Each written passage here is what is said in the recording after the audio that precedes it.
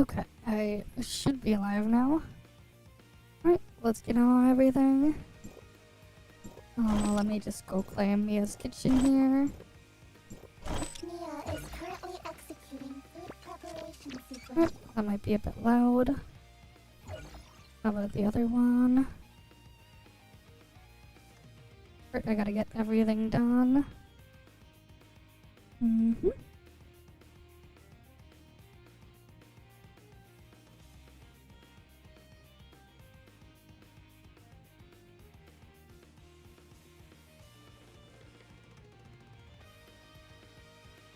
Okay. What is the raid this week? Oh, at least it's an easy one. Cool. I guess we could start with that.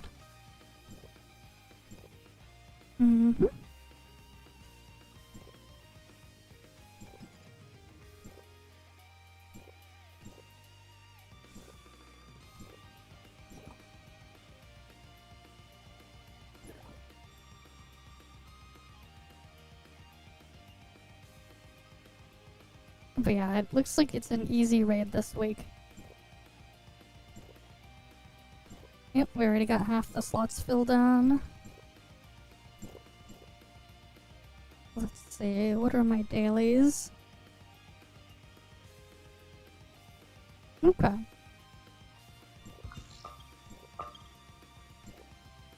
Let me kill the chainsaw berserker real quick.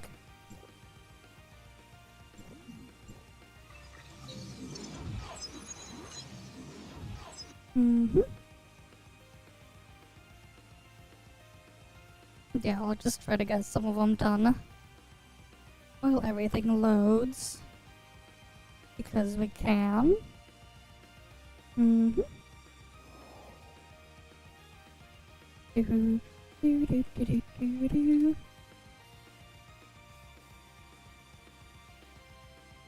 Oh, we're at 5 out of 8 now.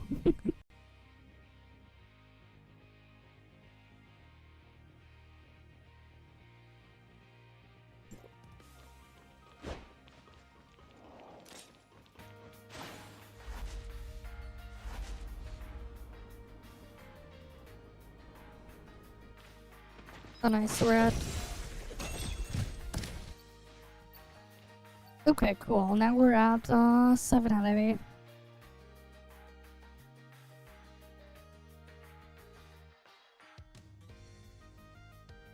Just need one more, and we'll be set.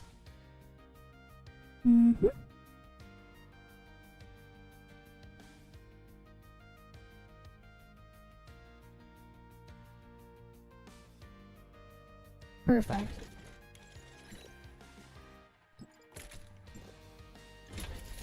At least it's a super easy week this week. Super easy this week. Which is nice. Always nice when it's easy. Let's get all this stuff done.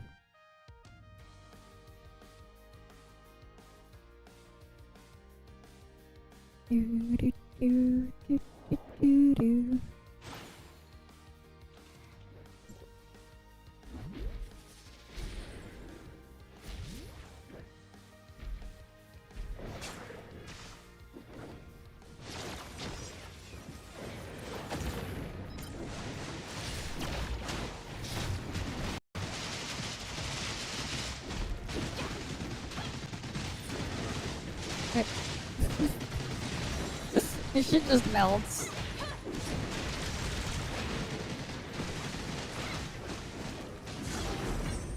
And dead.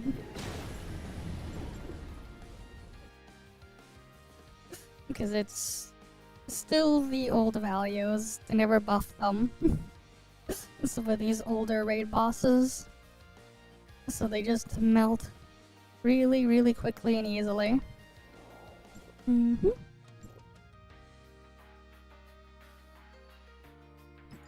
Now for final trial.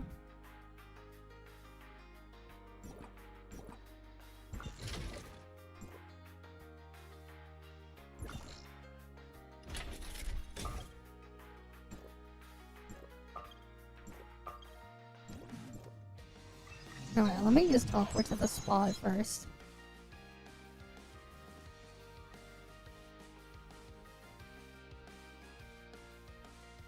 To the next daily so I can get that done.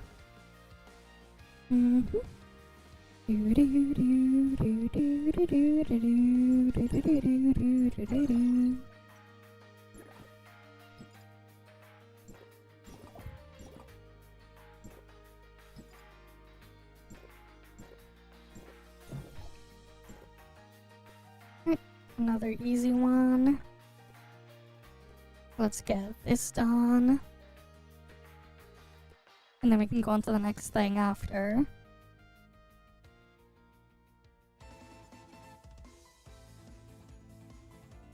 Okay. Let's get loaded on in.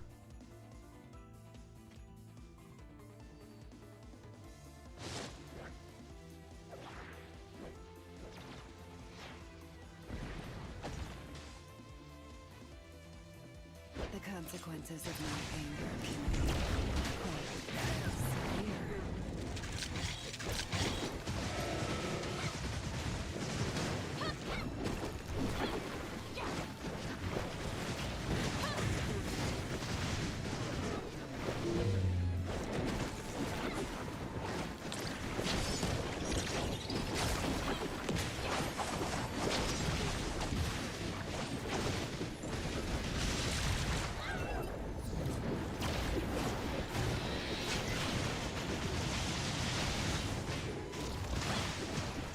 And that's the edge. Now for the next one.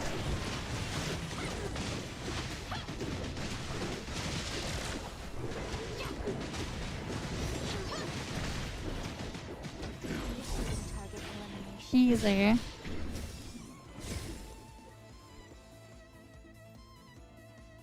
Another quick and easy week for the raid and final trial stuff.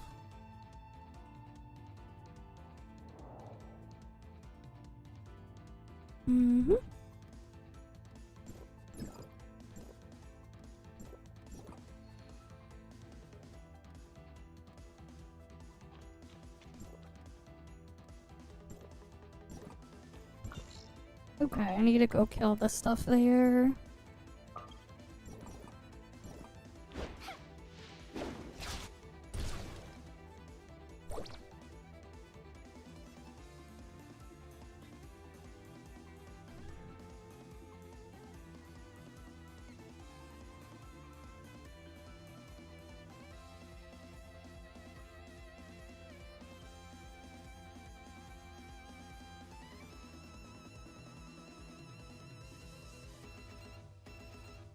Okay, now we need to kill the controller guys.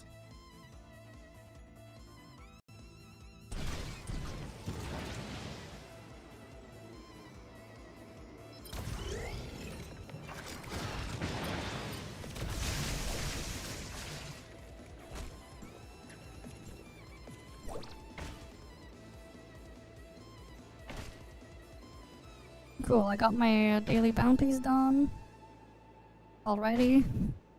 That was quick and easy.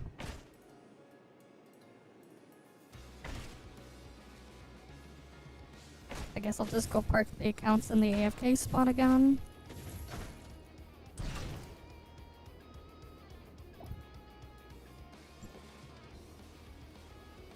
Wait for it to get teleported there first.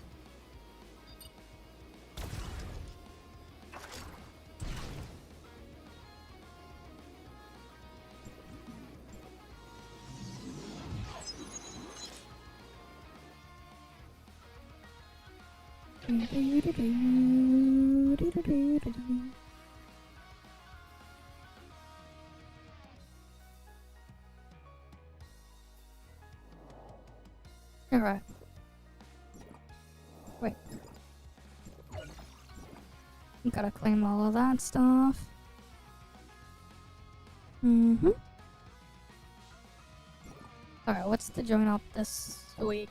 Or today? We got endgame join up. Time to get this done.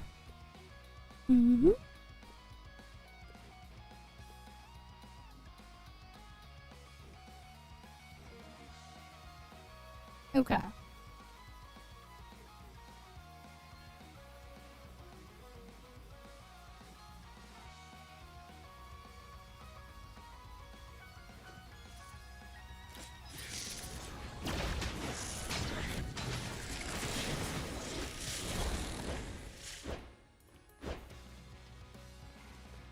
But yeah, I'm gonna have to like clean out my inventory of a lot of stuff. What the hell, my ult got stuck? What the hell did I get stuck on? Mm-hmm.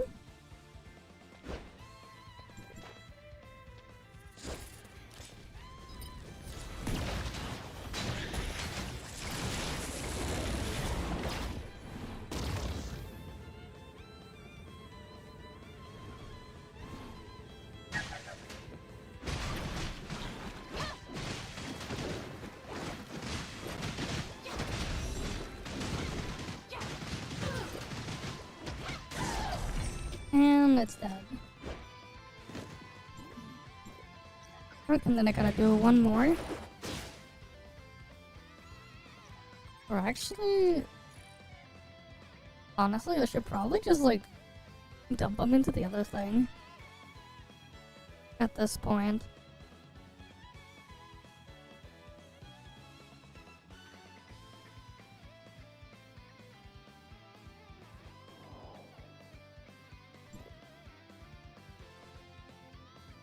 Yeah, probably just dump it into thing. I still need to like touch some of the event stuff here though. I haven't like looked at any of the things yet. We got 2 weeks. What's even the best event to farm?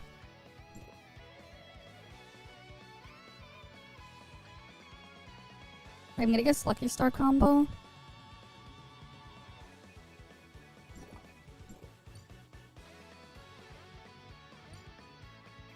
Yeah, because there's a bunch of stuff there. I'll need to like touch that stuff eventually.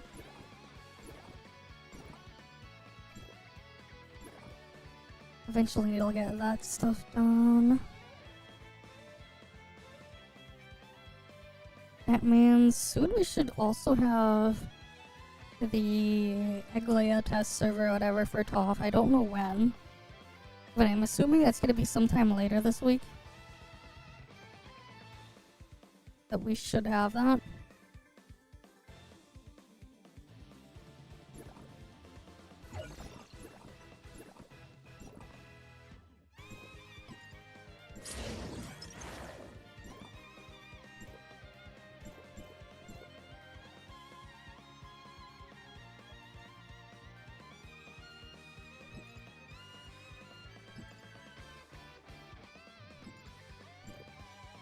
Okay, we go in here. Oh, I have to just leave the party.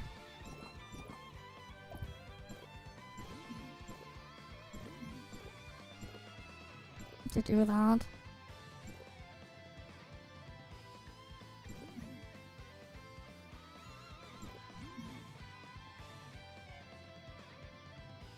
Yeah, I'm just dumping the rest of it as quick battles here now. Because I don't really need that much of the condoms. It's going fine, I guess. Konalis, how you doing? We're just finishing up our dailies here, then moving on to the next thing. We're just rushing everything here. But yeah, how you doing? Right, just going through everything.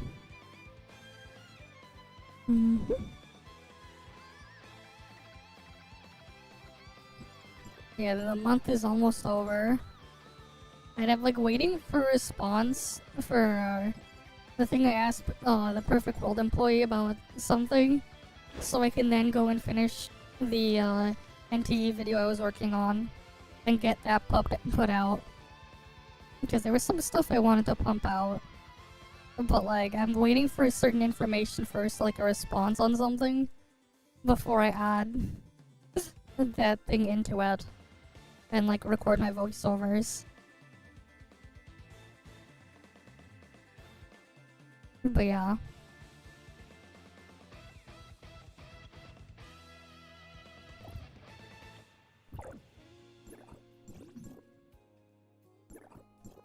Claim all the stuff there. Right, gotta grab everything here.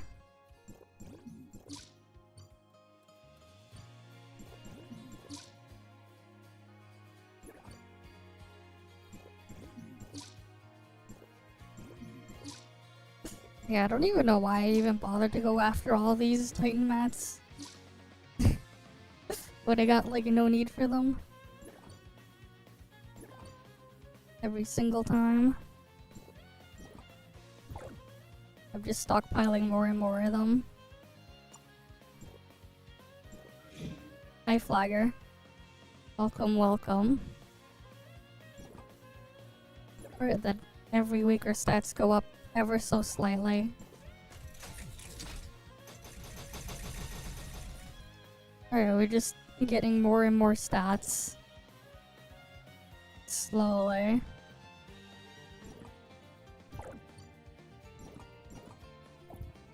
Okay. Done with this. I'll move on to the next thing now. Let's get the Snowbreak stuff done real quick. And then we'll do Endfield stuff, and then we'll be into Night Abyss stuff again.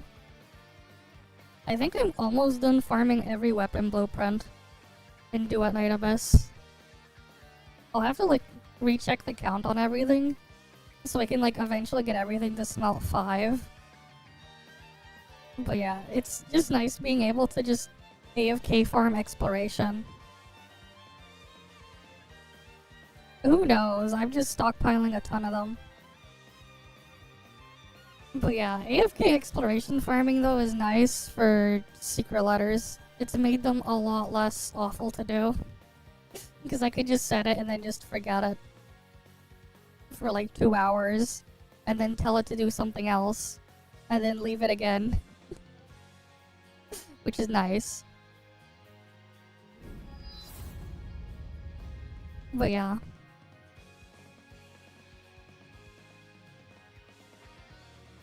Alright, time to get in on Snowbreak.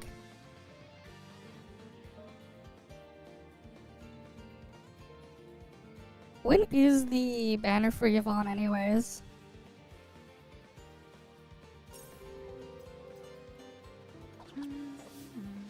When is that coming? Acacia Covenant mode. Standing by.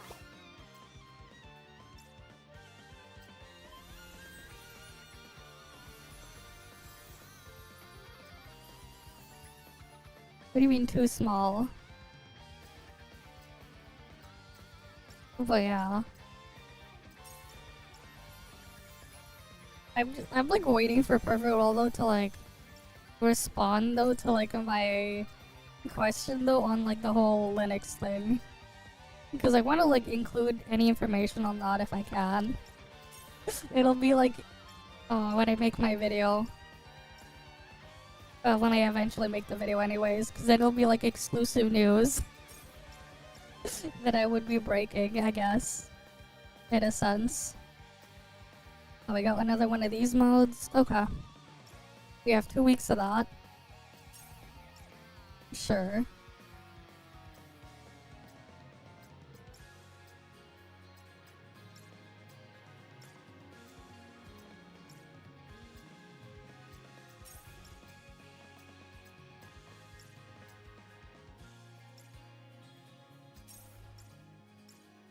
Let's go do Gigalinks first.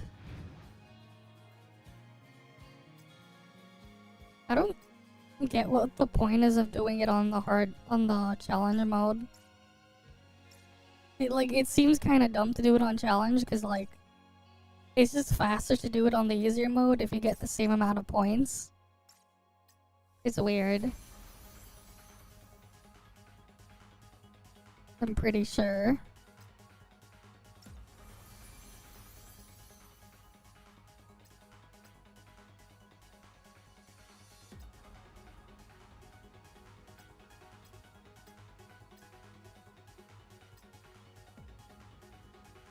Okay.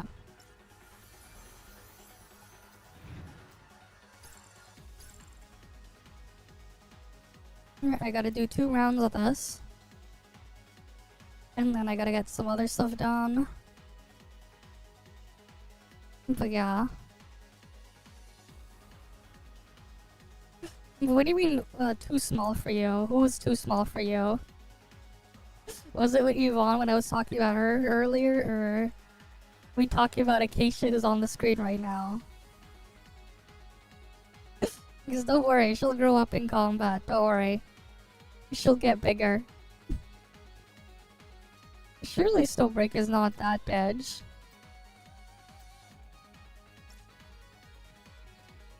Right now. Surely. Come on.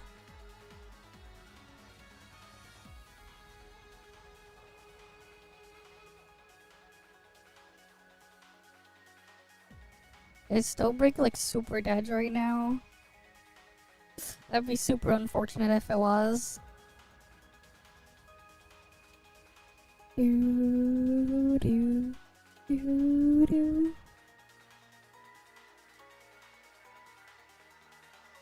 Like it would be. Mm-hmm.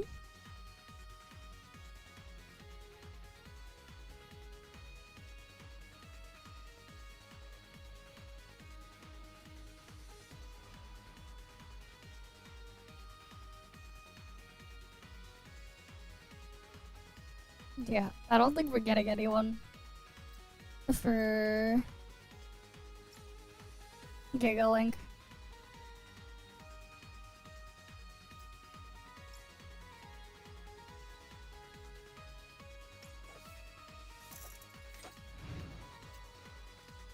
Unless they're doing the harder one, but I don't understand why.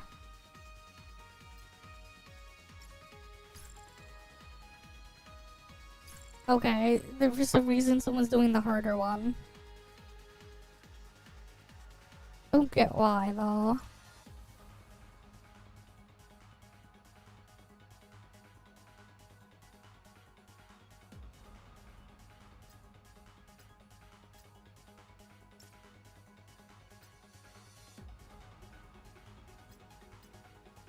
Oh, we got someone. At least it's a 30% bonus as well. Which is nice to see.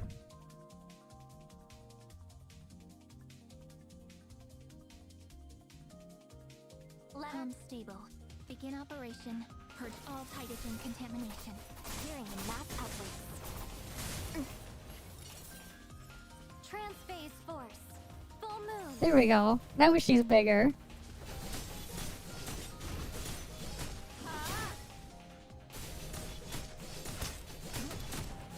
Transphase. Oh, a real world drop.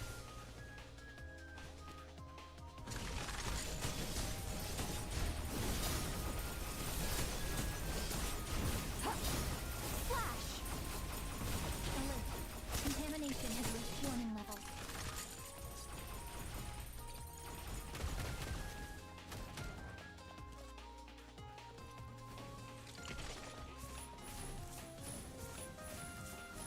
On to the next area.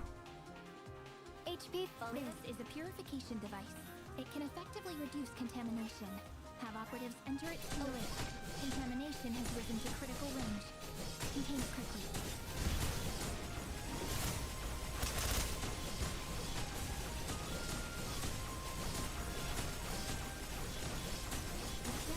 Contamination has peaked.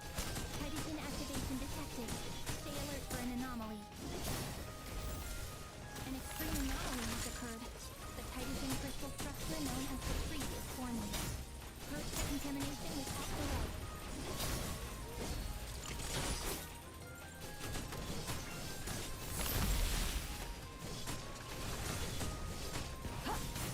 Flash! Anomaly contained. Tactical support deployed. Rewards for this All right. mission will also be increased. Oh, there's more of them.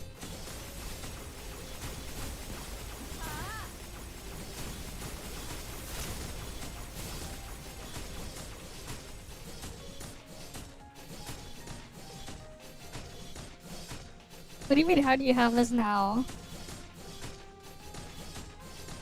How do you have... What do you mean?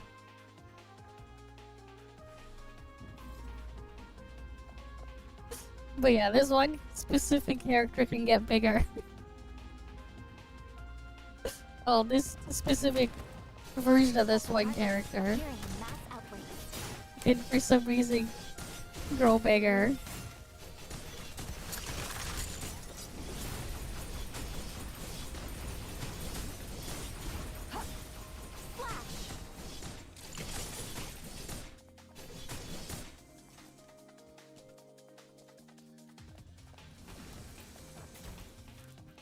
Enemies are appearing Okay. in force.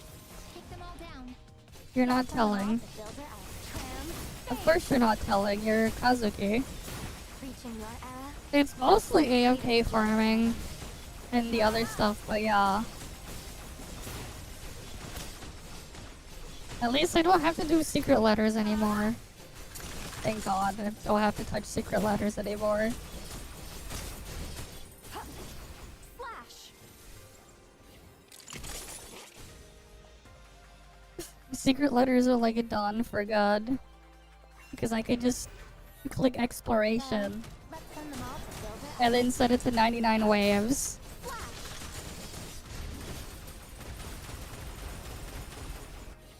Transphase force. Crescent.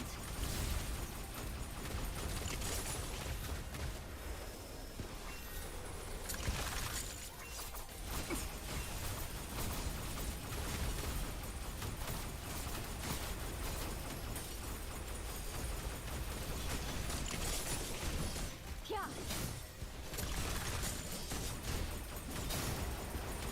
Transphase.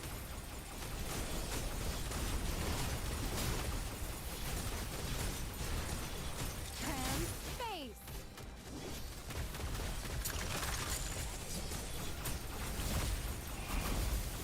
Pass me the ammo, darling.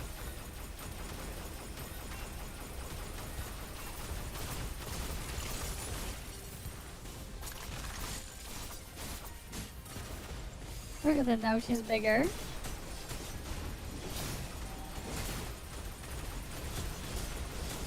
Contamination contained. The operation is a success. Good work, Atchison.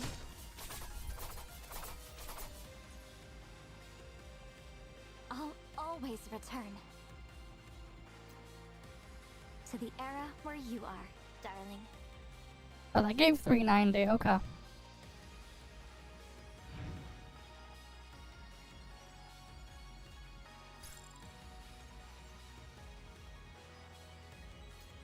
Alright, let me change the character then.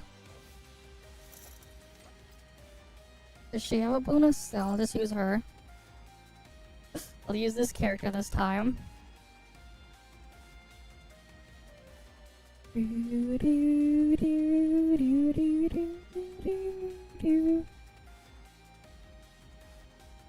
Once the bow is drawn, there is Come stable. Begin operation. Purge all Tidogen contamination. let my arrows rain. The end? This is just the beginning. Alert. Contamination has reached warning level.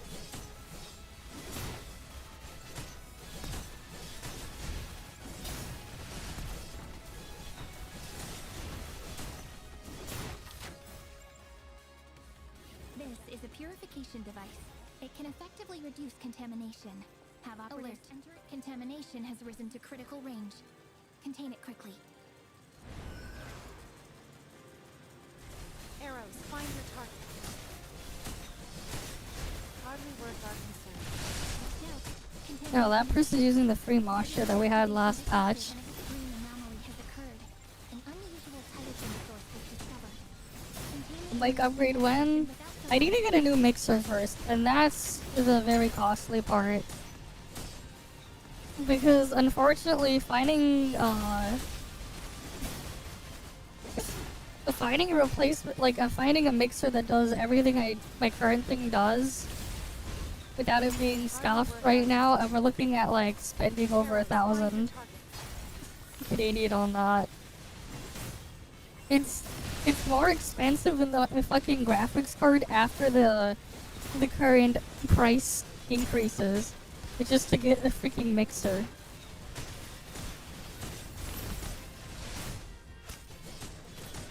And then of course I need to get the... Precisely as the simulation did. I don't think it's the mic itself. Inconsequential. It's not the mic itself that needs to get upgraded, but the stuff driving the mic is what I need to upgrade. Anomalies are persistent and contamination is critical. High-threat enemies are preparing to attack. It's just the actual equipment to drive it is stupid expensive. That is like, I'm slowly saving for that My thanks. because audio equipment is not cheap.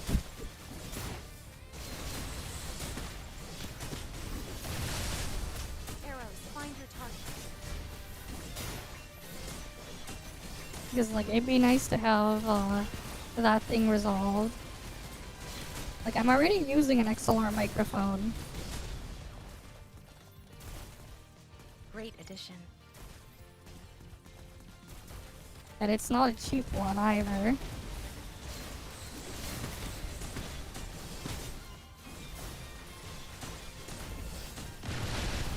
Let my arrows rain. Objective complete. Precisely as the simulation did.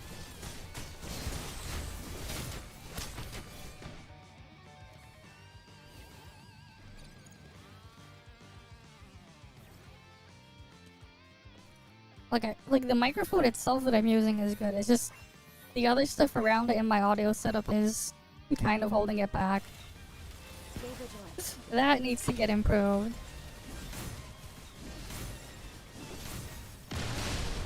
Arrows, find your target. Unfortunately.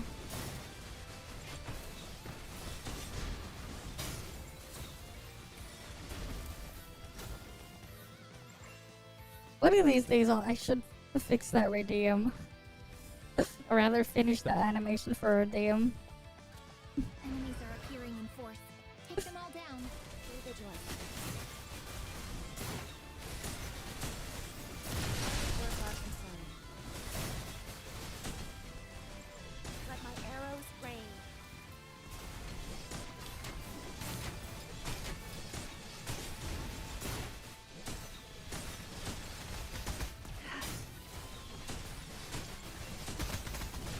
Objective complete. Precisely as the simulation dictates.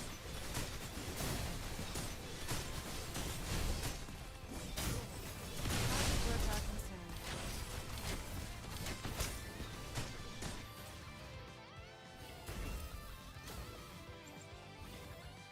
Where are the enemies coming?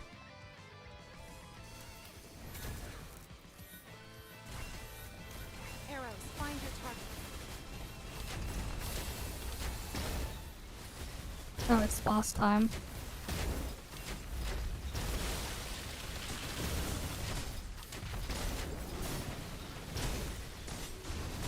Reloading now.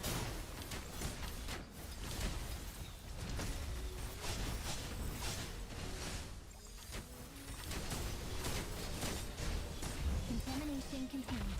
I'm dead. It was a success. Good work, Adjutant. What did I do? A reward for me? Then, would you mind stepping a little closer? Nice. Well, that is like a fully maxed out engine that I was using.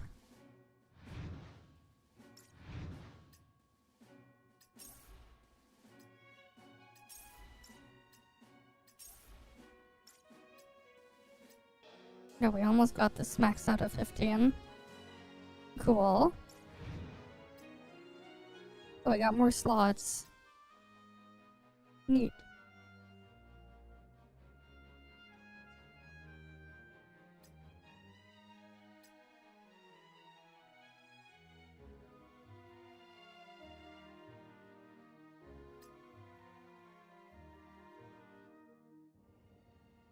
Sentry drones on the field. Shots consume no ammo.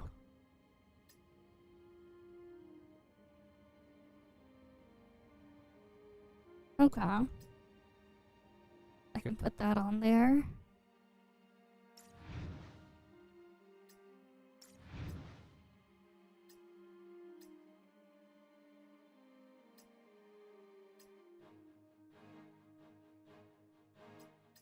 Oh, I could have just bought some of these upgrades directly here.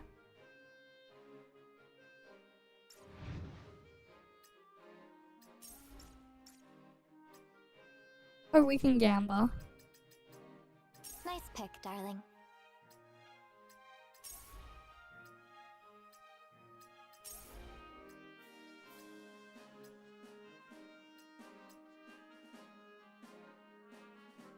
Oh, I still don't have that one.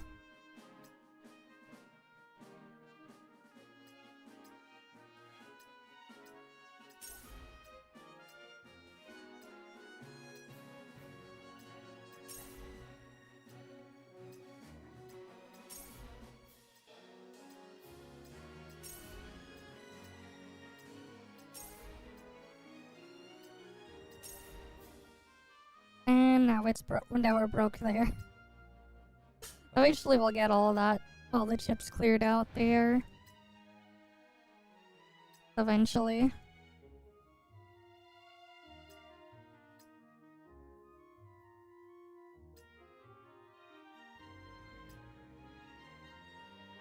When focus drone is on the field, recovers that thingy.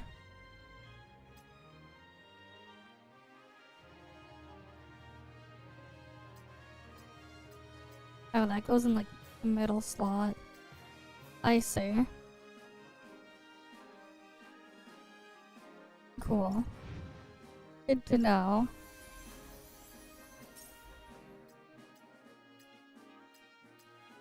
So we got that there done.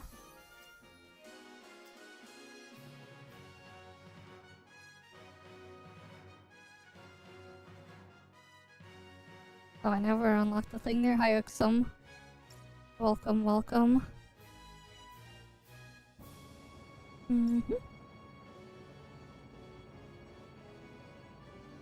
Oh yeah, they're not maxed out yet. Emote stream? Yeah. One of these days I'll get more emotes. One day.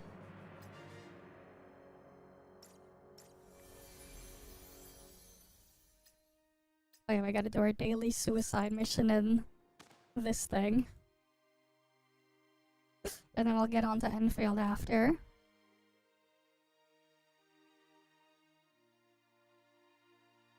But yeah, was it today or is it tomorrow when we have Yvonne banner in Enfield? I don't remember.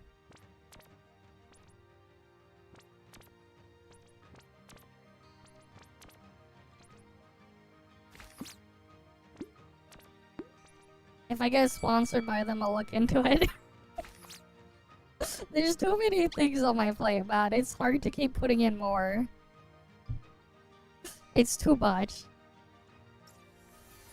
If I get sponsored, I'll look into it. If I ever get sponsored one day. It's like hard, man. And I'm not talking about that really inappropriately shaped robot master from Mega Man 3. Right, the hard man robot master that also looks like a giant thing. Wait, what was this? They gave us a selector ticket? Wait, what? When was this? How did I not notice? I didn't claim, like, mass claim all my mail in a while.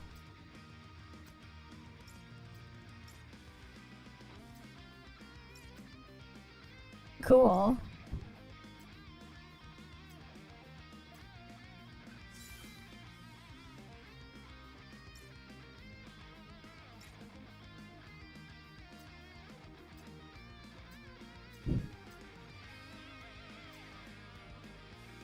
Oh yeah, that's just an outfit. I don't have that one, I should have claimed that one.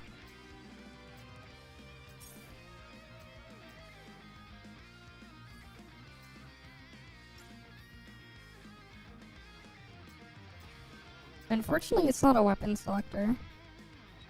What character do I want to use it on?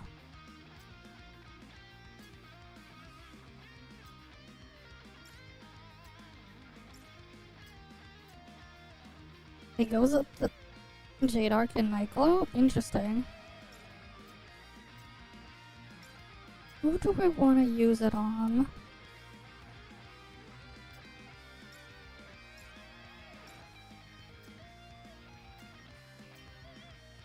what's the micro again?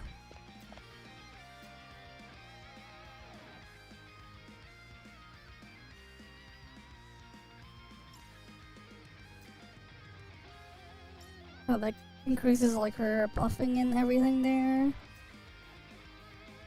Or do I just give it to Etchel? Honestly, I'll probably just give it to Etchel.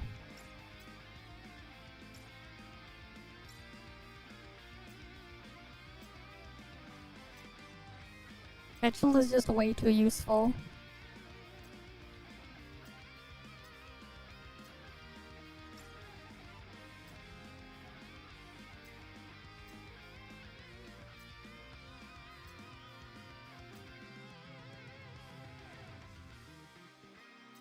Where is Etchel?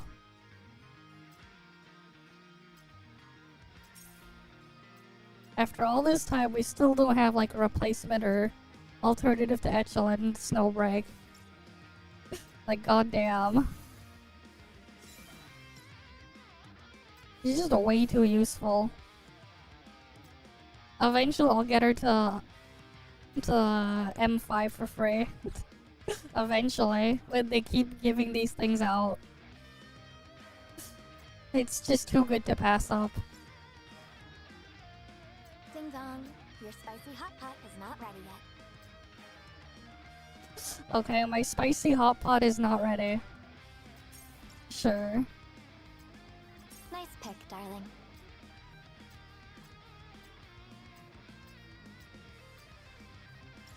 Okay, cool. Oh, we got another badge? Okay, cool.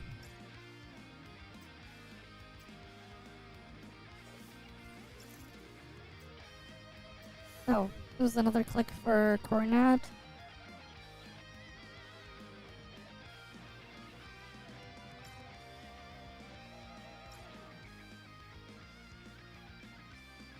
But yeah. It's just like, again, like I was saying earlier though, it's just like there's so much stuff going on and then it's just like already a pain to like keep up with everything right now. Adding more is just too much. Alright, and there's just gonna be more stuff later.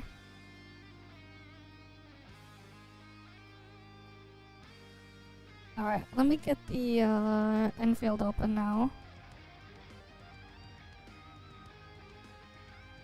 It's just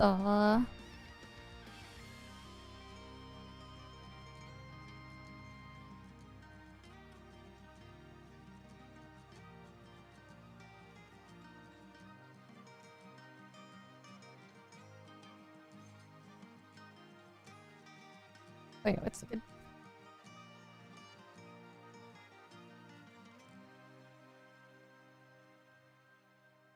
Even with my eyes closed, I can feel you right here beside me, darling. This kind of peace and happiness. It's hard to describe. Okay. But yeah, like I was saying, it's hard, man. Alright.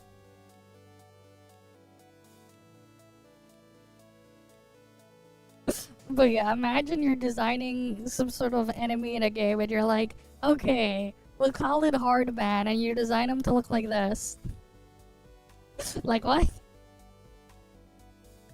And his weapon is fisting.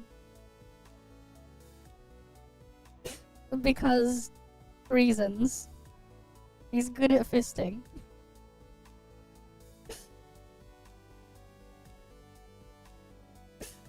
But yeah. Is that racist? Nah. It's just hard, man.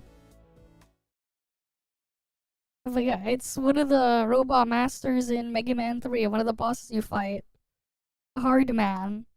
And his weapon is the hard knuckle. That's the weapon you get for beating him. Because, yeah. If you've ever played a Mega Man game before, you kill the boss and you get their ability.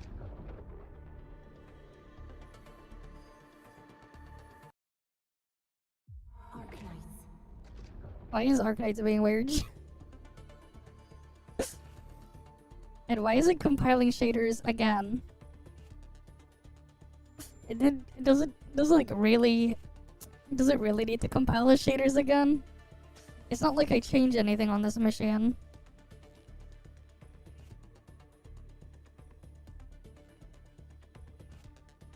Whatever.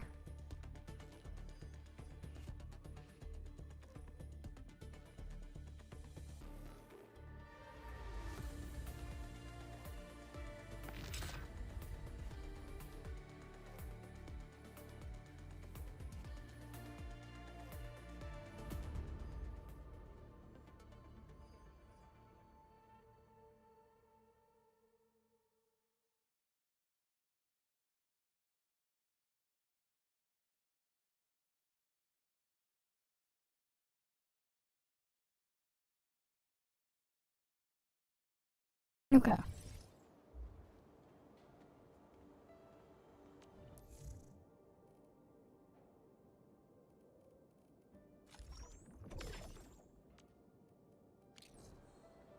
Okay, when is it?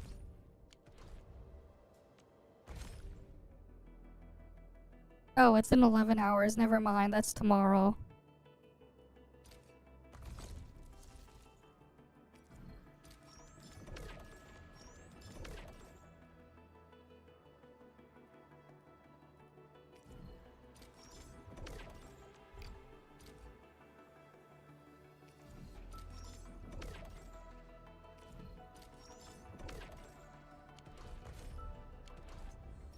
Okay, let's go get our dailies here done then. How many more waves though is Oh, it's only on wave 63, my Duet Night Abyss AFK exploration farm.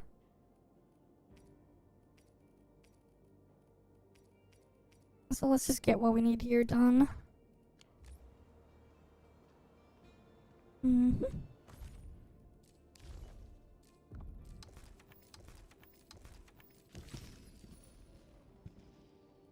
Yeah, all that stuff needs to get done at some point. All those events.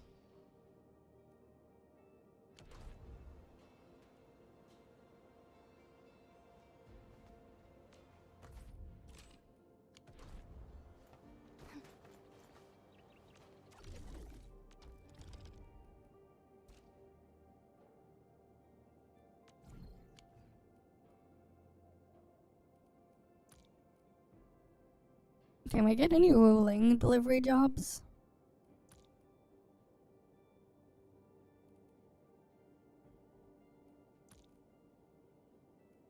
Nope, come on.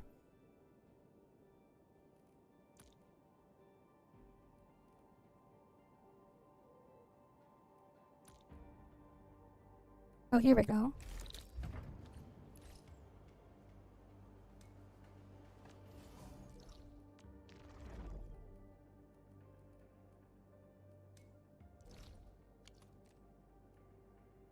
Alright, let's go make that delivery.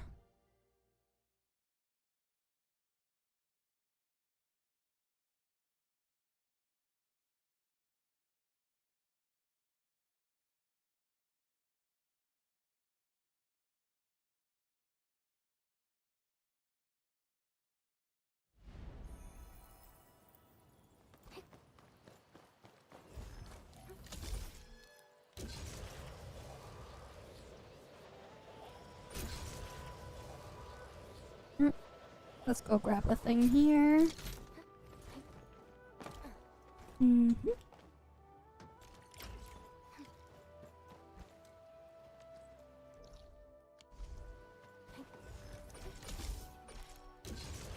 Alright, this should be easy enough.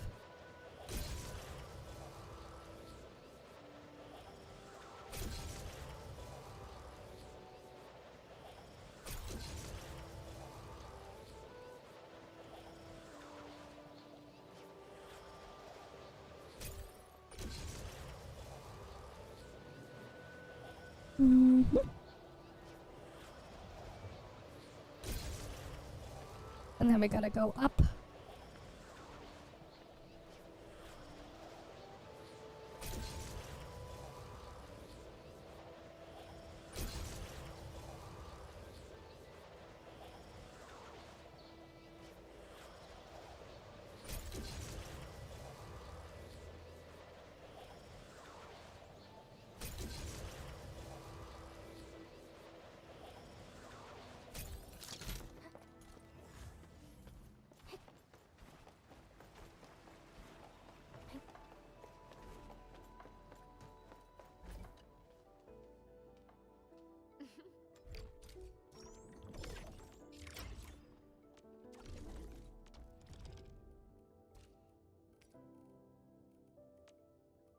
Let's go refresh for...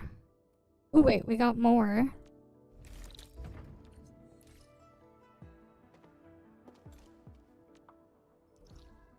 Nice. I think we'll get like 3 link deliveries done today. That was sent to me.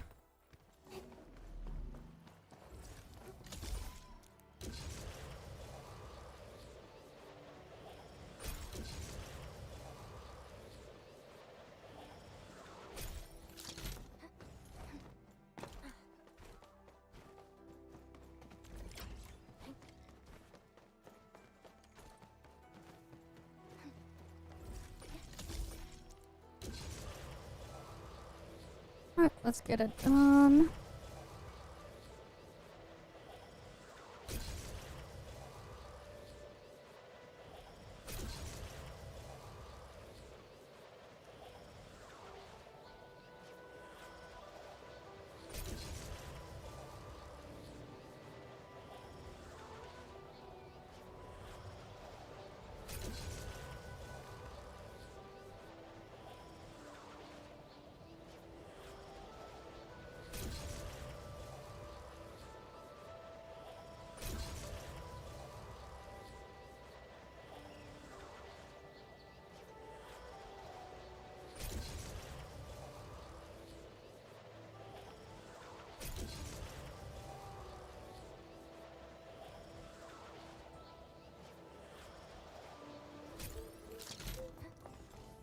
All hands.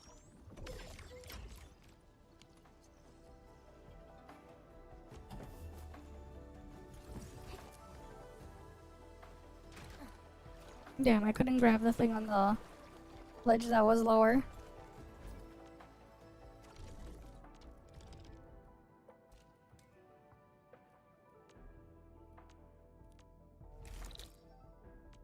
But that was the wrong fucking one. I did not want that one. God damn it.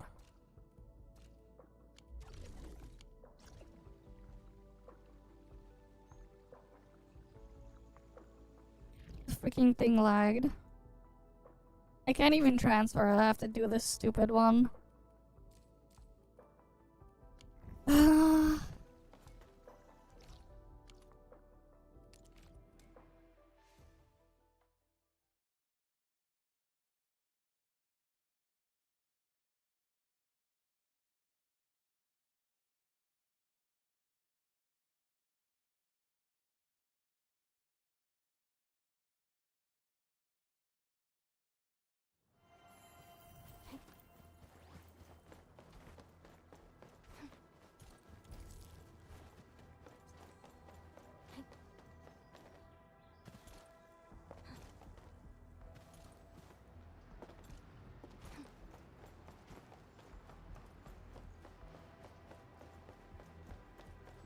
Be extra careful.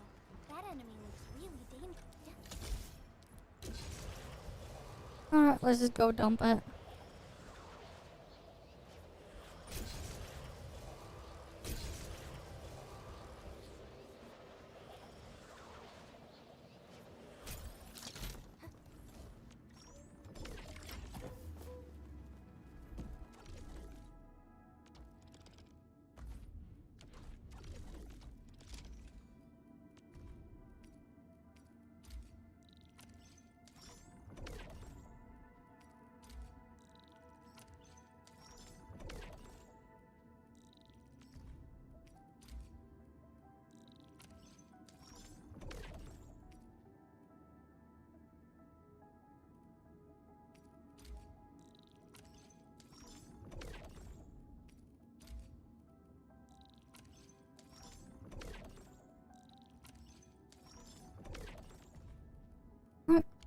Dumped all that.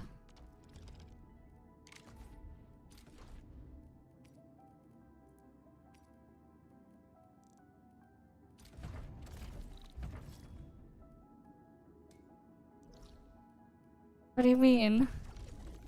But hi there, Afflictusy. I'm just getting the deliveries done, man.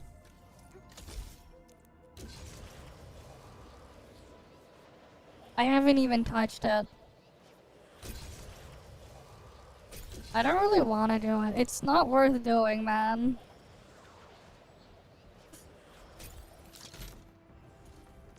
Like, I don't even really want to do it. If I'm gonna be honest.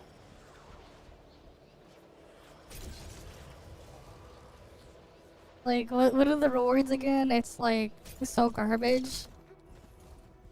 Bruh.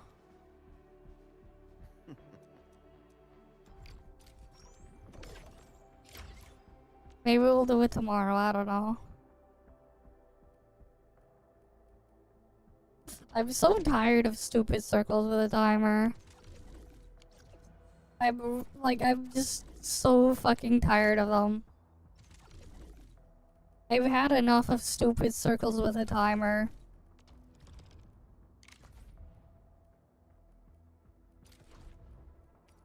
Like, of all the things, man, can they come up with something else other than a stupid circle with a timer?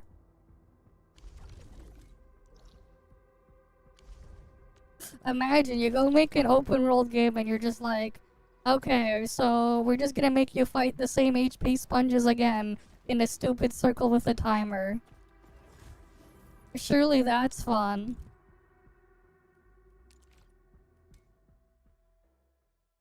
Okay, now you're just a square with a timer is still stupid, man. That's just the NTE boss room, the freaking train room now. Now we go from a stupid circle to a stupid square. It's still the same problem, same bullshit, man. I'm tired of them, man. They suck. Like, of all the things, man, it's just like, yeah, go do stuff in a stupid circle or a stupid square with a timer. Oh boy.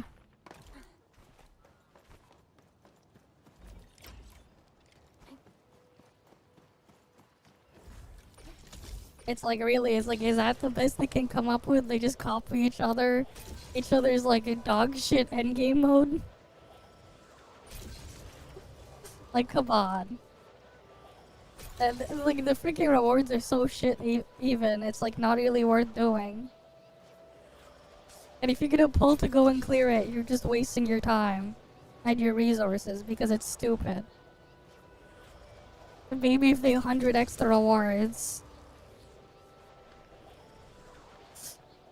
Like, honestly, they would need to do that to make it a lot more enticing. Add 2 more zeros at the end. Maybe then it'll be worth doing.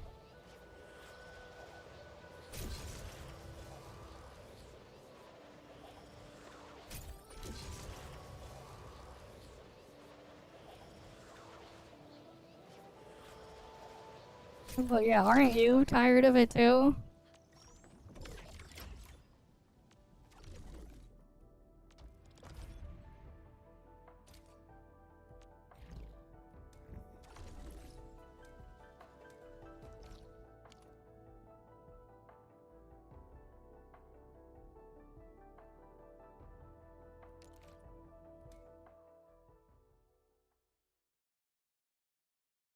Really?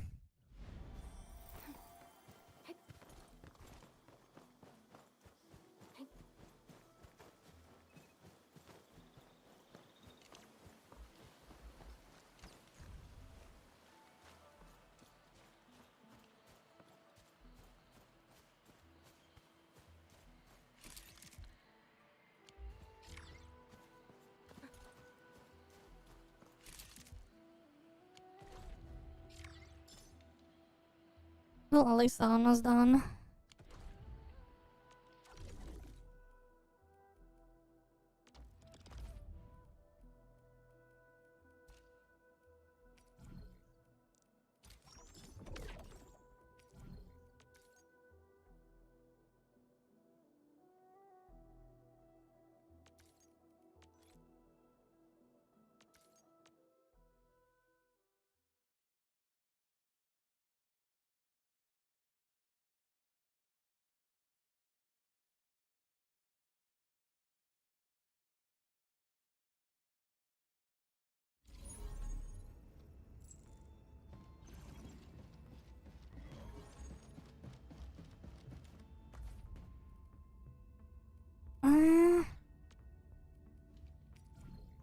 I don't know, man.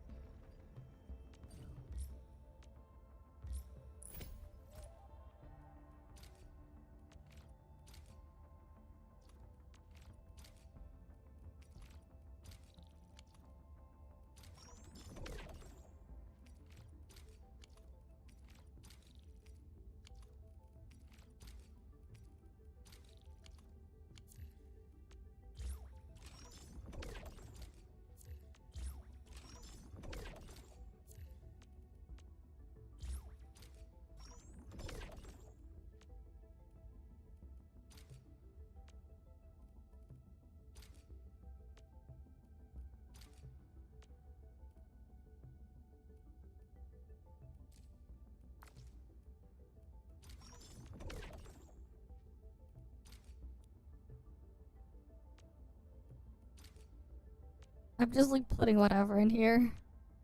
Alright, let's see.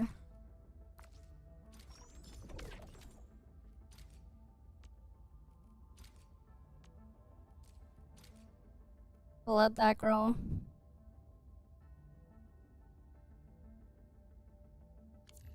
Yeah, and if I don't even want to do that, I don't even care. Yeah, and here's the thing, man. If I don't even want to do the combat, why would I want to deal with HP sponges? Like, honestly. I don't really want to.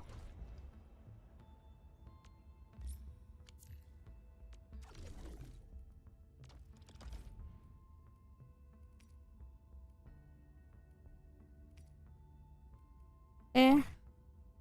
I still don't want to do it.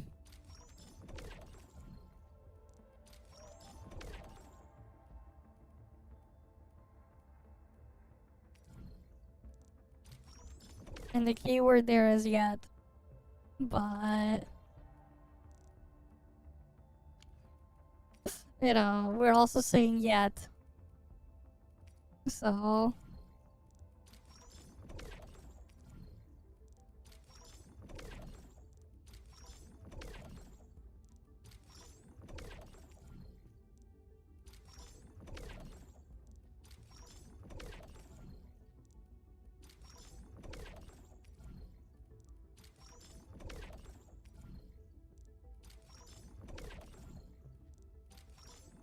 I don't even know why I'm buying all these gifts if I'm not even giving them to the characters.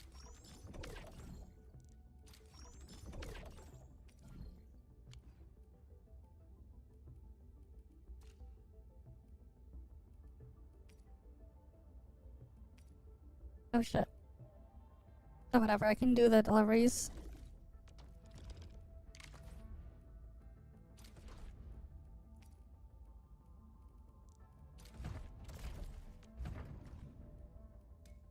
I mean, for me, I don't even want to really do it ever.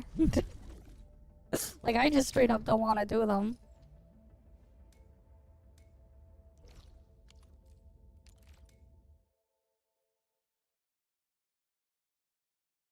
Like, I just don't. It's just so not worth doing.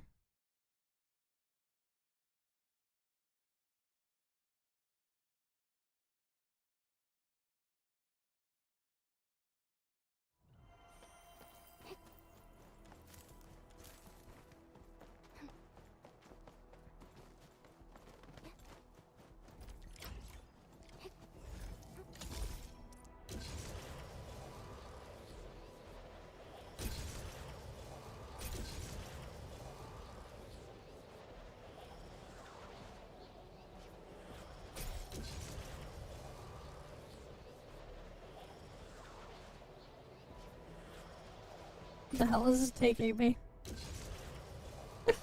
I'm just taking some random person's zip lines, I guess. That is some bizarre route there. Even though I already had a route straight here.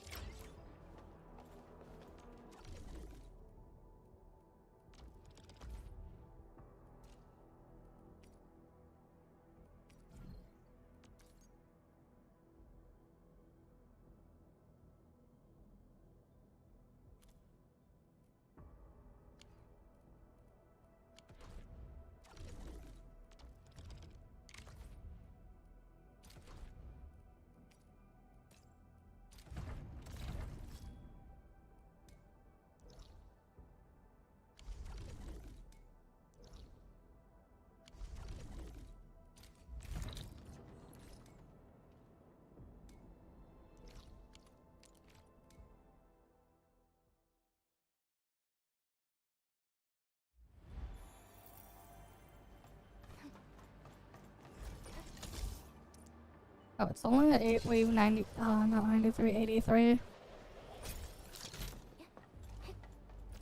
But yeah, I've been like really taking advantage of the whole exploration auto farm stuff. Because it's just so nice and easy. Set the thing to do 99 waves, come back later. And then claim everything. It's nice.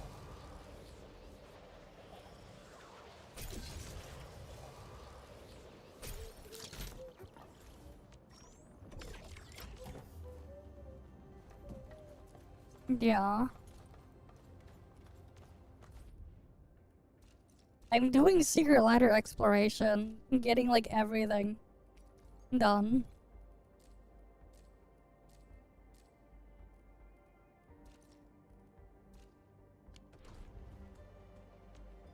Looking for me? Looky here! The flying mist messenger. Remember how it felt? Find the right in. The battlefield shows no mercy for mistakes. We must hone our skills with true devotion. Okay, I'm gonna need weapon upgrade materials.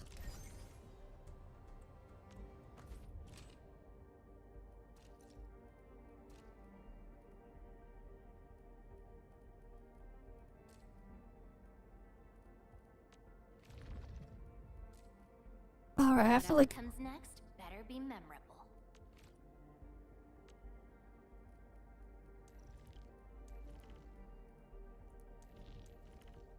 yeah, I'm just fixing the order. Reporting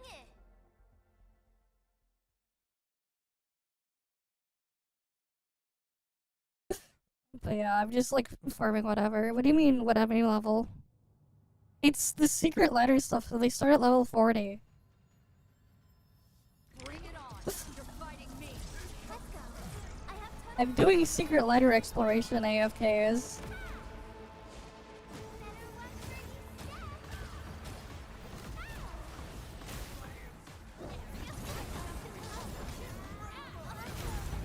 Can we do it again?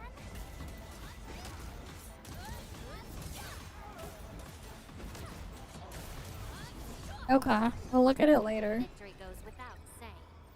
Yeah. I need to farm a bunch of weapon EXP mats though. Okay. We'll look at it later when we get to the One Night Abyss stuff. Because a lot of the One Night Abyss is just AFK farming. Honestly. And because it's mostly just AFK farming, Prepped and primed. Let's hit it, team. you know.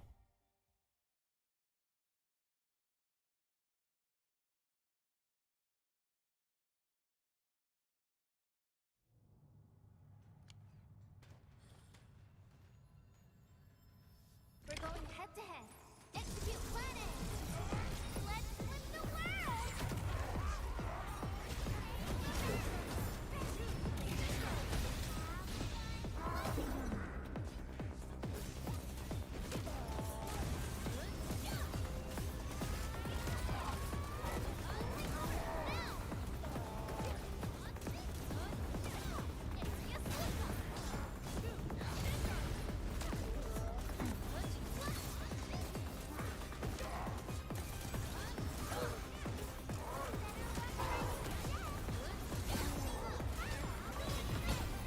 Honestly, it'd be good if the whole thing just lasts a couple more months. Hopefully the whole situation there lasts a couple months so that they're all distracted. The problem people.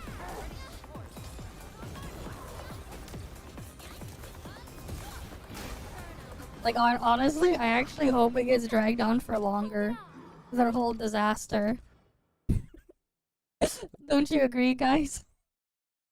Let them be, like, completely preoccupied with all that stuff. So they leave everything else alone. That'd be great.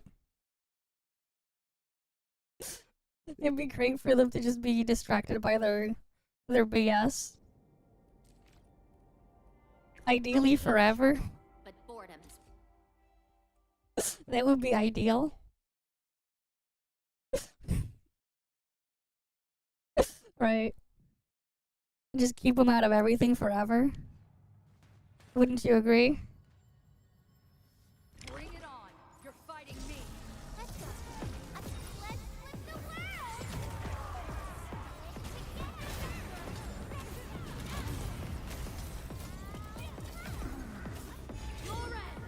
Your end is nigh!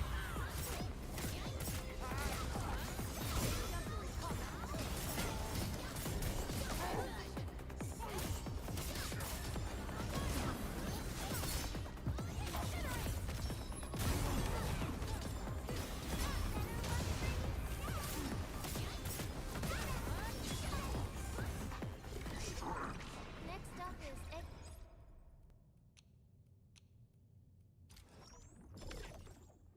Okay, at least these guys are easy to kill.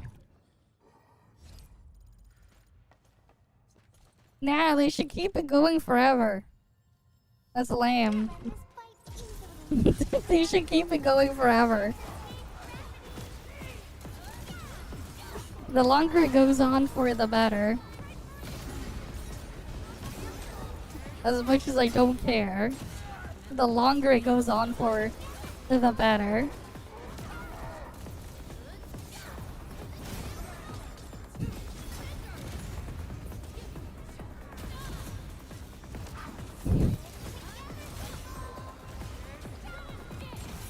Yeah.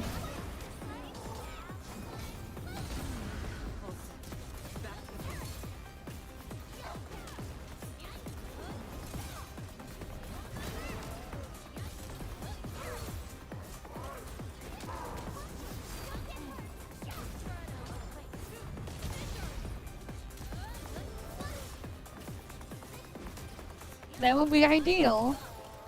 If it goes on forever, that's the ideal.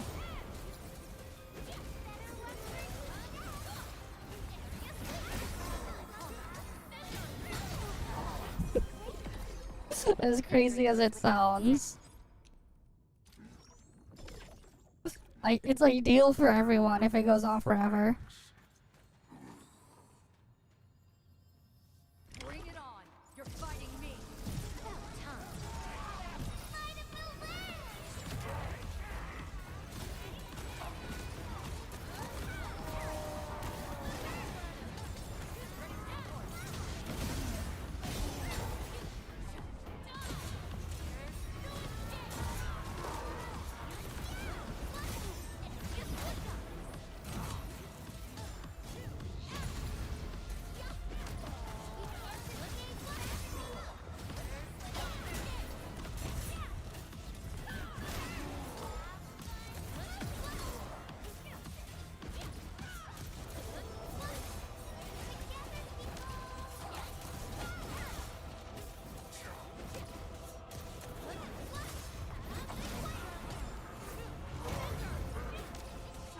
But yeah, it's just more popcorn content then.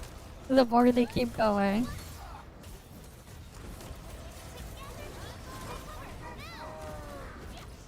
I mean, the whole thing is just stupid either way.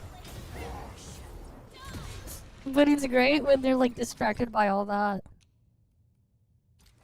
Because then they isolate themselves from everything else. It's great for everyone. So like, honestly, as terrible as it may seem, it's like, I hope it goes on forever. I don't even care, man. I just hope they're just distracted forever. Keep them out of everything forever. I guess there's that too. But like, it keeps them out of everything, so that's good. Alright, there's a positive in all of this negativity. The positive part. They're too busy with that to deal with anything else. looking for me? You finally remember something? My crusade is far from over.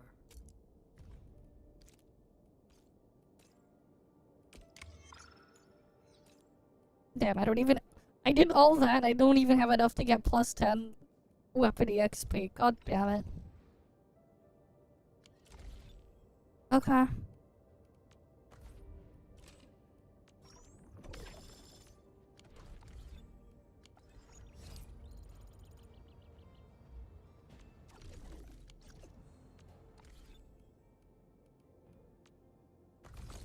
This UI here for everything will just never not be annoying.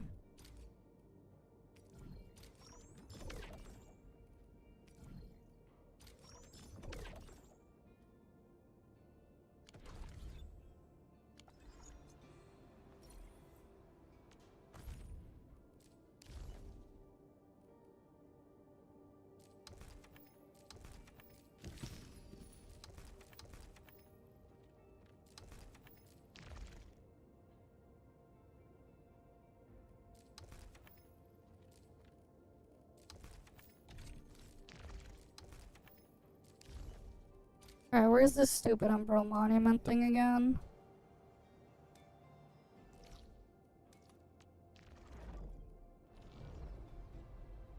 Oh wait, I untracked it.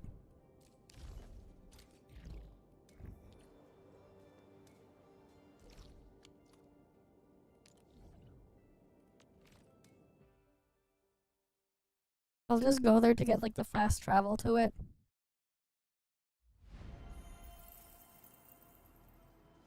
But yeah, hi there, Bahamut. Welcome. Maybe there's a surprise waiting for us. You know, I should look at like what else is on Steam next fest to see if there's like other interesting stuff. Right, my trade and the train game from yesterday was a lot of fun.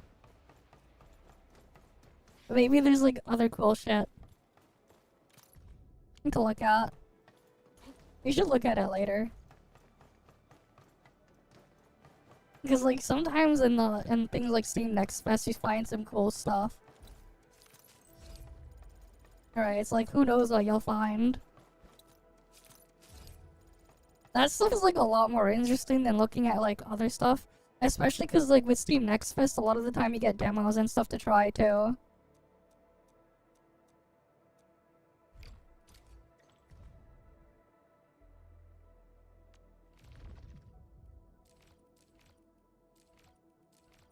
What the hell is agony mode?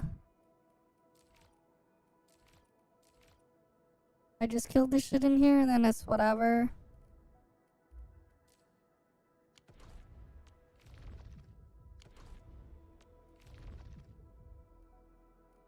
All set and ready, awaiting your command.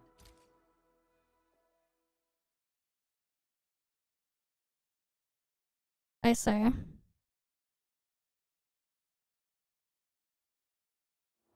What's the point of agony mode? I say.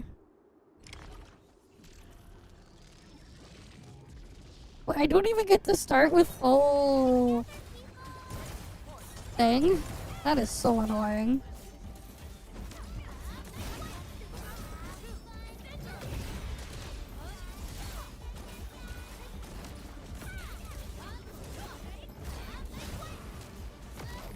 Yeah, it sounds stupid.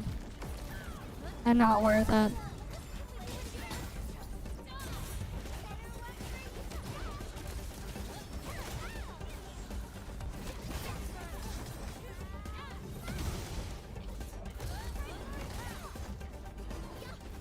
Is that it? Best thing I've done today.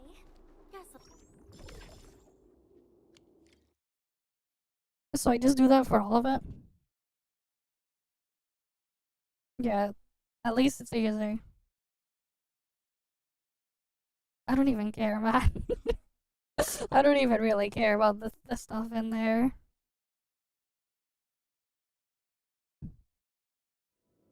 I just find the combat in this game just completely boring, tedious, and just overall annoying. It's why I try to avoid combat. Because I'd rather not do it. I don't find it enjoyable at the least, or whatever. I don't. Bring it on! You're fighting me! And I was hoping you'd say that. You can't escape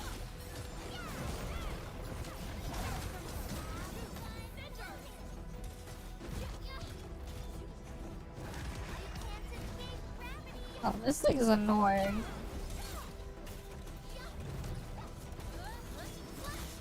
I'm just holding left click and pushing the buttons.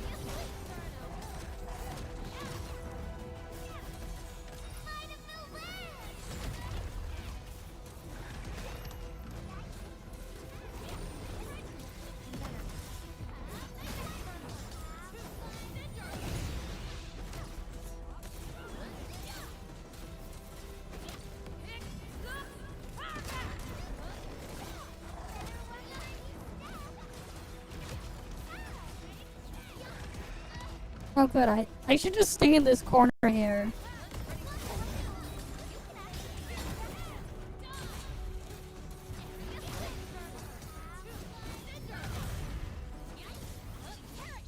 You did all right. Yeah, what is even the point of all these energy system things there if I can't even make use of it? It's so stupid. It's like, what's even the point?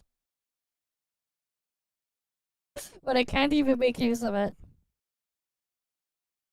What is even the point?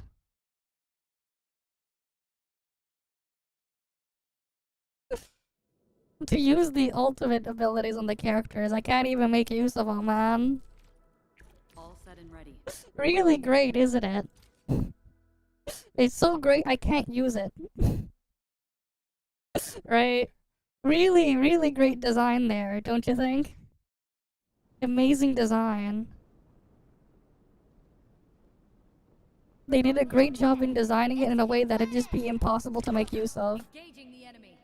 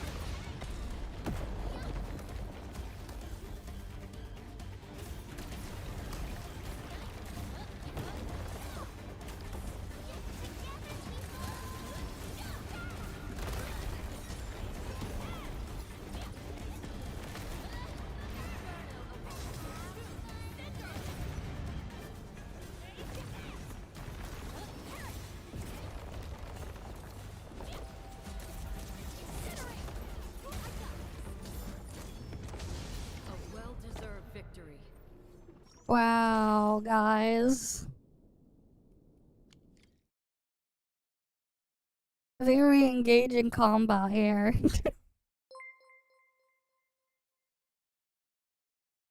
That's stupid, man. I'd rather just not. Like, honestly. All I did was hold left click and then press the buttons when they were available. To go and trigger the reaction. Like, that's all I did, man.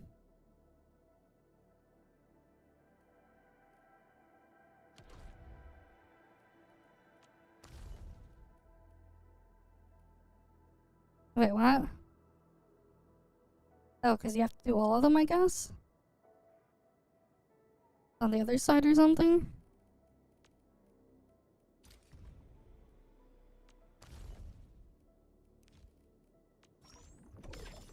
How does this work?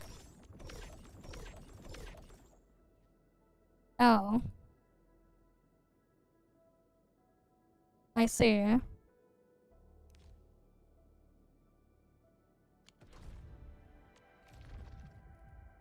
So then I gotta do these three.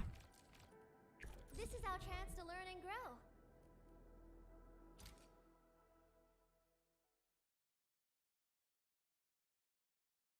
Okay, you just try, so then you just go in and exit? Is that it? Okay. If that's the case, that's all I'll do. Yeah. Then I'll just do that. We're going head to head. Execute plan A. Roger. Engaging the enemy.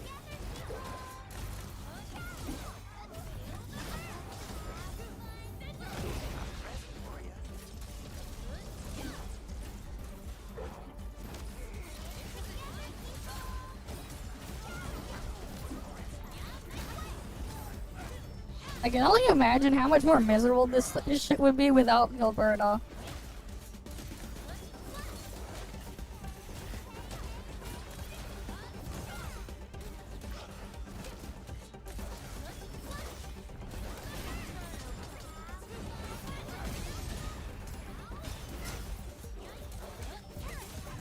Like, actually.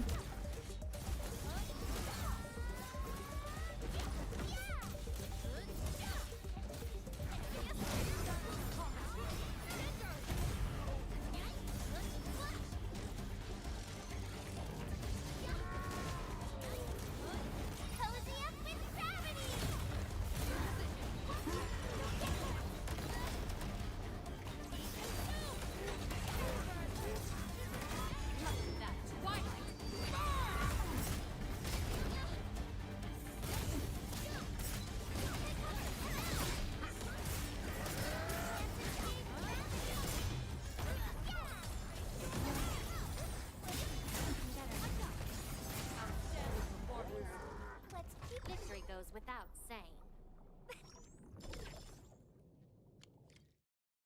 Right, like, if I couldn't group those enemies up, it'd be a lot more miserable to do that. Right, imagine doing without Gilberta.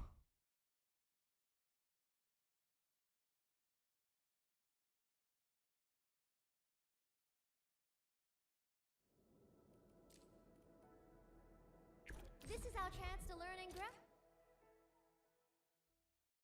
Not for the other ones.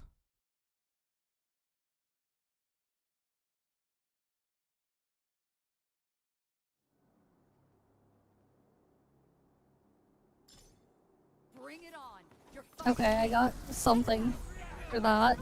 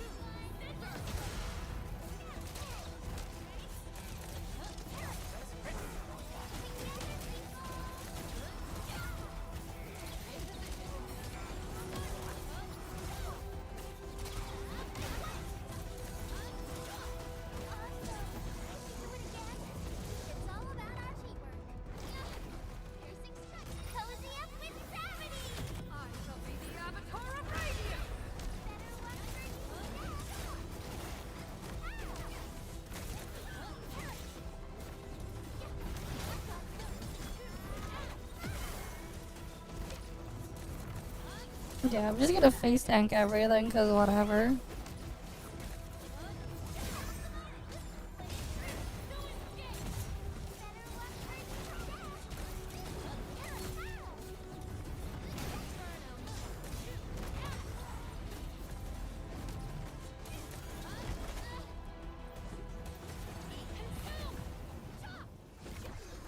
Oh, those are dead.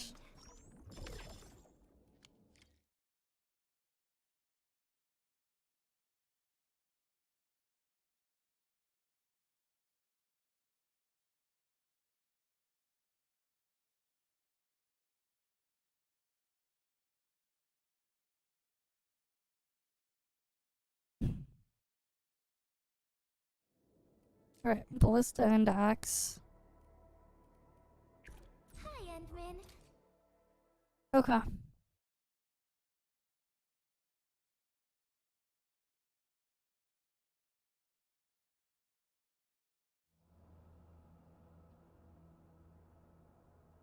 We're going head to head.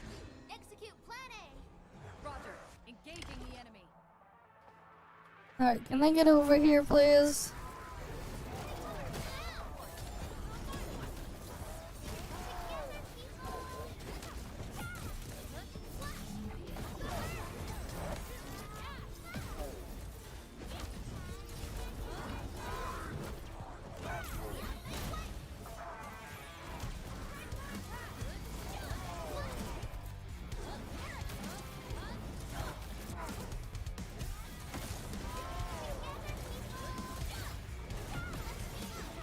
I didn't do it on the other thing yet, though. So we just gotta get this done.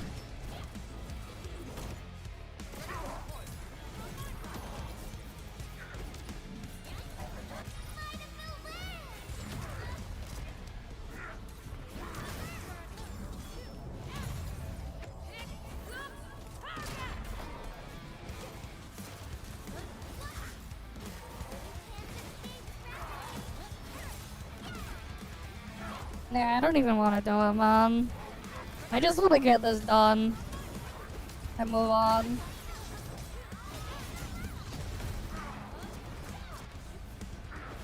Are they done yet?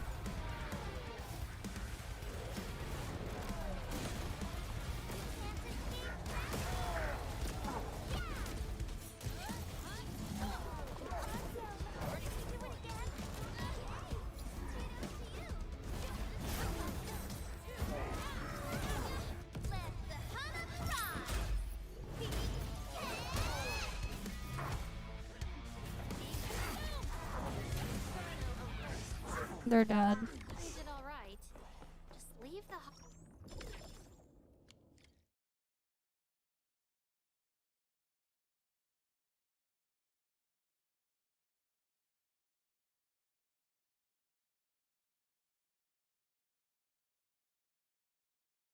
Alright.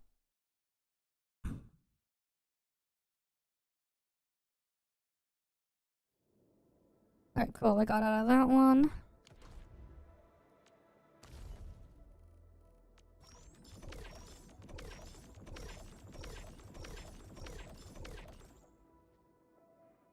Forsaken by the land in agony once, challenge it. Okay.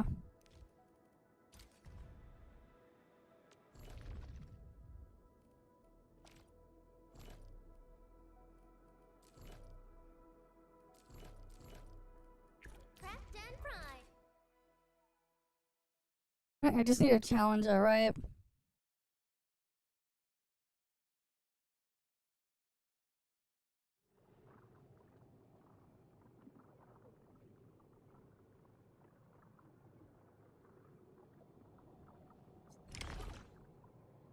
We're going. Alright, cool. I'm just going through all this stuff here. Right, then Yvonne's banners tomorrow, and then we'll just pull Yvonne tomorrow. There's a lot of stuff to do, actually. Have you looked at any of this stuff on Steam Next Fest? There's a lot of cool shit there. Like, I already played Maitreya from it, and then, the Maitreya demo. And then there was, what's it called again? We played yesterday Dench Attack as well on stream. That one was a lot of fun.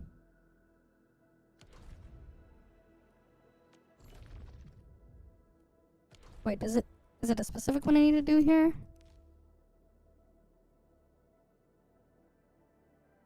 No, it's just any of them. Okay.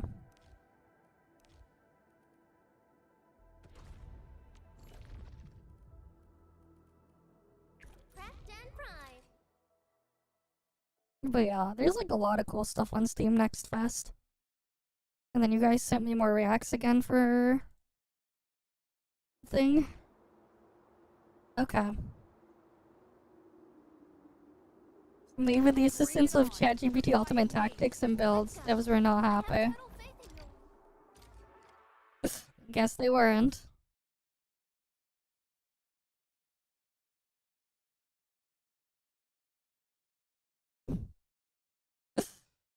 Alright, let's get the next things done. And the AI stuff is just annoying. I want to get more storage for stuff, but like, it's like impossible. Because all the clankers bought all this stuff.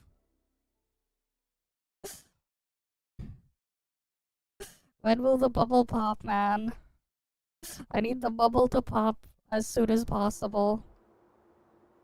Because of contract pricing on things, like, things won't even normalize for like, or go back to the way they were for like another like year plus, year and a half plus.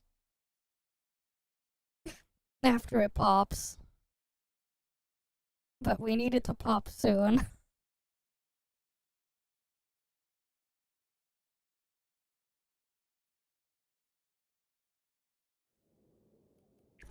how trans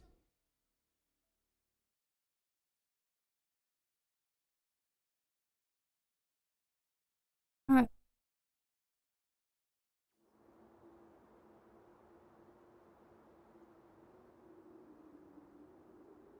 We're going head to head. Execute plan. No, I execute plan kaboom, plan K for kaboom. Or I just self-destructed exit. Wait.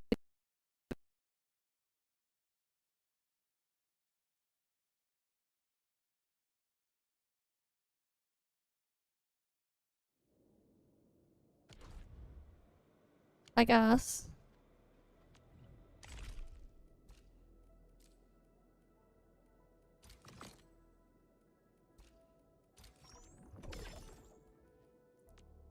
We got more ore barrels. Oh, it's in the event page.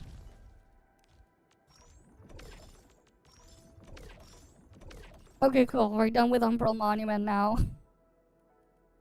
We got all the things.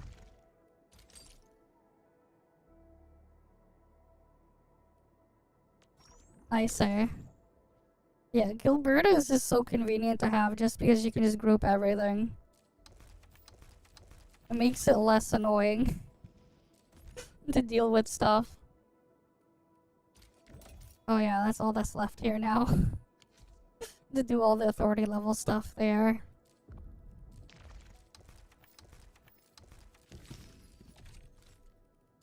Oh yeah, and those event stuff. It's pretty much all I have left to do there.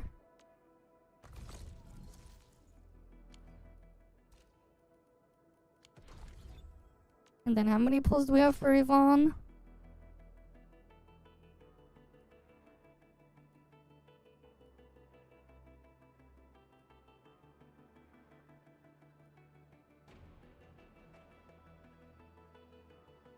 Okay, so we have 100 pulls. We have 100 and, yeah, 110 pulls, whatever. We'll have 110 pulls up for Yvonne, and then they're gonna have like the login thing again, right? So we'll have more than enough. Yeah, oh yeah, plus 20. Was it plus 20 for you or whatever? Either way, we'll have more than enough. Like, regardless, I'll have more than enough. Oh yeah, because the other plus 10 free when you're pulling. But like, that one is just thing. I ended up doing it just because, why not? Even though like I got in the first 10 pull, I got Gilberta like really quickly. Like my first 10 pull on Gilberta banner just gave me Gilberta. Oh, you can't even see it here.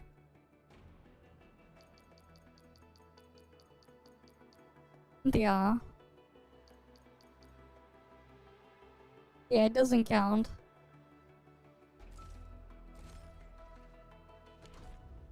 Either way, it's like, whatever. And then I can also convert the currency from the other thing over. So we're good either way.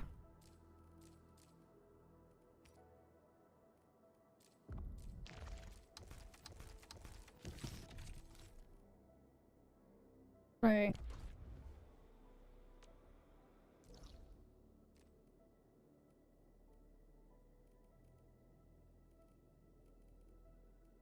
Yeah, I'll probably just finish the exploration in here tomorrow or something. I'll just dump all the items to just tell me where everything is.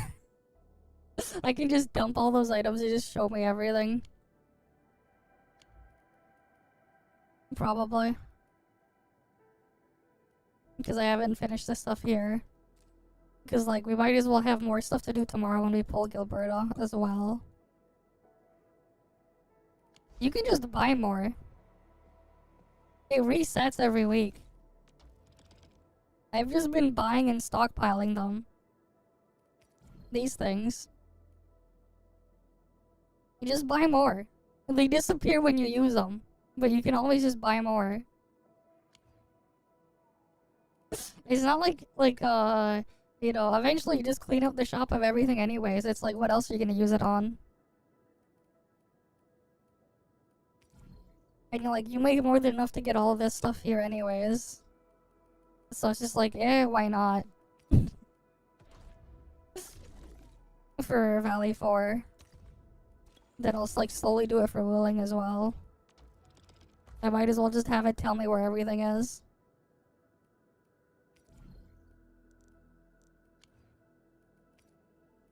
But yeah.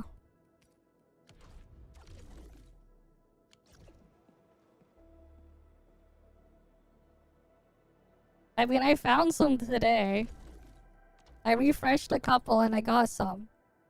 I actually did 2 depot tasks today from Wuling. I mean, the Wuling stuff will eventually be resolved once they let you get past where the development is.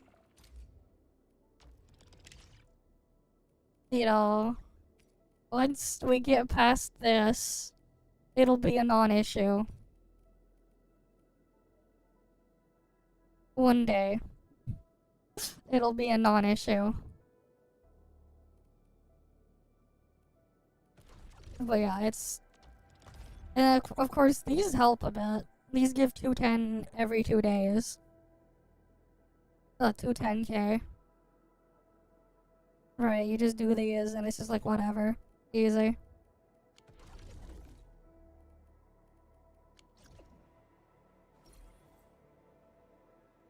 So it's not like the worst thing in the world. But yeah.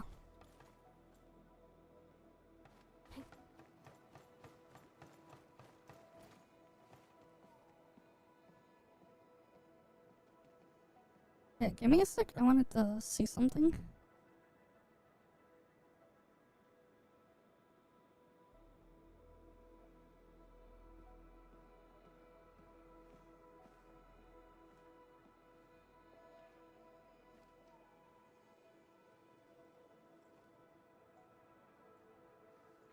Apparently as well, they updated Maitreya to fix like the some of the bugs that we had in the when we played the demo last week.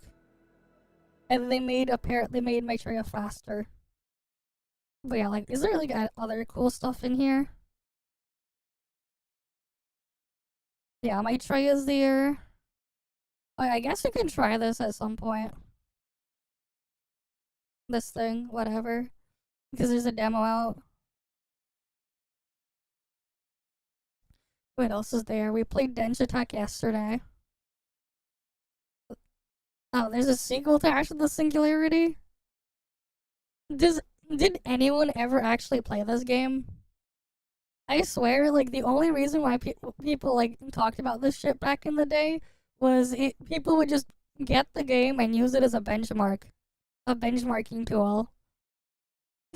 The previous game of this. It was just a really, really good benchmarking tool. I don't remember anyone like ever using Ashes of the Singularity to actually play the game. The only use of it was like as like freaking benchmark shit.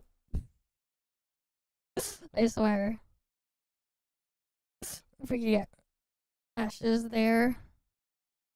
What is this? Some roguelike game? But yeah.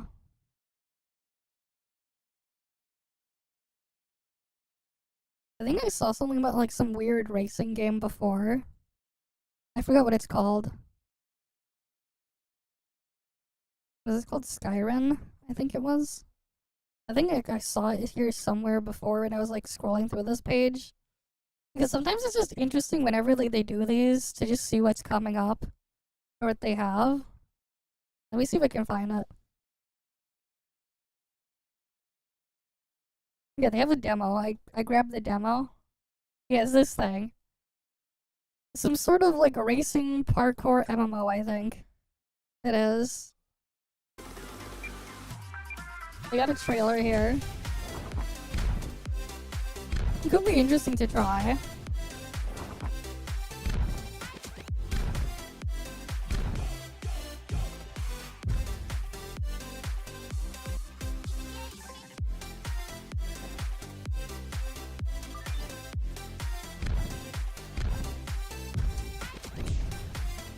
But like, yeah. The freaking Naruto running.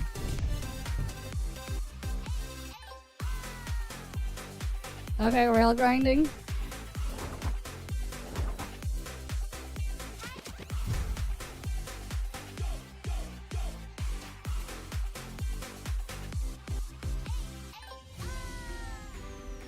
But yeah, like I saw this, I'm like, okay. Maybe we'll try it one day. Apparently uses AI generated content though. Of course it does. Could be interesting, who knows? It's like one of the things in here though.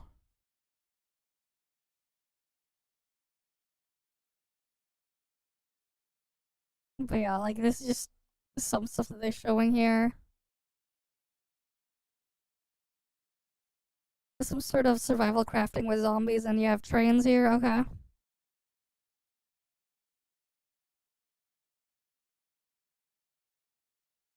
I'm guessing that's that's an Atoma game visual novel, I guess. Yep, of course.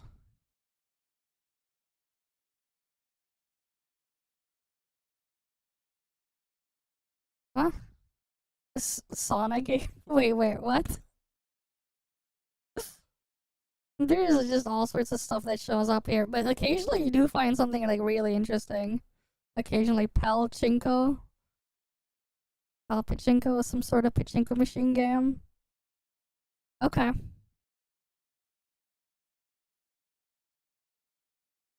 And of course, wait, what? There's sexual. They got the hentai tag. They got the hentai tag.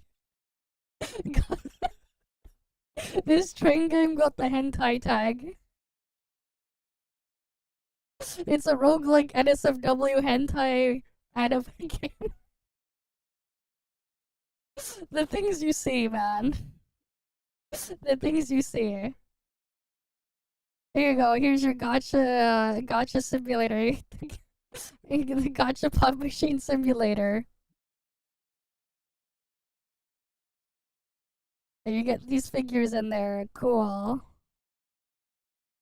Because why not? You just like refresh and you just get like another set of like different games. Sometimes they're just interesting things, and then sometimes they're just what?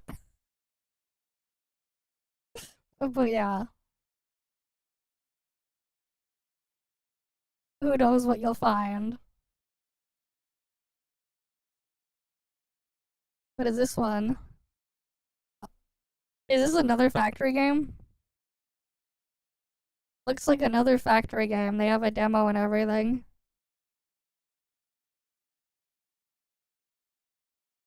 Not the greatest looking factory game, but they got another one here.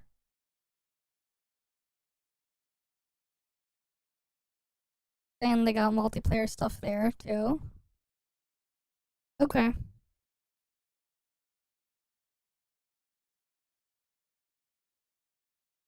But yeah, you'll just find all sorts of things here.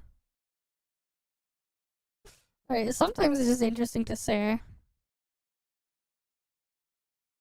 Sometimes. What is this one? Is this some Portal clone? It is. Cool. Test robot in code labs. Wield the alien hole puncher. Uh-huh. Sarcastic AI mock. Bro. It's straight up just a Portal ripoff.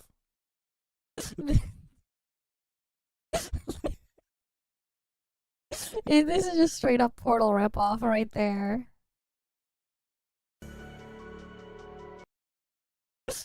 It is just straight up a Portal ripoff. Nothing in that freaking thing. Right, it's just straight up a Portal ripoff. Right, it's in code labs. Alien hole puncher, survive cosmic experiments, and sarcastic AI mockery. That's true, it's a clone. That is true. I mean, some of them can be interesting.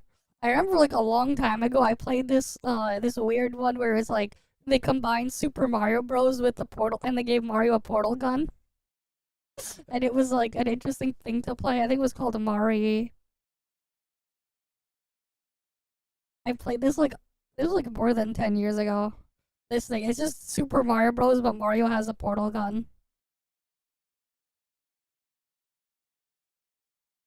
Wait, is it now like a web? You can now play it in a web browser? Damn. There's like a level editing, level editor and everything.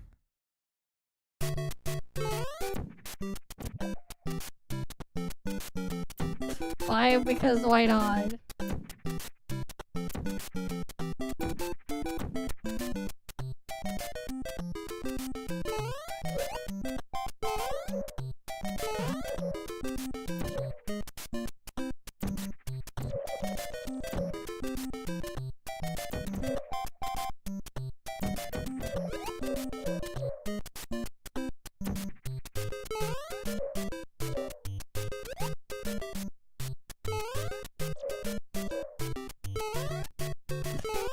But like obviously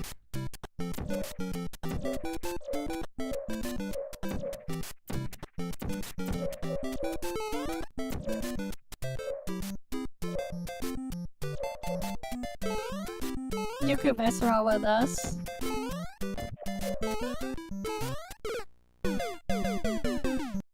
But yeah. That was like a thing I remember playing a long time ago.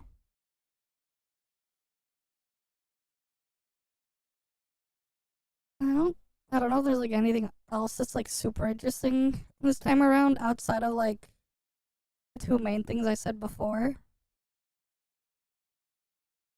Eventually I'll probably just like scroll through this at some point and see if there's like anything else that really sticks out. Because sometimes there's just like some cool, really cool stuff. But yeah. Right, because it's nice when you have like all these demos and stuff.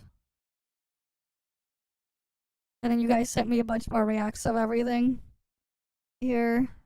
Some of them we've gone through, some of them I haven't yet. Okay, let me do Night Abyss booted up and we'll switch over.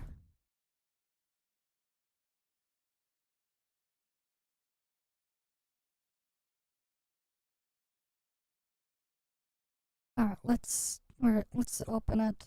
Where's Heroic Games Launcher?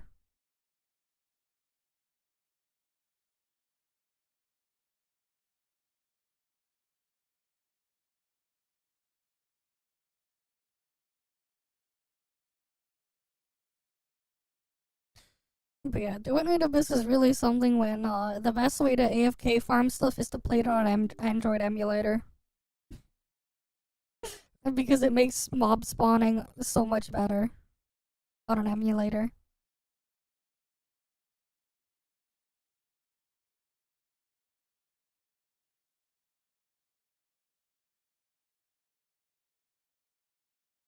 Alright. Let's just get it booted up.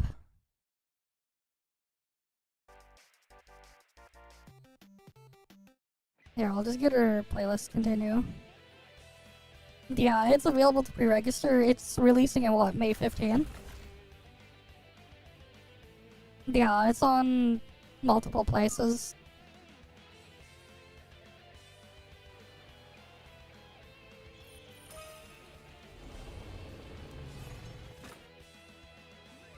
I am curious though on how like the Android version would play on an emulator. Mainly for like Steam Deck reasons. I'm curious on how it would run. I think it was pretty cool overall. There's just a lot of stuff you can do and mess around with. Yeah. I had fun with it when I played the beta. Oh, we have exploration under weapon now.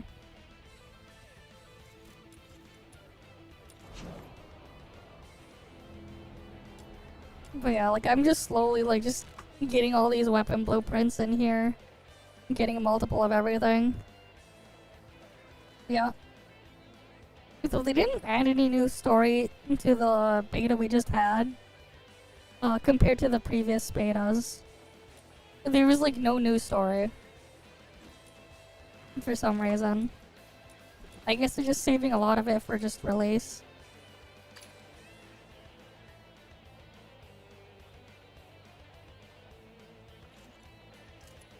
Who's the target today? Oh, that's right, I just unlocked that weapon. I'll get this thing leveled up. Oh yeah. What a ball! They put other cosmetics that you can get in there instead. What a ball! That you can get from it while pulling for the character. Yes, I've been TR65 for a couple of days now.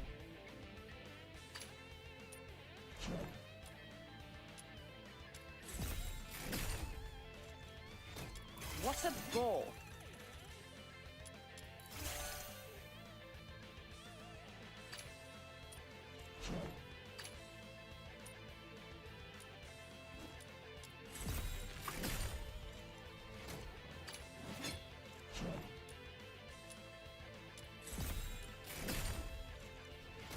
What a ball!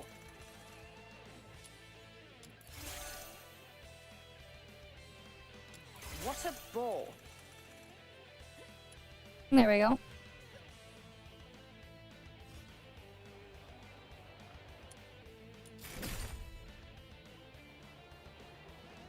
But yeah, I have almost a complete collection of all the weapons.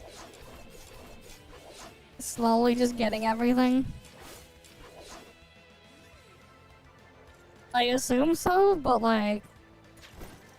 I don't really need any more secret letters. I literally have thousands of secret letters. But like, I also haven't finished farming, you know... dumping 400 secret letters in every single one of these Covenanter wedges. But yeah, hi there, Kumaki. Who's the target today? Oh yeah, this is what my rhythm is sitting out now, my rhythm build. Weapons, supplies, power levels, mission plans. Check completed for I ended up safety. realizing that Standing by. this thing is pointless to put on if I'm just gonna AFK farm. So I removed Ravaging Thunder from her. I just gave her another Blaze Morale. Speaking of which, I've farmed all the Covenanters for Electro now that I'll ever need, probably. Because I have enough. I have enough to craft I'd make 4 + 10 Blaze Morales, which means I have enough for the other ones too if I ever need to craft them. Eventually I will craft them. But that's something that'll happen a little later time.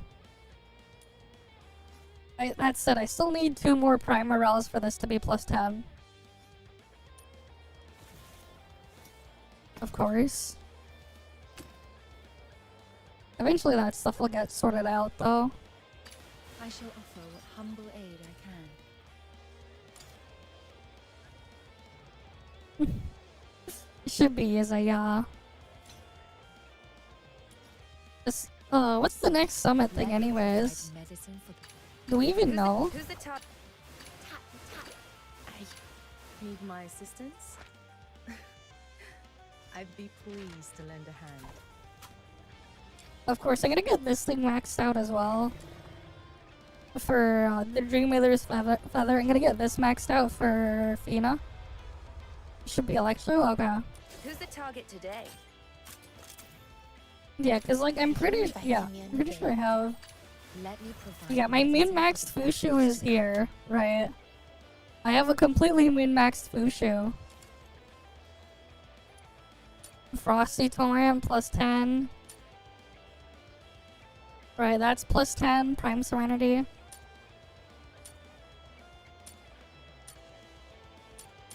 Two Wings Volition +10. 2 Blaze Inspo +10s.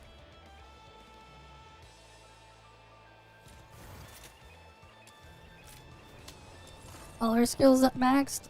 Max Intron. And then her weapon, where is it? Also Smelt 5.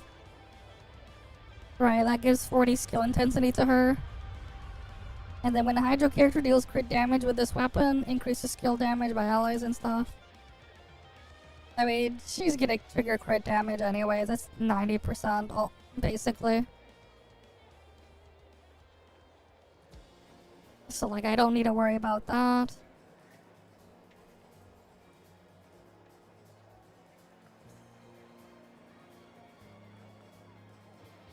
Where she got her crit stats.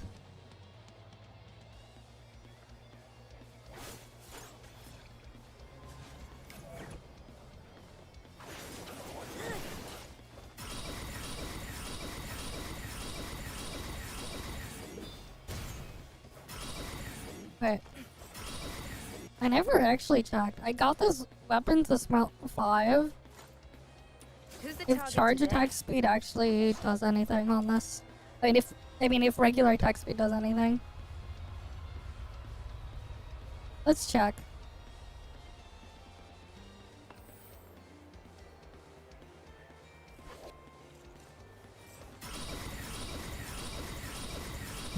What the fuck? Regular attack speed actually does impact us.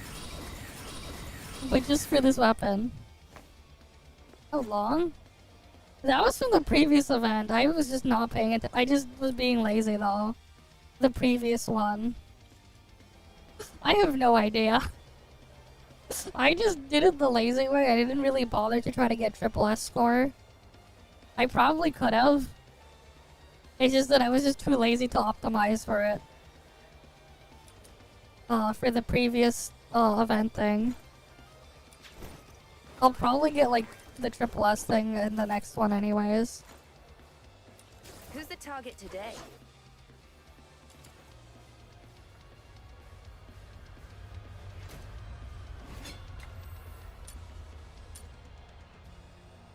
Yeah, it is interesting though that for at least this weapon, the actual attack speed thing does impact this.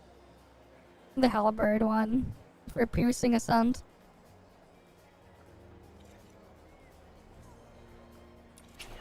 Yeah, it should be a lot easier this time, especially because my setup is a lot more overkill now. Who's the target today? It's so much easier to farm shit at this point, and then like also by the time we get the next one, like I'll have Fina's weapon maxed out. Pinky promise. I'll replace this with I'll probably give her a Scorch and the other thing, get Blaze Eternity up. Oh, I can get Uplift up here. Just cause like my stuff will just be a lot more built. More attack and everything. Yeah. Yes, it does. With Lumino, you can just give them Scorch and stuff like that. I need to just, like, start foraging them.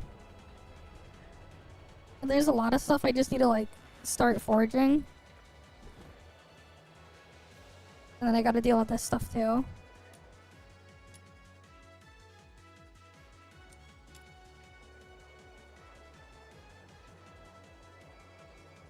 But yeah. Like, it's just a lot of stuff there.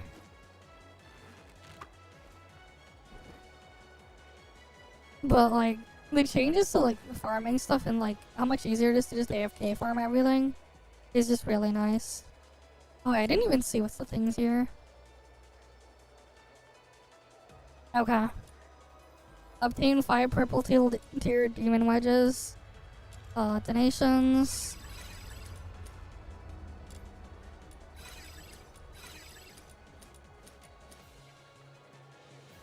Alright, I'll just get that slowly done.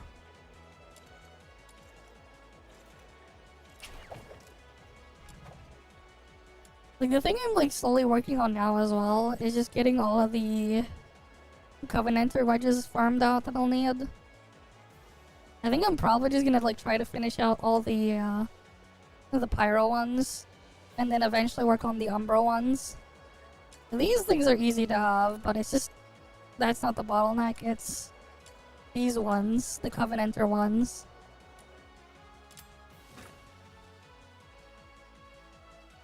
With these ones, I have like a macro script thing I can stand kind of watch on use. the shore of the river of life. Oh, I think I should change the weapon that I'm like dumping EXP into.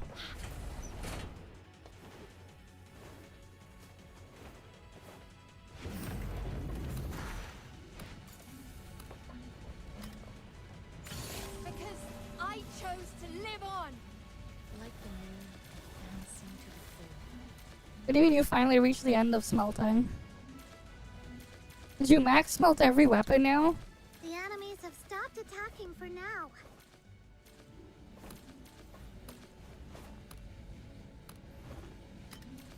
Whoa!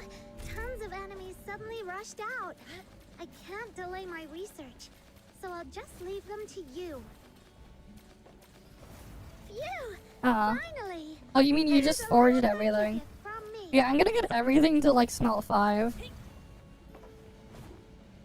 Because it's not too difficult to do it anymore.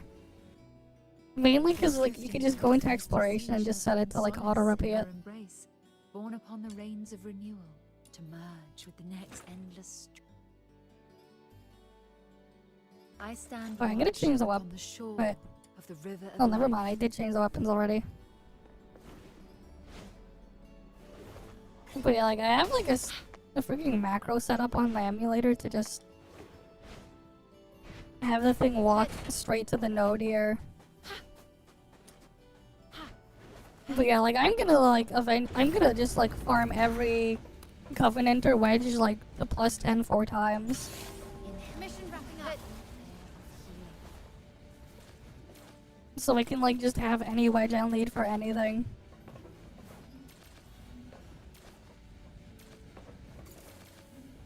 Mostly because again, like I'm just AFK farming it. And it's like super easy to get that stuff set up. To do it.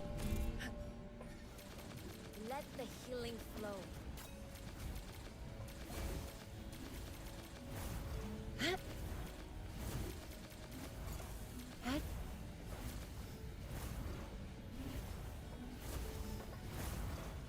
Yeah, the Wedge's tunnel. Are you at 65 yet? Those drifting towards the misty sea shall find solace in her embrace, born upon the rains of renewal, to merge with the next endless. And watch upon the shore of the river of life.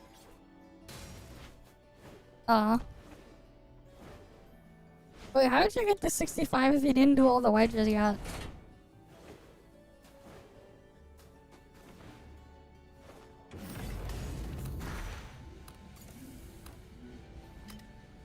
Whoa! Tons Yeah, of whatever. enemies suddenly rushed out. I can't delay my research, so I'll just leave them to you. Like, I know I didn't get 2 of the characters because, like, the secret letters are from the weekly thing. I didn't go after them yet, but I know you can forge 1 copy of each, but, like, they only give 200 each gold one. It's not really all that much compared to, like, the total you need. Yeah, I know. That's what I've been doing, man. I started smelting wedges. Not wedges. Weapons to smelt 5 just to get here. Because there's not enough wedges to get you there alone. Those drifting towards the misty sea shall find solace in her embrace, born Oh, upon nice. the We rains got of renewal. they got another Covenanter wedge.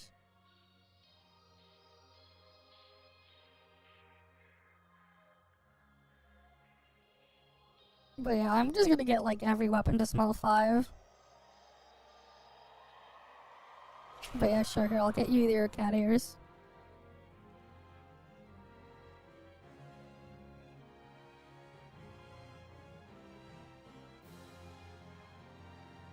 I say. I haven't like touched a lot of those quests, if I'm gonna be honest. I haven't touched a lot of the stuff.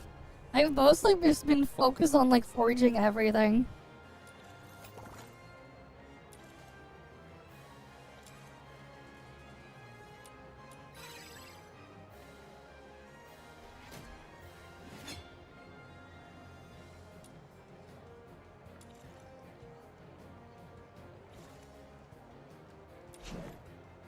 I mean, in 20 minutes, I'm gonna get a bunch of these. I don't even remember how many Covenanter Scorches I just forged. And then I have even more to forge.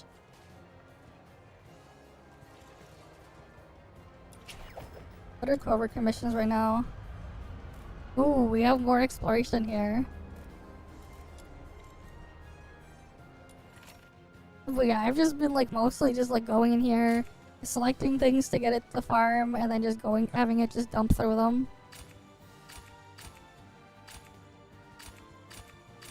But yeah, eventually I'll just have like all of these done.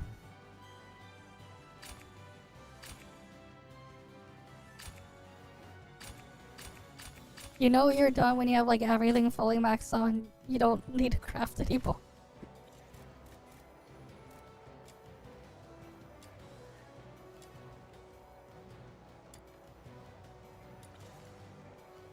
Who's the target today? Weapons, supplies, power levels, mission plans. Check completed for the 17th time. Standing by. But yeah, then I have like 2 builds for rhythm here.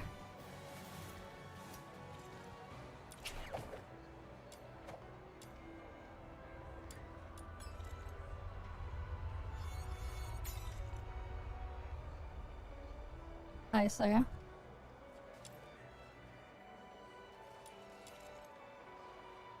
Yeah, set it to evolution here.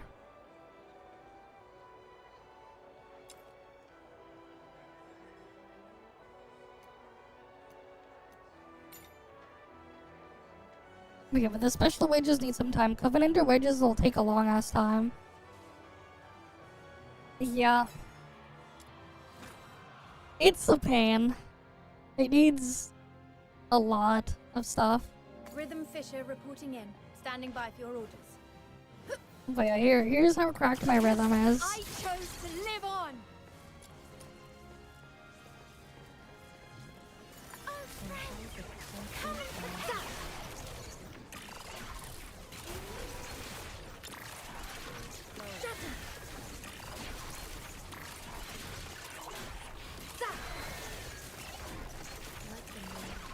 Oh wait, I should have. I forgot. I still had Fina there. I didn't have the other character in here.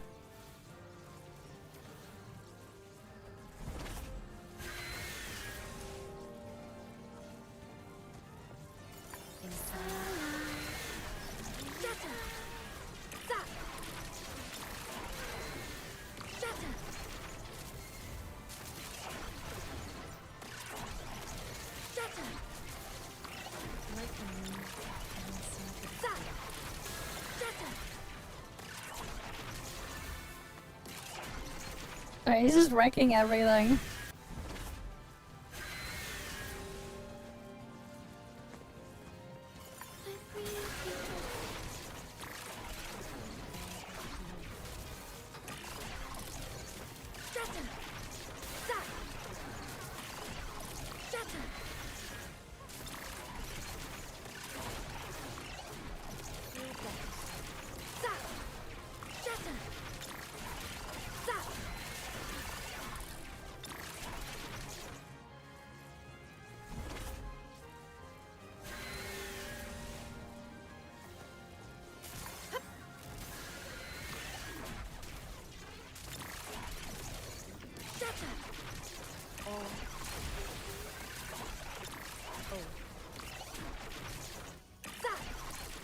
But like the main real bottleneck is just waiting for the freaking lightning to bounce to another mob. Because like, yeah.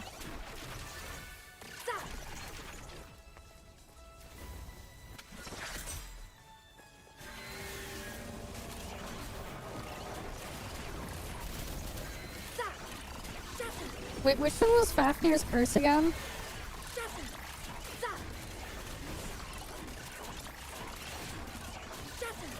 Was that the one where you do bonus damage to things at the same level or lower? I mean, I guess you could use it with Sybil. If you want to do some funny shenanigans. You could like do some weird abuse with Sybil. Because then you can just shoot Sybil's orb. And do like stupid damage to everything. But yeah, thanks for the hydrate.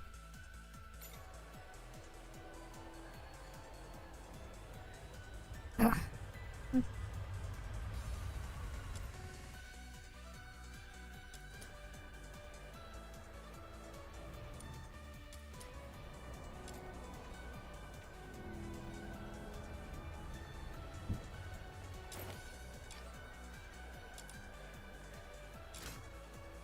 Yeah, like we can put her in here.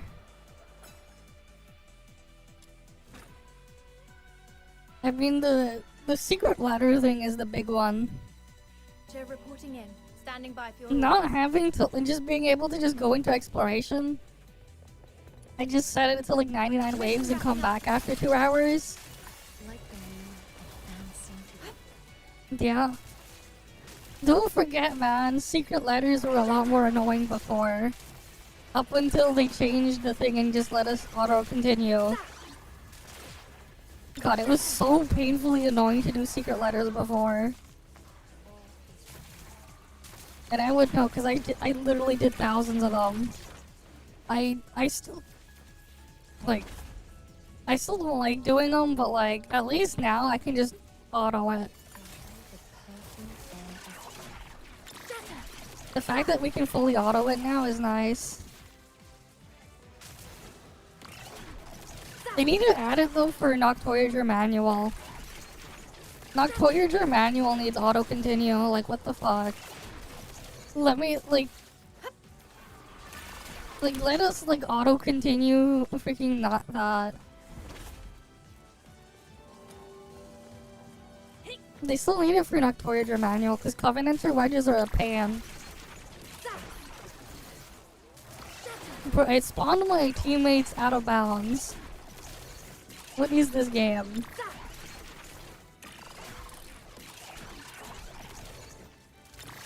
Oh, I had to just get them to teleport out. Expulsion and defense need it. Auto continue for defense. Defense, wedges. Like, come on. Those defense stages are a pain. Not because they're difficult, but because, like, it's just so tedious. To keep doing them over and over and over again.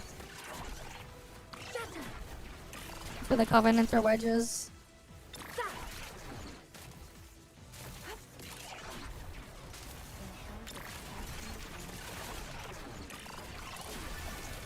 Fortune's path.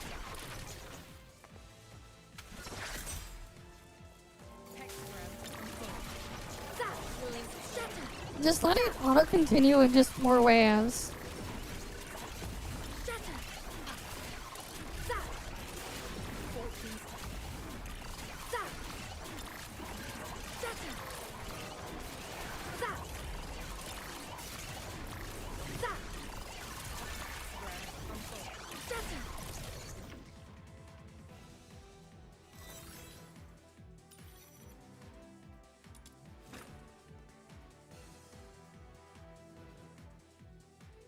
Rhythm Fisher reporting in. Yeah. Standing by for your orders. Yeah, that's why I have I freaking set up a thing to just do it for me. But it's still stupid annoying. Because sometimes it does get stuck.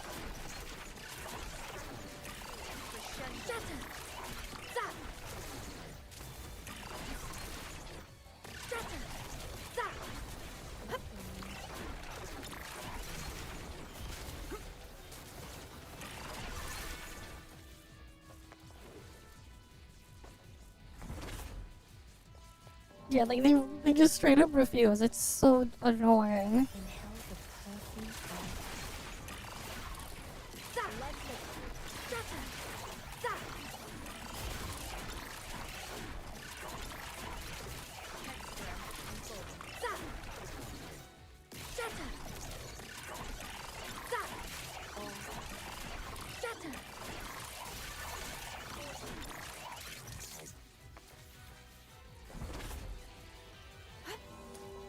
What's funny though is like for the level 80 defense missions, they are right next to it. Well, not immediately right next to it, but you just walk forward for like 3 seconds and you get to the defense point.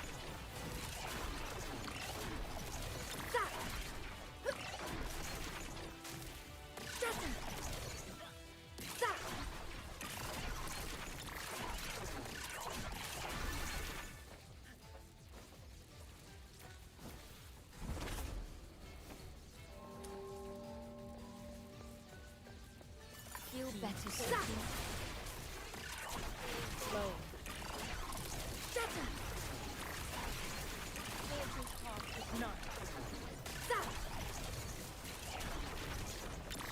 Yeah, that's gonna take a long time for me to craft too. I need to craft a fuck ton of track shifts.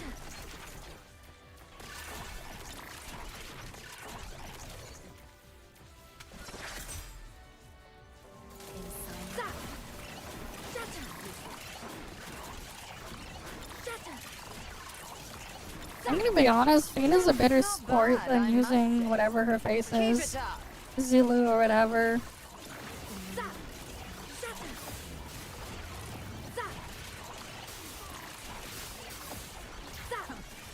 Meaningless struggle.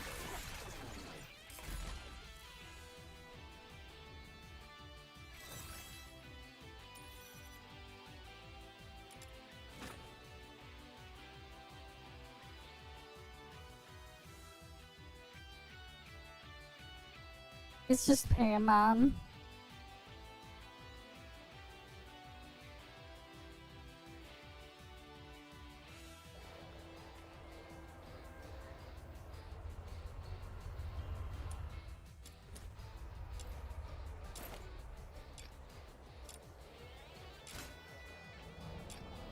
Fina is just better.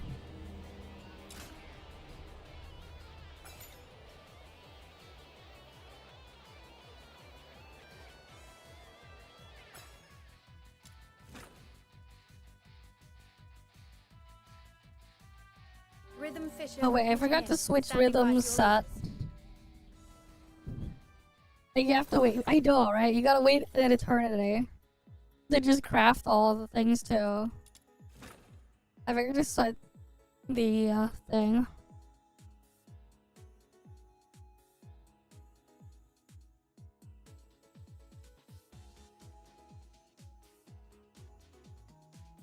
Gotta get the morale back.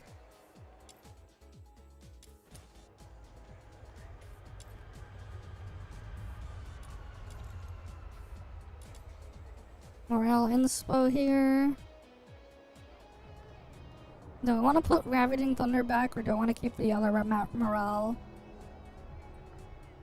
Hi Tara. Welcome, welcome.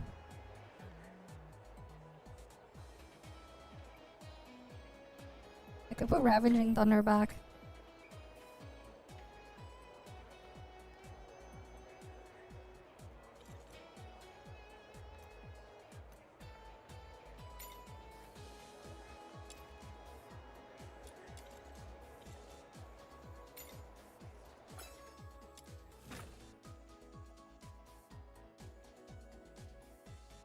Rhythm Fisher reporting in. Standing by for your orders.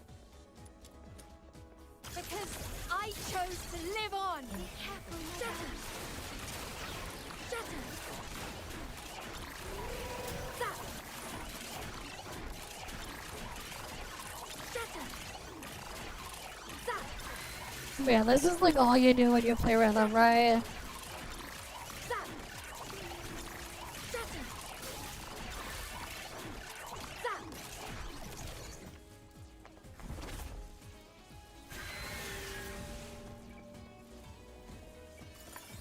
Shatter! Zap! Shatter! Shatter! Zap! Shatter!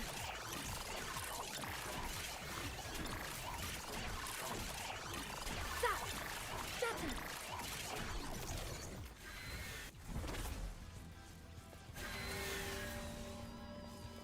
Keep it at +5, I guess. Zap!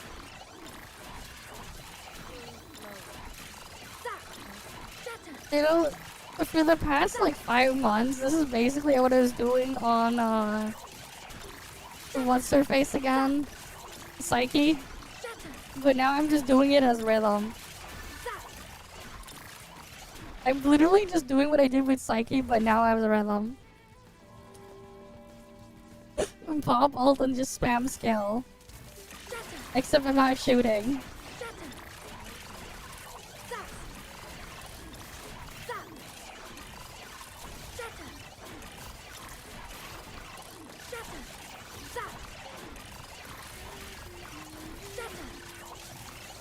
Yeah, you should just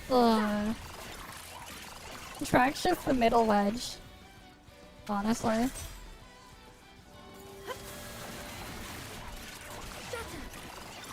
Not bad, I must say. Keep it up.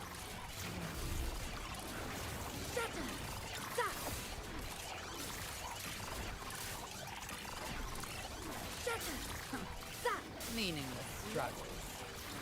Show me what you're made. Show me what you're made.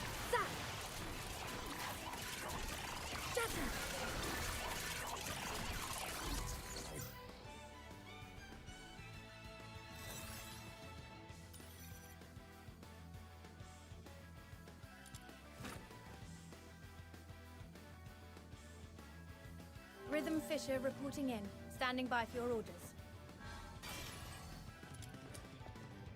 The currents will silence you. No more! Shatter! Zap! Zap! Shatter! Shatter! I don't even know what you're supposed to do with rhythm. Shatter! Other than she just does a bunch of damage and I'm just spamming her skill. Oh, but like, it doesn't matter. My rhythm is way too strong for this.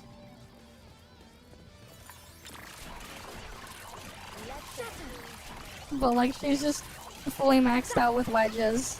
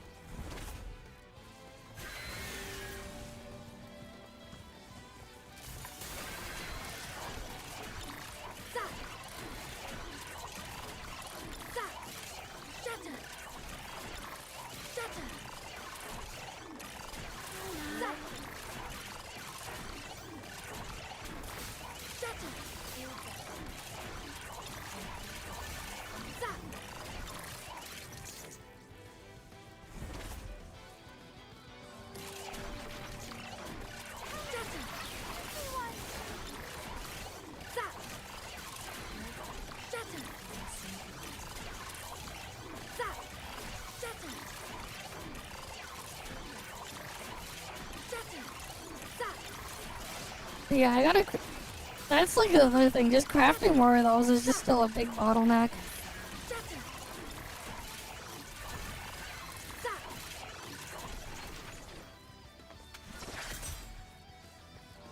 Too much crafting steps, man.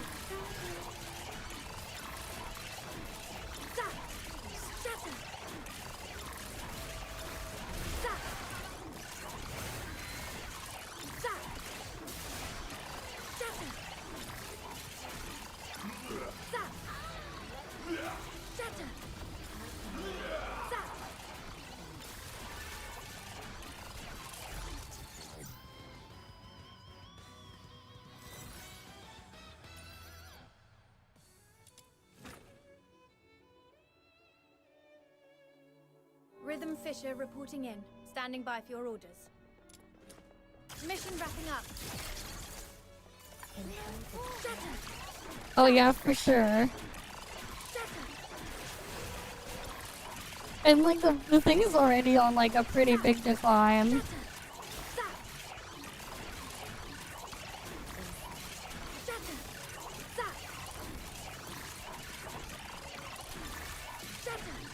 Imagine they release like freaking past 65, we get to like level 70 and stuff at some point.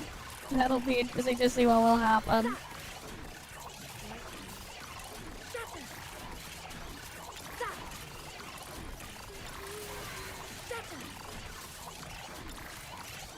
Yeah, gotta keep them grinding. Even then, most of the people grinding are in quotation marks. They're not actually... They're just clicking menus to just set it to go do whatever. Let's be real.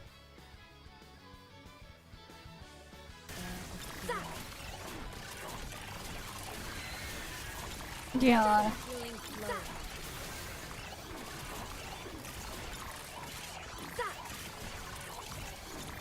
Speaking of, when are we gonna get Hilda? I remember they freaking marketed Hilda back in before even the previous betas for AFK farming. Where's Hilda? She was in the previous betas too.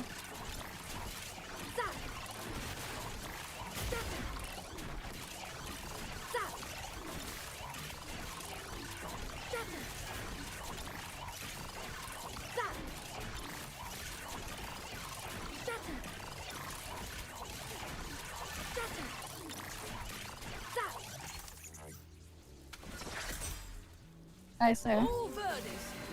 What element are the ones in 1.3? What element are they? Umbro or Pyro?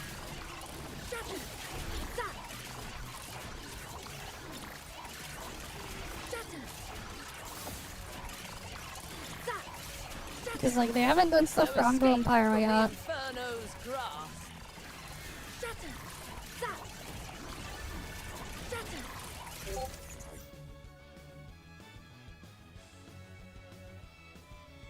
What did I get ping for?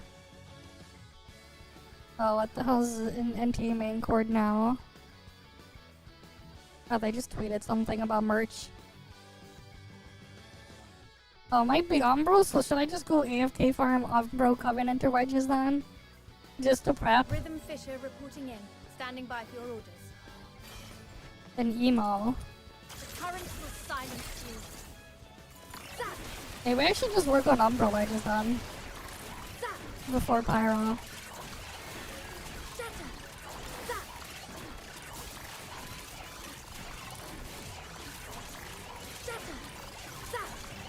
Oh, this is handy. Nice, this is a good spot.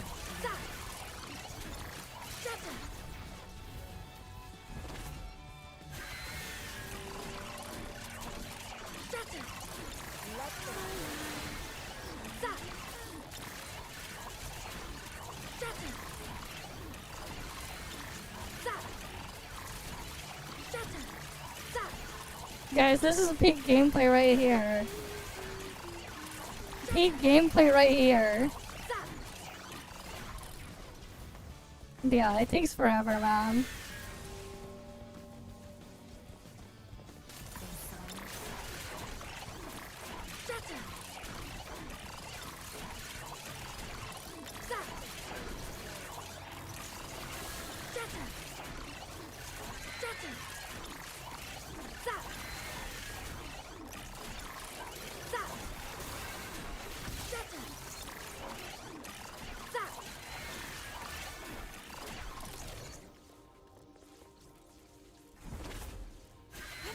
Plunge. Oh, bro, what is this?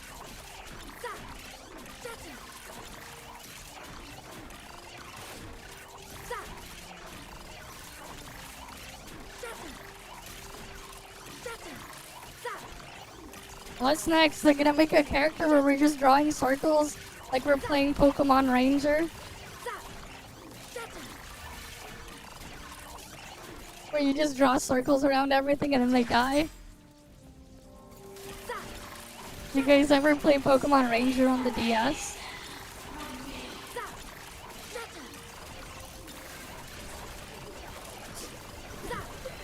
Because you literally just played the game and captured everything just by drawing circles around everything. That was the gameplay. Draw circles with a touchscreen.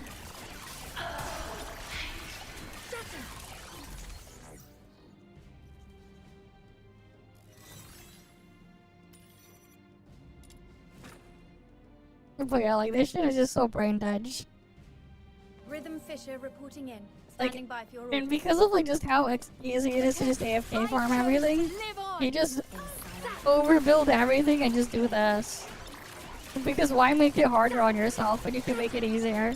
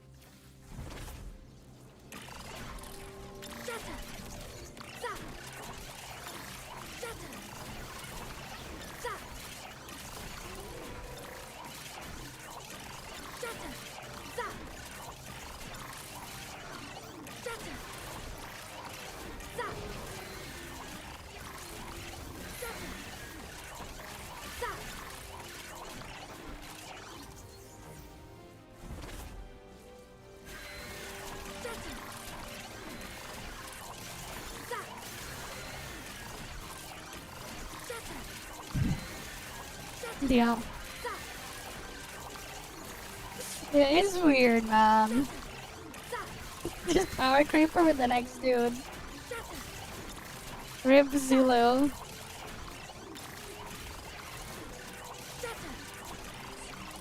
Zillow is just... I don't know why even use Zillow. Just use... like, I have her built, but it's just like, why even use her? I'll just spam this on rhythm. Why even use Zillow?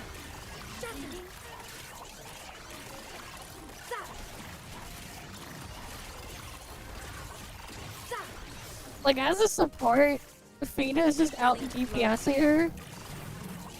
In Electro content.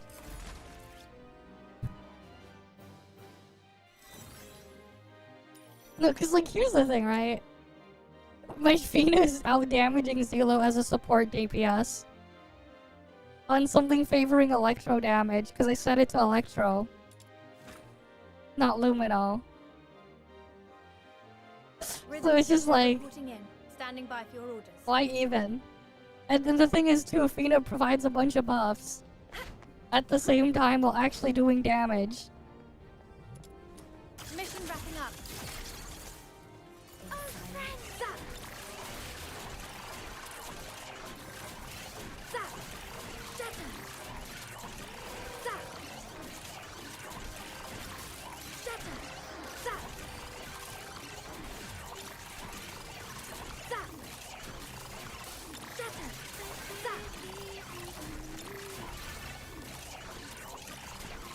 Yeah.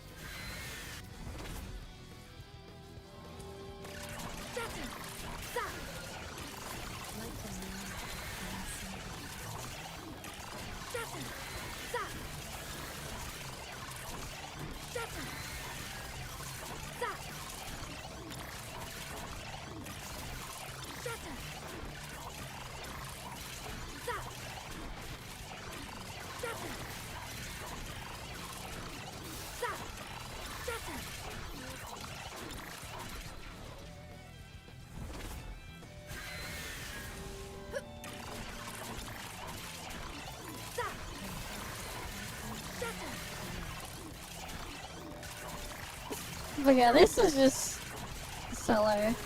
I'm just doing it into a wall because then I don't have to move all over the place.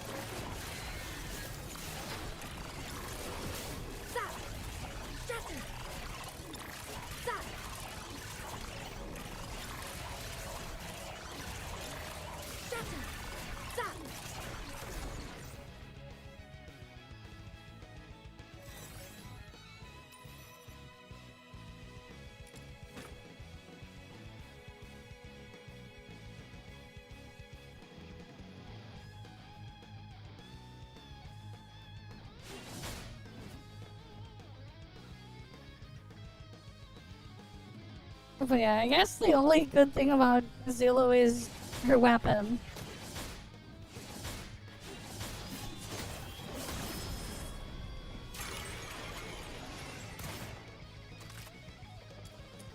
The currents will silence you. For the buff.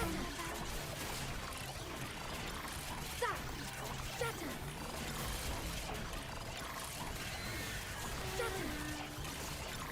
Zap!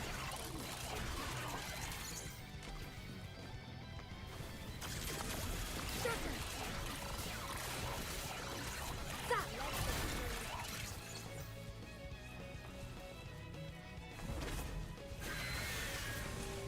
But don't you wait, I think you have to like spam the alt for it. Shatter! Don't you? Shatter! Zap! Shatter! Zap! Mission wrapping up. Shatter! Let the trees flow. I'll have to like read it again. I know it gives like a bunch of scale damage to electro characters. Because I chose to live on. Zap! Shatter! Mission wrapping up. Zap! Shatter!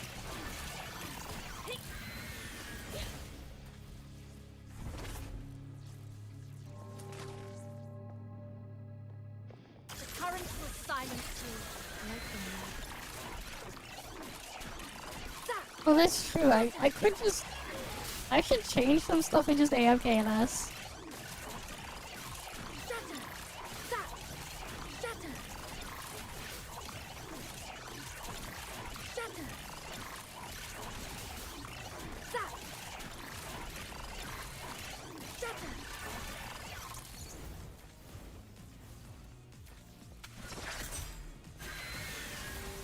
Zap! Let the trees flow. Mission wrapping up. Shatter! Not bad, I must say. Zap! Keep it up. Zap! Shatter! Zap! Meaningless struggles. Show me what you're made Zap! of. Show me what you're made of.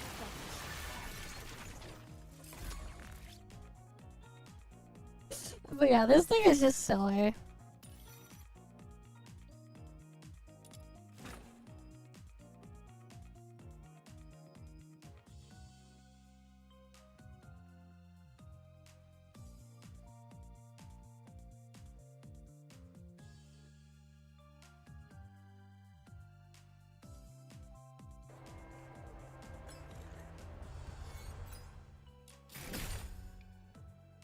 Yeah, because I need to get like a bunch of those done, but... Plus 11 Scorch is right there.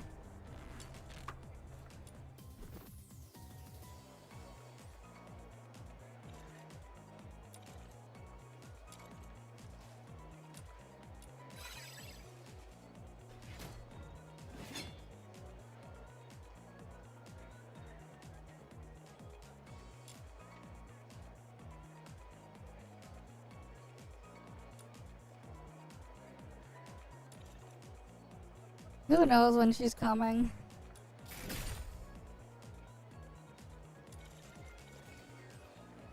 Who's the target today?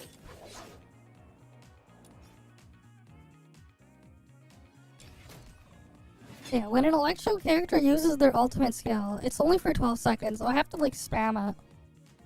But then that gives morale. Which is nice.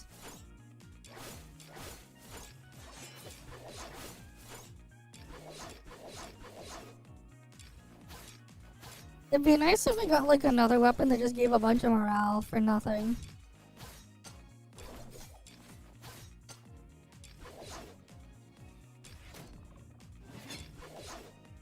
Maybe I should just switch back to Rain Wraith.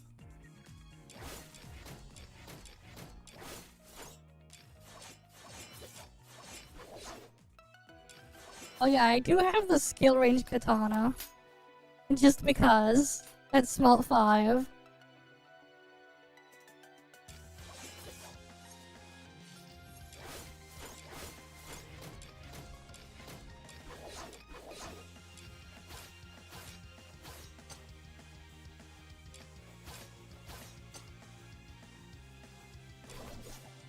Wait, how goofy is this at Smelt 5 with the max attack range? Oh, that's actually pretty big. Look at the attack range.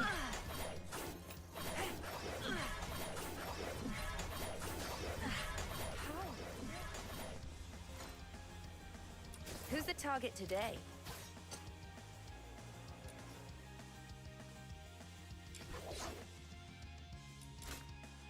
Yeah, it's bigger than it looks. Meanwhile, this thing. Max attack speed on this thing.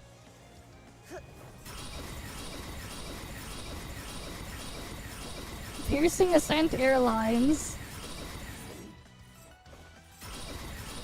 What's even the point of the mounts when this is faster?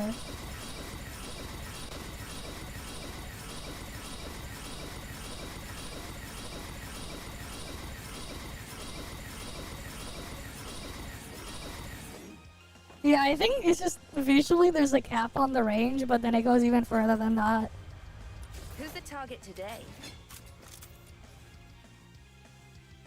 This is Emergency supplies are packed, ready.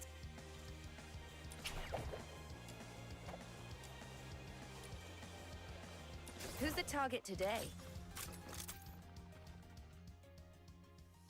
Wait, let me go back to rhythm. Weapons, supplies, power levels, mission plans.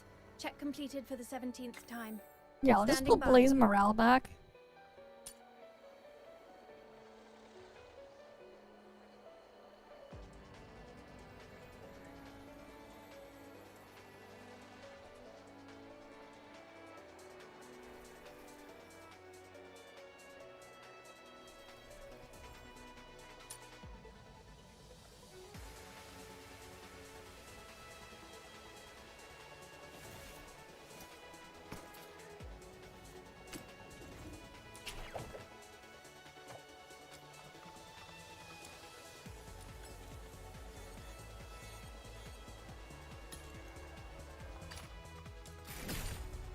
Okay, I need to go get all these things here. This thing and then these things.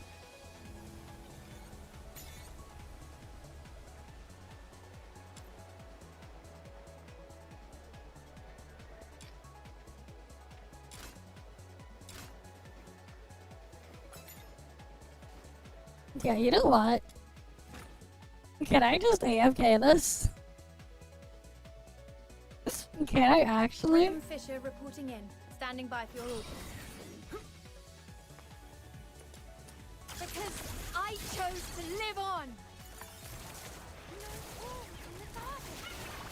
Honestly? You know what? It's actually doing pretty well. All things considered. Like, look at the damage. I have to keep fighting. Yeah, I honestly should just be AFK again. My overbuilt rhythm is putting in work. Okay, we can do reacts like this.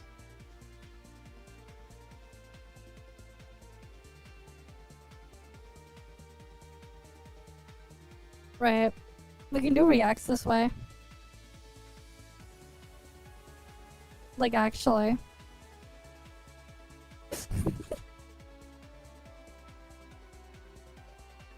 Now we have lore accurate aversive theater. Wait, no, I have to equip the bed one where did he just go to sleep? Okay, what else do we got here? Sure, this has gone too far. What happened? What's going on now?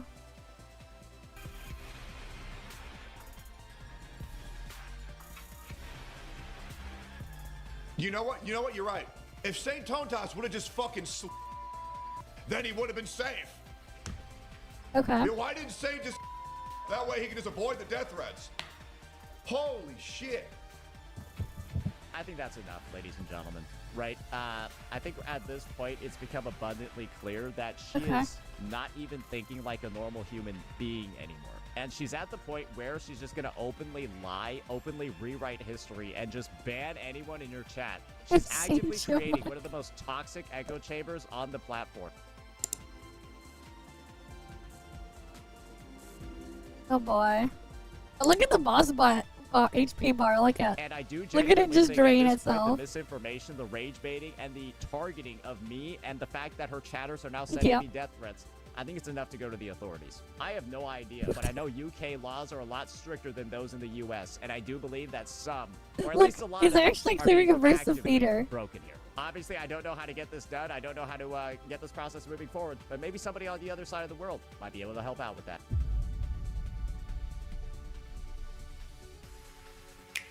This is me showing you guys what taking accountability looks like. Okay. If you guys are new to the channel, you probably don't know. I had a disagreement with, more misunderstanding with Captain Cabinets during the Zenless miasma phase, right? Why is he deleting videos 10K then? views, 402 likes, 230, 31 likes here, 5K views. These two videos are essentially what got me partnered off on YouTube, right? As you can see, they are currently being deleted. This is what taking accountability and moving on looks like. I no longer have an issue with Captain Cabinets, but what I have seen in the past 24 hours is some of the most egregious shit I have ever seen in the entirety of my tenure as a content creator. Video successfully deleted, gone, done.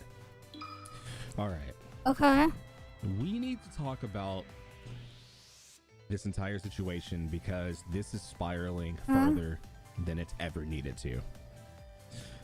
We have a video from Saint that went up with a thumbnail showcasing a message from Captain Cabinets, basically implying that she and her community want him to unexist. Okay. And obviously, when people see something like that, the reaction is going to be instant outrage. But once you actually look into what happened, the situation is a lot different than the way it's being presented. Cool, yeah, I cleared. The message everyone is pointing to came from Cat replying to a chatter. The chatter was asking about an out-of-context clip from Tectone that people had already started spreading around.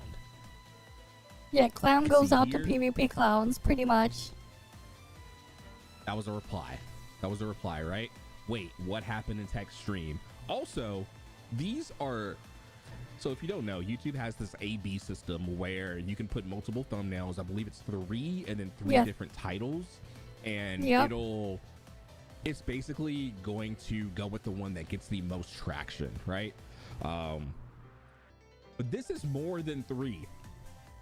This thumbnail, it's even changed again, I believe, by the way. Okay, now, this is the last one, I believe. It has the skulls at the bottom. That's crazy. So this is more than just A/B testing. This looks like scrambling, but I digress. So Cap responds in that conversation, right? Basically summarizing the narrative that keeps getting pushed. But yeah, just let them destroy each other. Yes, the line exists. No one's denying that. But once you rip that one sentence out of the conversation and throw it into a thumbnail, suddenly it's being framed like this was a serious declaration from her and her entire community. They just see the thumbnail and they run with it. And then you have the entire comment section absolutely shitting on her. And I believe this was the same day that she had gotten doxxed. Damn.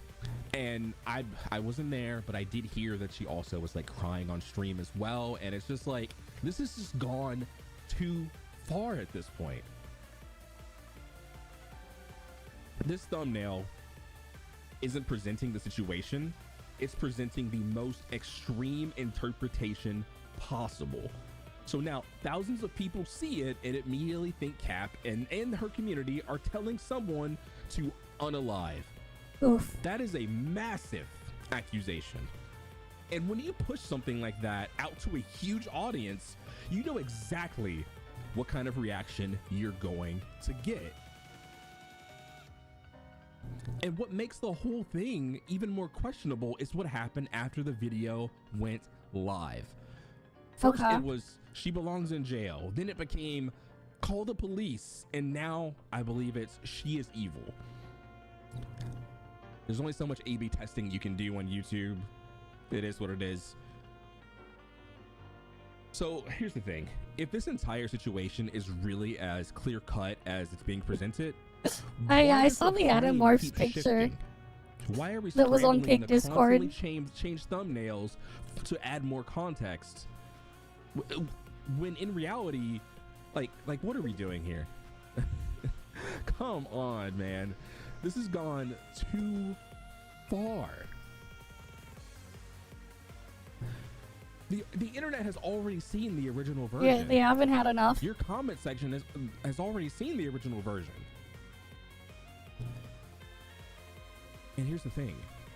The timing makes all of this significantly worse. No, it's great. Like I said earlier, around the same time this was happening, Cap had just been doxxed, which is already a massive escalation in any online situation. I mean, it happened in a way where they at least left everything else alone. People kept piling on. You had posts from people saying they were going to find her address and show up at her house. I mean, caught in 4K right here. Mr. John Seaman, the biggest baby back bitch in the gacha space. I'll find Cap's address and send her salads. That's how evil I am. Again, with the body shaming. Salads? What? Okay. Not only that, there were people. So, like, here's the thing with salads. I remember when, like, McDonald's and, like, all these fast food places first added salad to the menu. The irony was the unhealthiest item you could eat on the menu at McDonald's was the salad. Like, it was far healthier to go eat, like, a double Big Mac or whatever than the salads at McDonald's. Because of all the shit they would put into the salad. So that, like, it would taste good. Like, that's, like, the funny part about, like, the fast food salads. If you're, like, gonna order them to deliver. In a lot of cases from fast food places, the salads are not actually that good for you. In a lot of fast food places. Mostly because of, like, some of the stuff they just put in there. And, like, the dressings and other stuff. But they end up not being the greatest thing that you can eat. That's the funny part. Like, that's the ironic part about, like, salads in, like, from fast food places. But yeah. In Saints Discord. By the way, invites right now are paused, by the way. There are people in Saints Discord right now streaming and watching her Discord like it was some kind of live surveillance. Okay. At this weirdos. Point, this stops being about commentary and starts looking like people are trying to turn someone into a target. I mean, they always have been doing that with other things too. People need to understand about situations like this. When a creator frames something in the most inflammatory way possible, their audience reacts accordingly. People start digging. People start harassing. People start trying to investigate. And suddenly, you've got hundreds or thousands of people watching everything one person does. That is how internet drama turns into something worse. Look, criticizing other creators is normal on YouTube. But taking something out of context, blowing it up into the worst way possible, into the worst possible version of events, and sending a mob in that direction, that's where things start going too far. And if people actually care about accountability in these communities, then that standard needs to apply to everyone, not just the people you already dislike. This needs to stop. This honestly needs to stop. This is going way too far. Yeah, they should just continue for the next couple of months. At least then they won't cause any problems elsewhere. Keep them all in the containment zone. Doxing is way too far. Death threats. But that's his own other thing. Wait, there's like another continuation. The most toxic one is now accusing creators of federal crimes. The fuck? Way too far. Oh boy.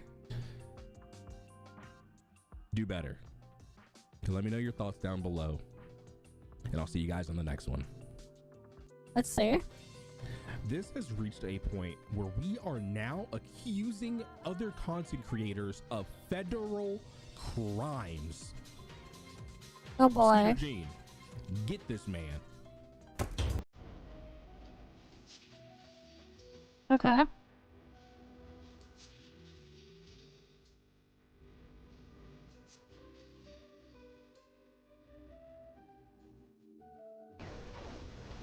You don't know, Captain Cabinets and Skull CJ were accused, their communities were accused of hosting CSAM in St. Tontus's Discord. Okay. You can't just openly accuse people of a federal crime like that. So now we have a bald Let's see what CJ black has to say. Let's get angel thing. Yo, what's good, guys? Before we hop onto the video, I gotta talk about this hobgoblin real quick. See, Hobgoblin, I was already done okay. with my video. It was already gonna get uploaded, and then I got sent this here clip. And when I tell you the rest of this video is gonna be just as bad as what you're about to see, I'm not exaggerating. This human dingleberry, this literal hobgoblin fetus, this golem-looking creature that you guys see in one of the corners of the screen with a white hat on, is one of the biggest pieces of shit in the entire. Hey, you shouldn't insult golems like that. There are a lot of nice-looking golems out there that I've seen in all sorts of media. Goblins and stuff, sure, but like, don't drag golems into this. Our community. Now I'm gonna show you exactly why. Now I want to make. Right, like I've seen enough anime and read enough manga where I've seen some golems look like really, really hot and attractive husbandos and waifus. And stuff. Don't drag them into it. Make sure you guys understand the reason I'm making this particular clip after I already had made my video is because I was talking to a lot of people. Those people include people like Tectone, this hobgoblin's father. And all of them told me, you have to add this clip, you have to react, you gotta address this particular comment. And I just want you guys to understand that I don't understand what type of, like, farts this dude be smoking, smelling, and sniffing, because he is high on something when it comes to his own takes, bro. I ain't never in my life have seen a literal golem, Smeagol, fetus-looking creature throw out accusations like this dude does, not understanding. He doesn't understand the repercussions. And also, if you haven't heard, he said this. That's just my statement, right? This was why I've been blaming people. And there's a reason why people are so, they understand what I'm saying, because this is just a fact. It's The just irony, a fact, man. because remember, I got attacked first. And all I did was respond to attacks. And so, when I am on the defense the whole time, and then people just keep attacking me, they're the ones raising the temperature. Because I've been ready to move on the whole time. I've been saying, let's move on since day one. Surely you got attacked I've been first. saying publicly so many times, right? There's a paper trail of track record of me saying, let's move on. And now that you guys lost, you want me to move on. No, it's time to get teabagged, boys. Look up there. Look at the AFK No, it's time immersive to get theater. teabagged. It's working. Look at You it have go. plenty of chances to cancel the match. I'm just looking at my immersive theater there. We're AFK farming it. Or AFK clearing it. And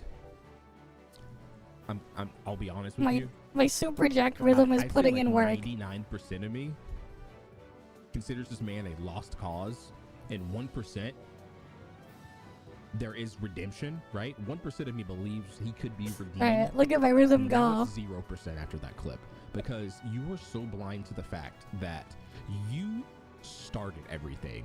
It's not everyone else, and you didn't retaliate. You started everything, and then you also think you're winning. You're not winning shit. You are an absolute moron, but I'm gonna let CJ cook. Let's get back into it. the implications and consequences that they could have. We went Took from what? talking Took shit to a about level. someone saying a Congratulations. story in Wuthering Waves is 7 out of 10 to throwing around criminal accusations like they're just Christmas presents. That's something I literally bring up the Skeeter Gene intro for a specific reason.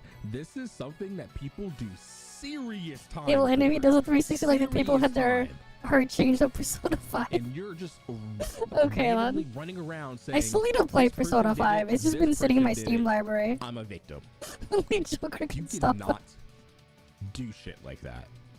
That is I the need to type play of Persona thing 5 that one can of these days. destroy someone's reputation, regardless if it's true or not. This dude actively throws out criminal accusations, things where the police can get involved, towards other people without any evidence, with the most loosey-goosey fucking arguments, and he thinks it's gonna stick because his whole community of dumbasses will just believe whatever he has to say. So I'm gonna show you guys real quick what Yep. this Donald Duck looking motherfucker is gonna say, okay? I want you guys No, to pay don't attention. insult Donald Duck like that. At this point, if they're already committing federal crimes, we might as well talk about it. Here's Skull CJ actively supporting me getting doxxed on Kiwi Farms. Let's play that again in case you guys didn't hear it. At this point, if they're already committing federal crimes, we might as well talk about it. Here's Skull CJ actively supporting me getting doxxed on Kiwi Farms. If they're already committing federal crimes, I mean, might it as well says here, talk what the about fuck is it. Kiwi Here's Skull Farms? CJ supporting me getting doxxed. Right, it in says it Kiwi right Farms. here. What the fuck I is need you Kiwi guys Farms? He doesn't to even read know. what's on screen. Please read what's on Looks screen. like it. Congratulations. They're all killing to each other over our it. boy Saint Tontas is posted in Kiwi Farm certified lolcow status, but that site is dangerous. My reply, chat. What the fuck is Kiwi Farms? What the fuck is Kiwi Farms? They proceed to tell me. Definitely a website of all times for sure. A lolcow archive, if you will. At this point, from what I've heard of lolcow, you pretty much get turned into a meme. All I said is, Rhythm oh, Fisher reporting laugh in. my ass off. Standing Shit. by for your orders. What the fuck is Kiwi Farms? Oh, laugh my ass off. Keep in mind the date on this post. This is the 13th. This is an entire week ago.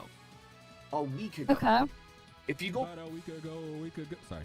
back and look, from what people told me, they just had posted his channel. He wasn't doxxed. I didn't know he was doxxed. I just got told he got posted there. I thought it was just a shit talking videos and that's it. And all I said is, what the fuck is Kiwi Guess Farm? not. Oh, laugh my ass off after I told it was like a lolcow page type of thing.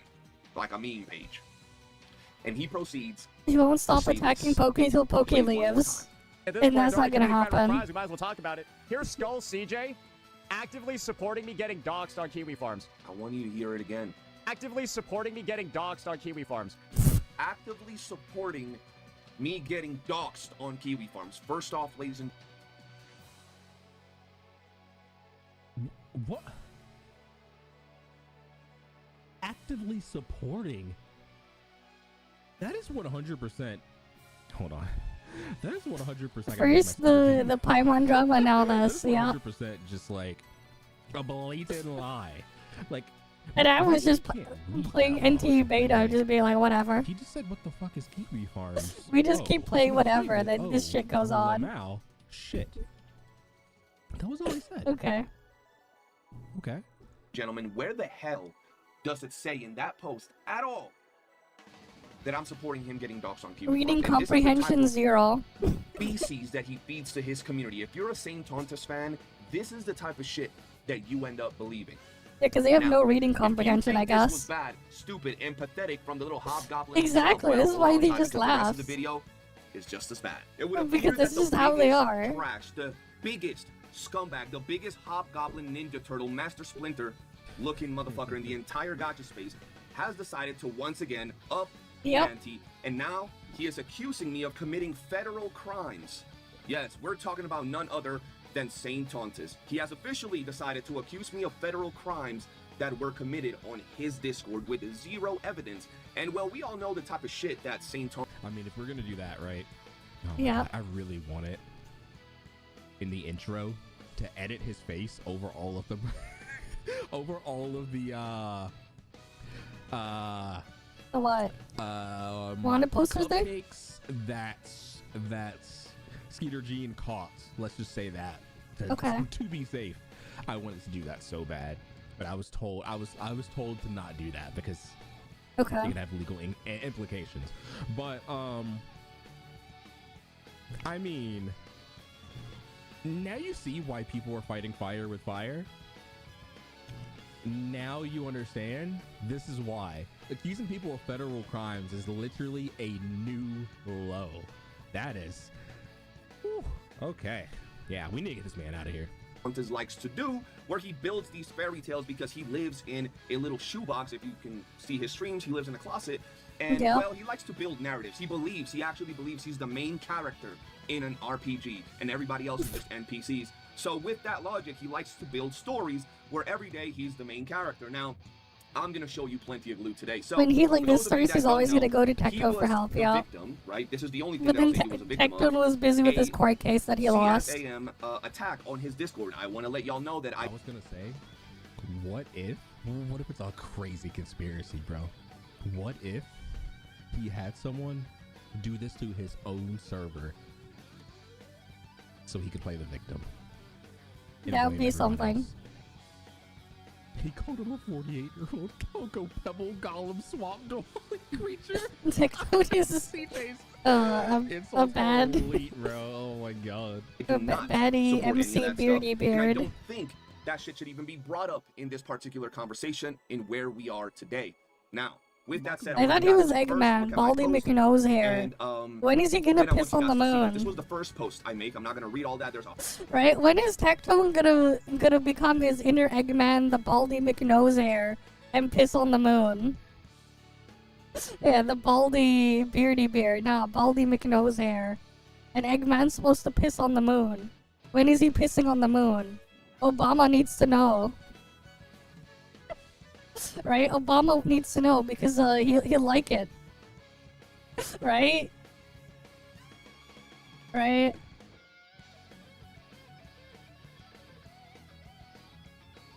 Oh, where was it in this? The following. Right, this is what you get! My super laser piss! Except I'm not gonna piss on the Earth. I'm gonna go higher. I'm pissing on the moon! When is Eggman gonna do that? You like that, Obama? I pissed on the moon, you idiot! Right? When is he gonna do that? When is he gonna piss on the moon?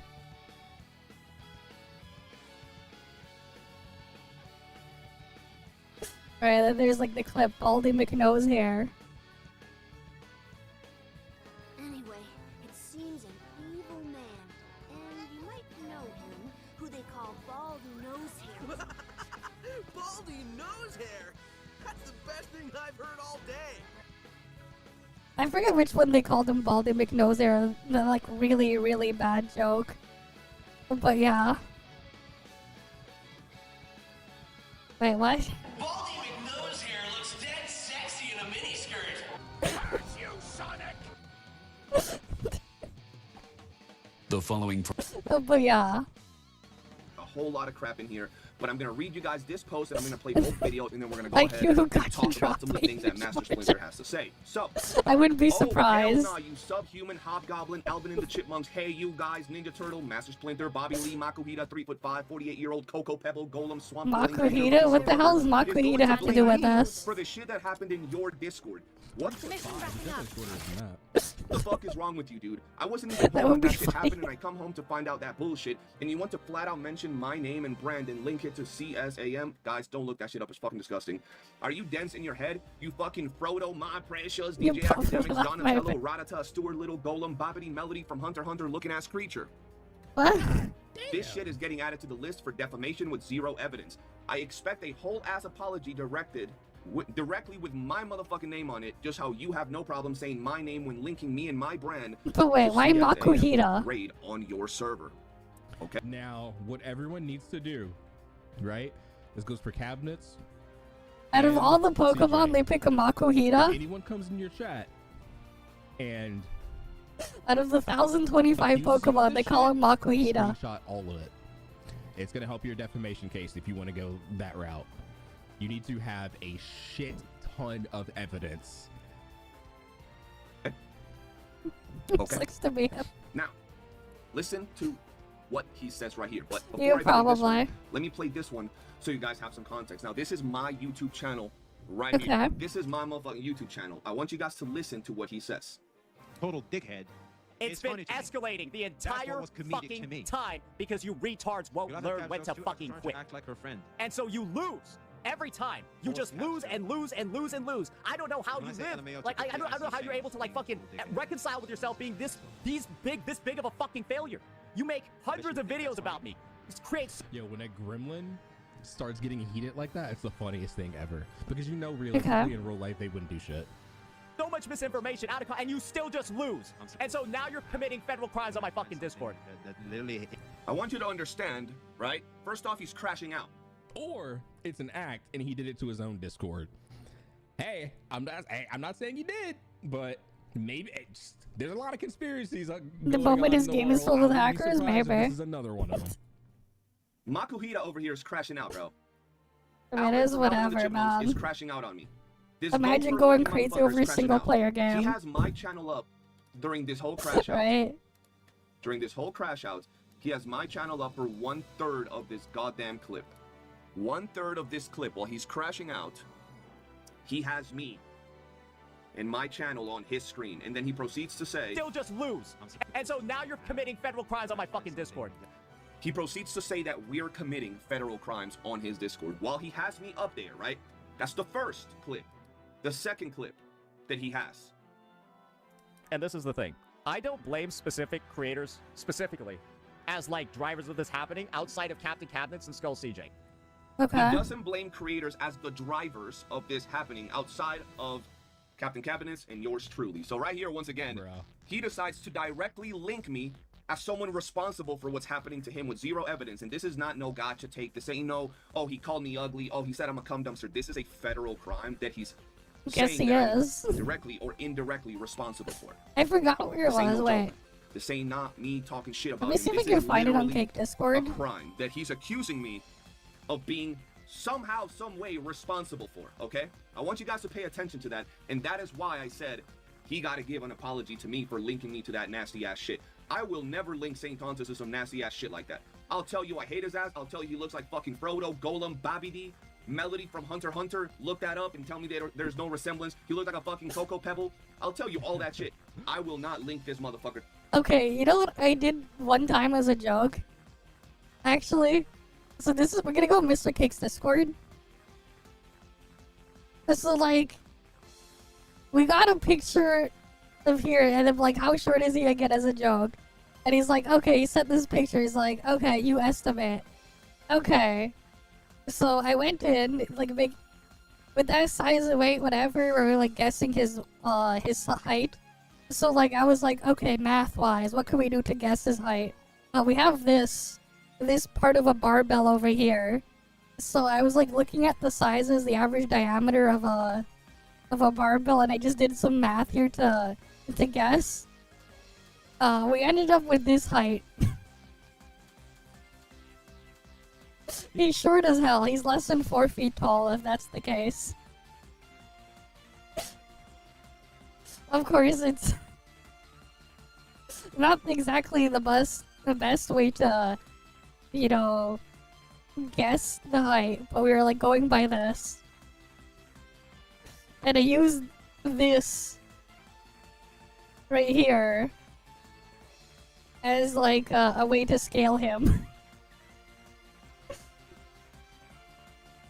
Technically, it's in the background, so it's actually working in his favor. Technically speaking, he might even be shorter than that. The dude's tiny as hell.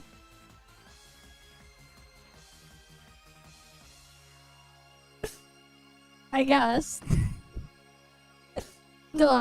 Okay. I don't know if I can even find that clip.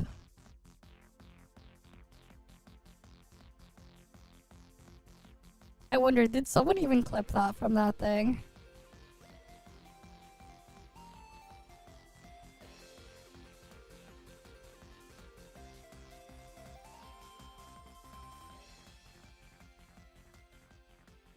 No, that scene from that anime was not clipped. Never mind. Because how many of like I could make that joke as well for like the height one. How many of you guys have seen Nuki Tashi? The peak of all anime that aired last year. There's like a clip in episode 2 where like this really short character, she's just walking down the street, and then there's this guy in this pirate costume, and he's like speaking in pirate. It's saying that it's like time to fuck or whatever. And then he sees the sign, it says like no lolly or whatever. And he's like, oh my bad, time to cast off or something, and he's gonna go plunder of age pussy. Because she's so short. Or something. If it was like that type of situation, it'd be like, oh, he's too short. Put him on that island. No one would want to deal with him.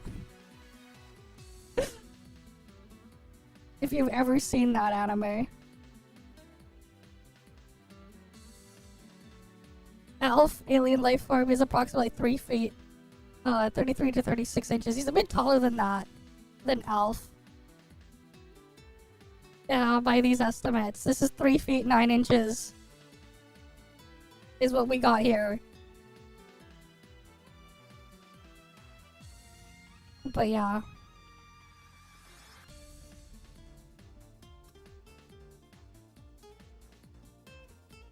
Maybe.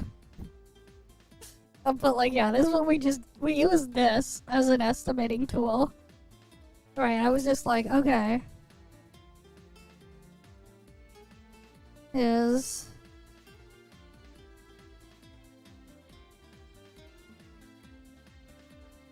barbell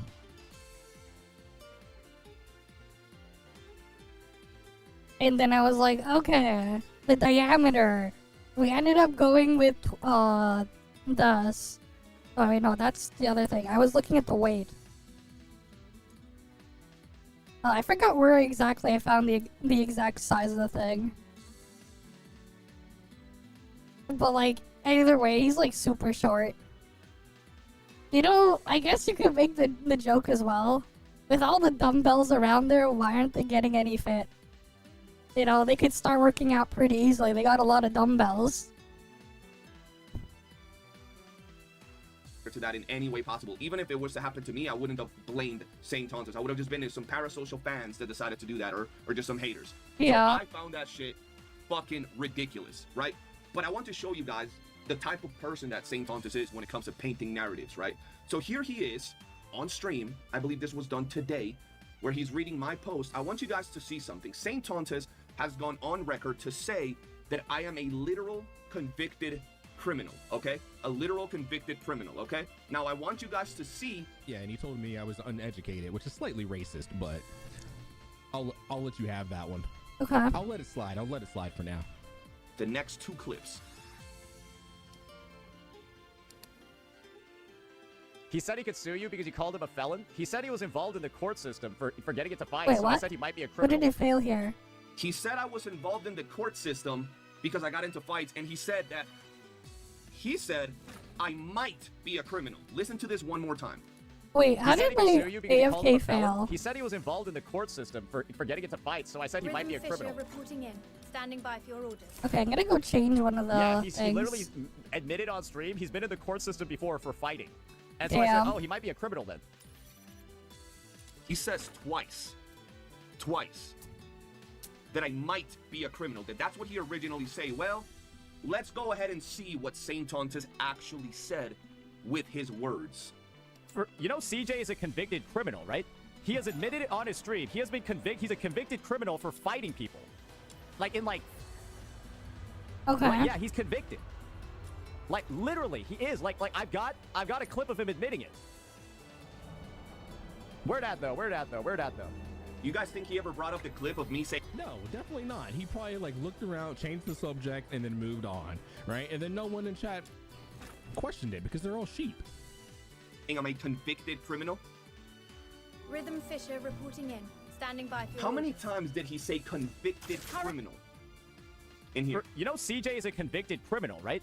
He has admitted it on his stream. He has been convicted. He's a convicted criminal for fighting people. Like in like. You know what? They should fight each other then. They can make content out of it. CJ can destroy the shit out of St. Tontas. That'd be interesting to see. Because they'd have to like obviously not go by any standard rules for fighting because they'd be in different weight classes with how freaking tiny he is. Right, no shot they'd be able to fight normally. Maybe he's fat enough that he can think in the weight class. Either way, he's getting destroyed. Like, yeah, he's convicted. Like, literally, he is. Like I've got. Right, I've got they're getting this. Like, literally, he is. He insinuated it 3 or 4 times in this clip. And not just insinuate. I don't think you can insinuate when you say literally he is. Where do you guys hear might in this statement? Right here. You know, CJ is a like what CJ could do is just pick him up by the legs and just go find something hard and just start smacking him. Just swing him around. Convicted criminal, right? Where is might be a convicted criminal?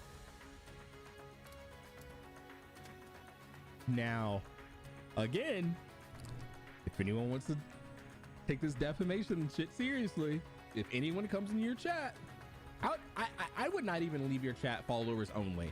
I would open that shit up just so you can get more evidence, so people can come in and talk shit, screenshot all of it, because you have to have proof for defamation, a shit ton of proof. If people come in your chat and call you a convicted felon, screenshot it. There it is. Court system. Yeah, he literally admitted, Ellen. He said he was involved in the court system for getting into fights, so I said he might be a criminal. Where did he say I might be a criminal? You know, CJ is a convicted criminal, right? He has admitted it on his stream. He has been convicted. He's a convicted criminal for fighting people. I mean, he didn't say he was convicted. He said he was convicted, not him. Like in like. But I have no idea. Like, yeah, he's convicted. I'm just sitting here waiting like, for that. Literally, he is. Like I've got a clip of him admitting it. Where is it? Y'all think he brought it up? Where at though? All right. Let's just make sure we don't finalize that statement, right? We don't want to be like. Let's make sure we don't finalize that statement. You know, CJ is a convicted criminal, right? He just said I'm a convicted criminal. Right? He has admitted it on his stream. He has been convicted. He's a convicted criminal. He has been convicted. He's a convicted. For fighting That's people. 3. Yeah, he just made it up. Like, yeah, he's convicted. Yes, he's convicted. That's 4. Like, literally, he is. Like literally, he is. Guys, I'm gonna be honest with you. This is the type of shit that we gotta deal with when it comes to Saint Tontas. This is the type of shit that he doesn't understand when it comes to the way that he fucking talks. He thinks that he can tell his lawyer, I misspoke in the court of law, when we have clips like him doubling down, tripling, quadrupling down in the same exact fucking post. Now, not only that, today, for all you Saint Tontas watchers, because some of y'all Saint Tontas watchers, y'all be kind of slow. He was telling y'all that, oh, CJ doesn't know how to read because he doesn't know what communism is, which is kind of crazy, right? To bring up into this, once again, weird gotcha community situation. Yeah. Now he's trying to bring up that, oh, I don't know about communism and I got to be talking about communism, whatever. He's always So trying he to was act. telling his He's community always just very that, condescending and trying to act like I he's don't smart. know Yeah. what But he anything doesn't is, know and I'm shit. dumb because apparently when I got attacked by his people and mass reported, I said that according to the YouTube and Twitch and all of those rules, you're not allowed to brigade your community to attack other content creators. Yeah, or that's a reporters. guideline Brigading strike is on against YouTube side if their they enforce rules. it. He proceeded to open up only a piece of the rules today because you guys, you Saint Tontas viewers, y'all are stupid, bro. Y'all just like hearing half of the truth, right? So then he proceeded to tell everybody that I was lying, that there's nothing against brigading in the terms of service or rules of YouTube, Twitch, yada, yada, yada, yada. So I'm going to show you something. Too bad that's even not with the the right one. dumbbell he can't That's get not the fit. right one. This is Twitch right here, right? Wait. Twitch. Wait. We're going to take it slow. Twitch. So I'm going to show you something. Oh, that... This is gold.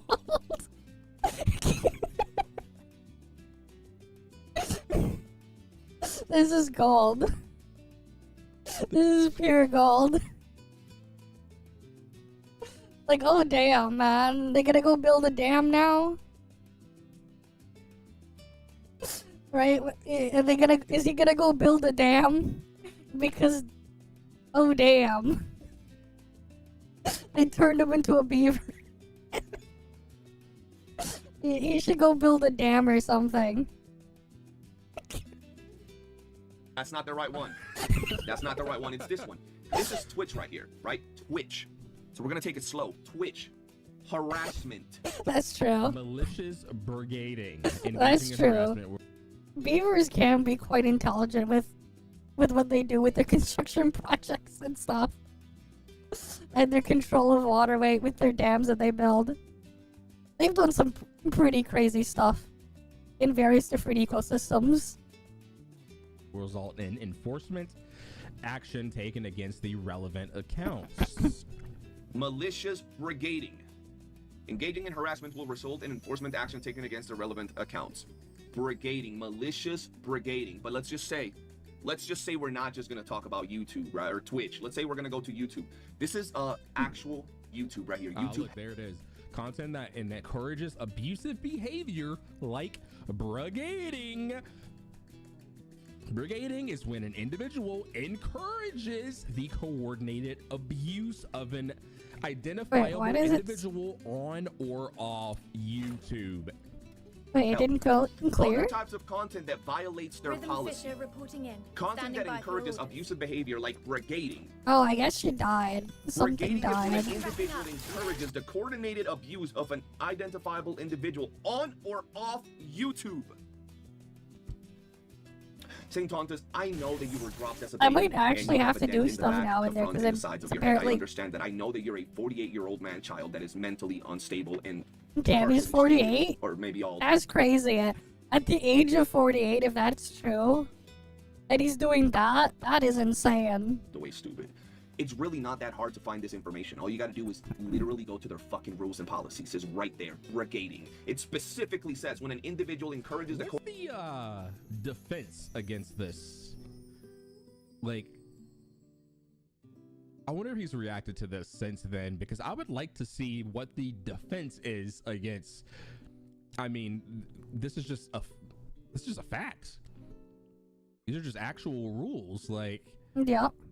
You look stupid saying it's okay to brigade when in reality it's not. YouTube right here is saying this is against terms of service. Yep. Interesting. You can get community guidelines strike for this. On or off YouTube. It's right there. And this one's Twitch. But you also stream on Kick, right? You also Yeah, stream on Twitch Kick. rules are its own mess. But on YouTube, like, I'm surprised he hasn't gotten community guidelines struck in. Because honestly, the dude has, so many things that if YouTube was to enforce it, he would get, he would be collecting freaking, community guideline strikes like Thanos collected the Infinity Stones. And he would have just been perma-banned off of YouTube. Like, there's enough stuff that he probably could get perma-banned if they actually tried to enforce it. From him, probably. Do not allow malicious trolling, harassment, or brigading. This is Kick. This is YouTube. This is Twitch. Now, you little swamp hobgoblin looking Because, the thing is with YouTube, at least, copyright strike is far more lenient when you get hit by that than a community guideline strike. It's just crazy, though, when you have all these people, doing things that are just skirting the line that could just get them immediately erased. If they were to get, fully enforced. Sure. I know that you're fucking stupid. Listen, I'm gonna give you some advice because you clearly need it. Keep counting your numbers and your Twitch subscribers and your Twitch subs if that's the only thing you got going for your entirety of life. I don't care. I'm gonna keep making fun of you today, tomorrow, the day after that, and so forth and so on. As long as you keep mentioning my name and you keep harassing me and other people and keep talking shit. You talk shit, I talk shit. It's just the way it is. But at least do yourself a favor. Stop being so stupid, so fucking mentally challenged where you go out here and say things and then act like we don't have the videos and the evidence and all of that shit. It's right there, my boy. In 4K. Easily. We have that shit. Don't be out here trying to say shit like this. Keep it up. He said he could sue you because he called him a felon. He said he was involved in the court system for getting into fights, so I said he might be a criminal. He didn't say might be a criminal. Yep. And then you're on video saying this with no might in sight. You know CJ is a convicted criminal, right? He has admitted it Oh, on his it stream. is what it is. He's a convicted criminal for fighting people. Yeah, he's convicted. Like, literally, he is. Like I. He gets gassed up by. I mean, I've said this many times. He gets gassed up by his chat. His chat gasses him up way too much, and he goes overboard and says dumb shit. And then he tries, and then he backpedals and tries to pivot that argument. Oh, I didn't say that. No, I didn't mean it that way.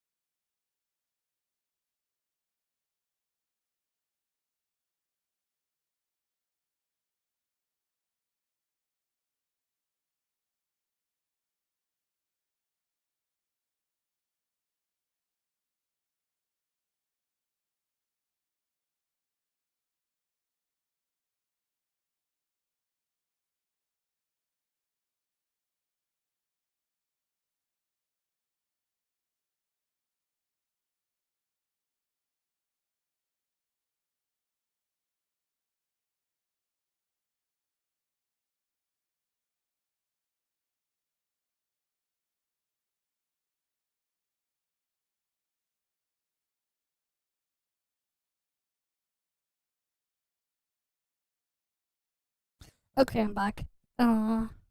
Sorry about that. Duet Night Abyss just randomly crashed my PC. I don't know. Freaking Duet Night Abyss just randomly crashed.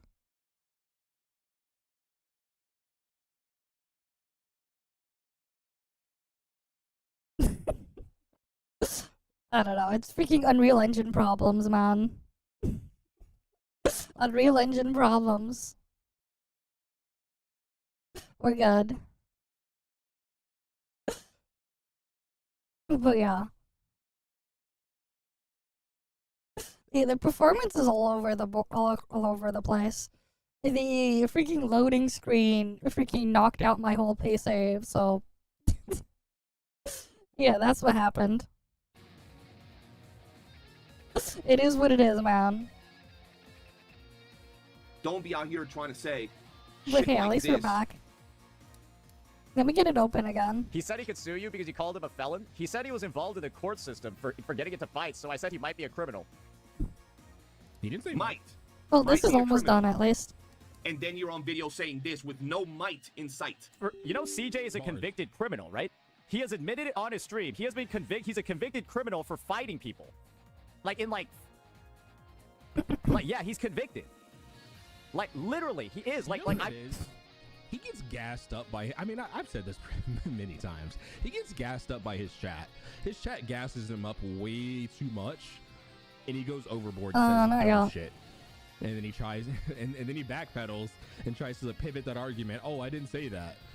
No, I didn't mean it that way. Really, nigga? I've got a clip of him admitting it. Where's Snowbreak? Where'd that though?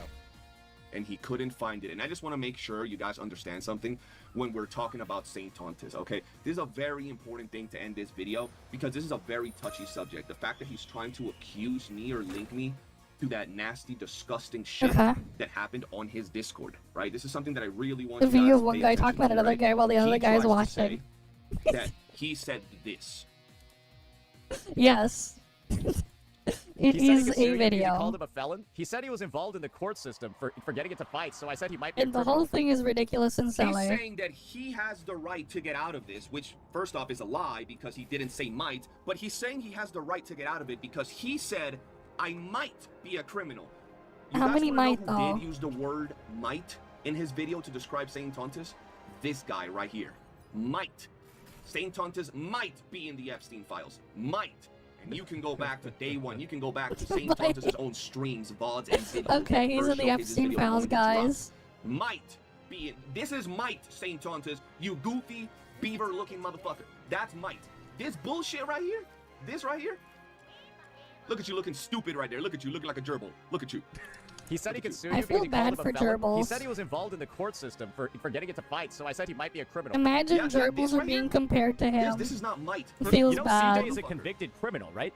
He has admitted it on his stream. He has been he's a convicted criminal for fighting people. Yeah, Okay. he's convicted. Like literally, he is. Like I've got a clip of him admitting it. So, once again, ladies and gentlemen, this was all about the particular take where this hamster-looking motherfucker decides to say this. Much misinformation out of and you still just lose. How about me, And so now you're Kubaki? committing federal crimes on my fucking Discord. Where he What about decided me, to say we're Kubaki? committing federal crimes on his Discord and is linking us to CP, CSAM, You, which is you fucking advertise disgusting. all this, So, but what about once me? again, I'm here I don't think it needs too. to be said anymore, but I'll say it again. It's an I do insult not to hamster. condone anything regarding all of that shit that got sent St. Tontus's way in his Discord. That has nothing to do with me. He gotta apologize for linking those things. Fuck that misspoke shit. Shut the fuck up, you little inbred hamster. You said what you said. You linked me to it, and now your audience thinks that I'm somehow linked to that nasty ass shit. Yeah, So, even that's hamsters my look take. better, The fact that you're exactly. trying to imply someone is committing federal crimes, and somehow I'm linked to it or responsible, or somehow I promoted it, you're a fucking retard. Straight up. That's gonna be it for this video, I guys. feel bad for the not gerbils, the much of a hamsters, and fun video. everything. I'll just end it with one of these. So They're you guys being have some fun compared to that guy. look at the video. That's Saint Tontus Animorphs. And yo, before you guys say that I'm picking on him, he But this is hilarious either way. made me into a slug into an Animorphs edit first. His community and him did, and it was funny as fuck, so I figured it's only neutral to turn him into a beaver. But if you did enjoy the video, do be sure to hit that like button, subscribe, turn on bell notifications, and I'll see you guys on the next one. Peace. Dude, Yeah. Good video. I mean, bro, how are we? God, I hope I don't get fucking copyright. How do we? At this point, like, what are we doing? What the hell are we doing? Indeed, what are we doing? Federal crimes. I'm gonna play some CCN, bro. Good video, CJ. I'll see you guys on the next one. Peace. Oh wait, now there's Tectone defending it too. Oh boy. In bad faith. All right. So as the only good faith reactor left in the in the entirety of the gotcha space, I'm gonna react. Yeah, I don't really want to include myself in the gotcha space if these are the people that are there. I'd rather just be me, doing my own thing. Honestly, like, I just do whatever anyways. The Pokies video, because I did see Tectone was being very Exactly, unfair. just delete them. They're extremely unfair. The whole thing is Reacting in bad stupid. faith, right? I don't think it's fair to comment on a situation when you had a falling out with one of the participants, because you're just not going to react in good faith, honestly, right? And especially when you genuinely still get along with the other person. The other person looks up to you, right? The other person basically is your fucking son. So I mean, I would take Techie's opinion with a grain of salt completely. He does not know what's been going on behind the scenes, the harassment that Saint has been dishing out to every single creator, right? And at this point, you gotta fight fire with fire, in my personal opinion. So I'm gonna react to Pokies video. I'm probably gonna speed it up. Bro speaks fast. Actually, we'll speed it up a little bit. It's gonna be impossible to understand them, but I'm gonna give it my best. Welcome back. Another day, another quick video. After this plan being in motion for, I would say, roughly Looking like a week, it looks like Zentondes' ultimate call for help has finally materialized as of 15 hours ago, as seen from this particular message right here. I literally got pinged by Mr. Tectone. Absolutely exceptional. So today we're just gonna be really... So we added Pokey in the... Pokey just speaks way too fast. In the description. It is hard to understand him sometimes because he just speaks so fast. Be quickly diving in exactly. How did this happen? All right, what is the timeline of events that took place into this that we know today? And yes, we are still undergoing all sorts of things going on in the background. So whatever happens within the next 9 days will be very, very interesting. Just to refer you guys back into our very first Zentondes guy, this is pretty much gonna be activating his ultimate cry for help. Once he is gonna be... His ultimate cry for help, oh boy. Oh my god. Tell me not, though. Tell me not. That's just so true. Yeah. Oh my god. Bass brigading using other creator using his audience not once but twice. Yeah. Yeah, 25% HP or lower after using his talent self-victimization. So this is gonna be him asking his community for the brigading. Bro, I'm going to be honest. I'm just gonna be real here. Also, I heard yesterday that and I don't even care to like cover it, but apparently not Tectone, Saints Discord got raided and CSAM was getting posted. Apparently that's something that happened. I don't know. The guide is legit. The thing is, like, that sucks that happened. I guess it is. The thing is, though, Saints' immediate reaction was to blame Cabinets and Skull CJ. Like, what? Do you see why this man needs to be taken out of the gacha space? You can't be doing shit like that. You cannot just... Oh, God, bro. This is like somebody getting raped and they go to jail. I'm just gonna be honest. Okay. Whoa. So he's saying... Okay. I did hear he said that. Why would I attack another one? I don't get it. Why? It's like someone getting R-worded and they go to I find this whole thing ridiculous. Why would I even do that? He's oh wow. You wouldn't have to worry about that because I wouldn't even do it in the first place. Astonishing. It's astonishing. Who's wearing the pants? I don't think any of them is wearing pants. What you have done in the past significantly outweighs what's happening to you. That's what it is. I don't fucking care. That is what it is. Win what? It is what it is. I'm the one that's taking the training? Like, here's the thing with war, man. Nobody wins a war unless you're selling all the supplies. The only one who wins a war are the merchants selling all the food, rations, materials, equipment, weapons, and all the other stuff. If you're not one of those merchants selling all that stuff, you don't win a war. Everyone loses a war except for the people profiteering off of it. So, like, why would you want to go to war if you're never going to win? Nobody ever wins a war. Right? That's, like, you look throughout all of history. Even when the sides win, did they really win? You know, if you look at what all the other stuff they had to deal with after the fact, no one really wins a war unless you're profiting off of it. But yeah, like, the best thing to do is just not deal with it in the first place and not have it. At least that's just my opinions on that type of thing. Yeah, Mr. Poke isn't trying to win. Tontas is, and that's the difference, yeah. Guess so. I'm the one that's taking the training here. Whoa! YouTube told us to mass report! YouTube told us to mass report the channel! So I guess it's allowed, boys! YouTube told us to mass report his channel, boys! We got permission! Dude, report the fuck out of his channel! Do it right now! He's just telling people to go brigade, damn. YouTube told us to mass report his channel, boys! We got— God, he has baby hands. He really has baby hands. It's so funny. Permission! Dude, report the fuck out of his channel! Do it right now! Report everything! YouTube told us to do it! Spam, report everything! He was so happy that, oh my god, he has the permission to cry for help publicly.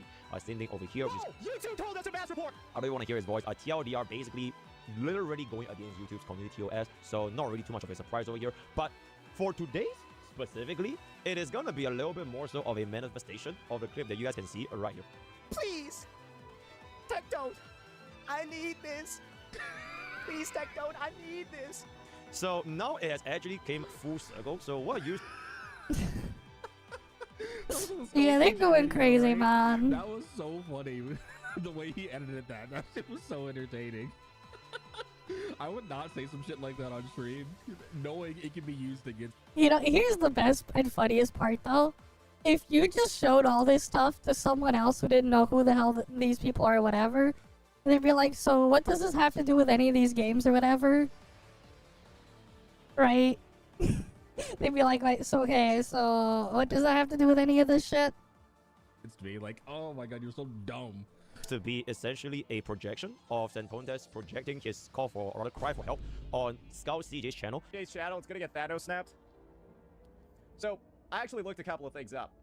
And it turns out, a couple of forms, I might actually be able to send him in. I might be able to send him in, and it could lead to 3 video takedowns at once. Who knows? Just saying, there are some forms that I could send in. I've read them, and I realized, oh, wait. Huh. You don't send those unless you're willing to take it to court. He's bluffing.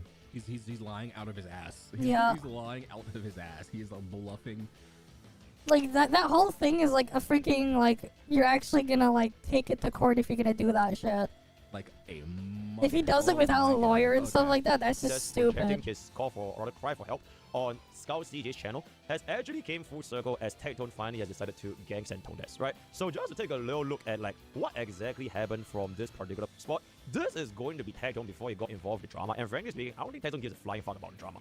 But there's a reason why Tectone finally released that video 15 hours ago, and you guys can see the timeline very, very clearly. So at the original stance that Tectone has is just ignore Santondes. Alright, so this goes out to pretty much every single content creator on whatever is happening. As long as we ignore Santondes, then Santondes is gonna be the only person looking like a, you know, in his own words, psychopath, which means that he's just gonna fizzle out. But unfortunately, for the past 1 year, that's not the case. Yeah, like I said in my last video, Pokey's been doing that.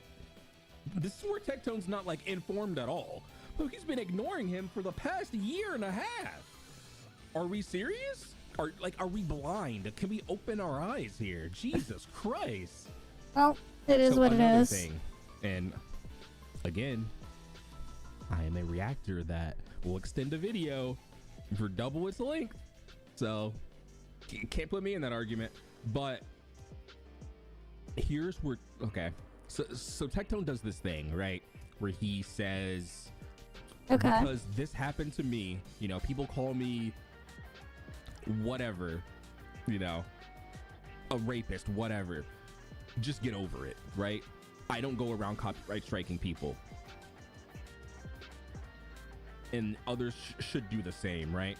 His argument completely falls apart here because the scale of the harm is completely different.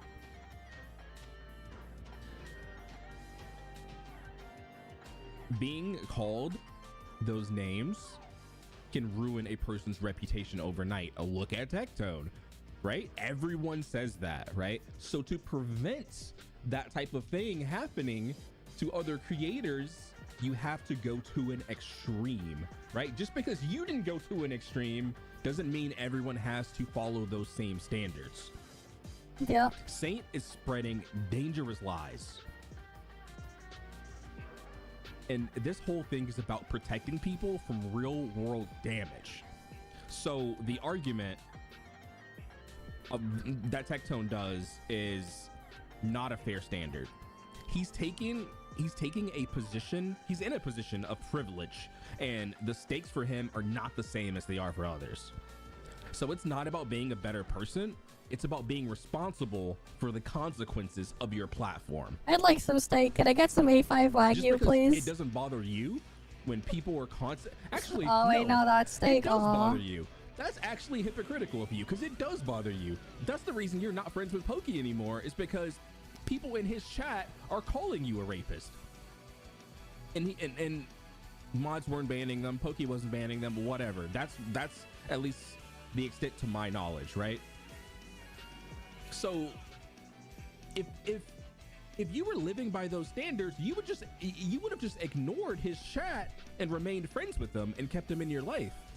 But you decided to remove him from your life because he wouldn't clear his chat. So obviously Okay. You're extremely hypocritical here. Either way, we move. Let's go. This was the easiest drama of all time. This was literally the easy.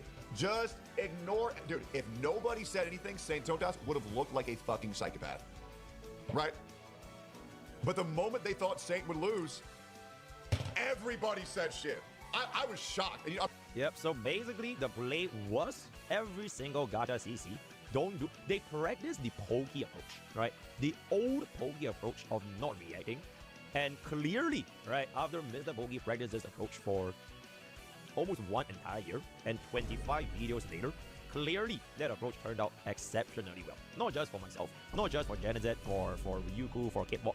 Every single person that's tried practicing this approach, look where we are today, right? Well, okay. What's so cooked about this video? And then to see this guy proceed to go ahead and weaponize my fucking kindness. He's weaponizing my fucking kindness. I don't care anymore. Go fuck yourself. Get farmed, retard. Thanks for the $500, dipshit. Because how do you take an act of kindness from somebody who's just trying to not ruin you and then use that against? I would have charged back the shit out of him right there. If I was Arikado, I would have charged back the shit out of that $500. Yeah. Because when you get charged back on PayPal, they charge you an extra amount for every. I think it's for every $100.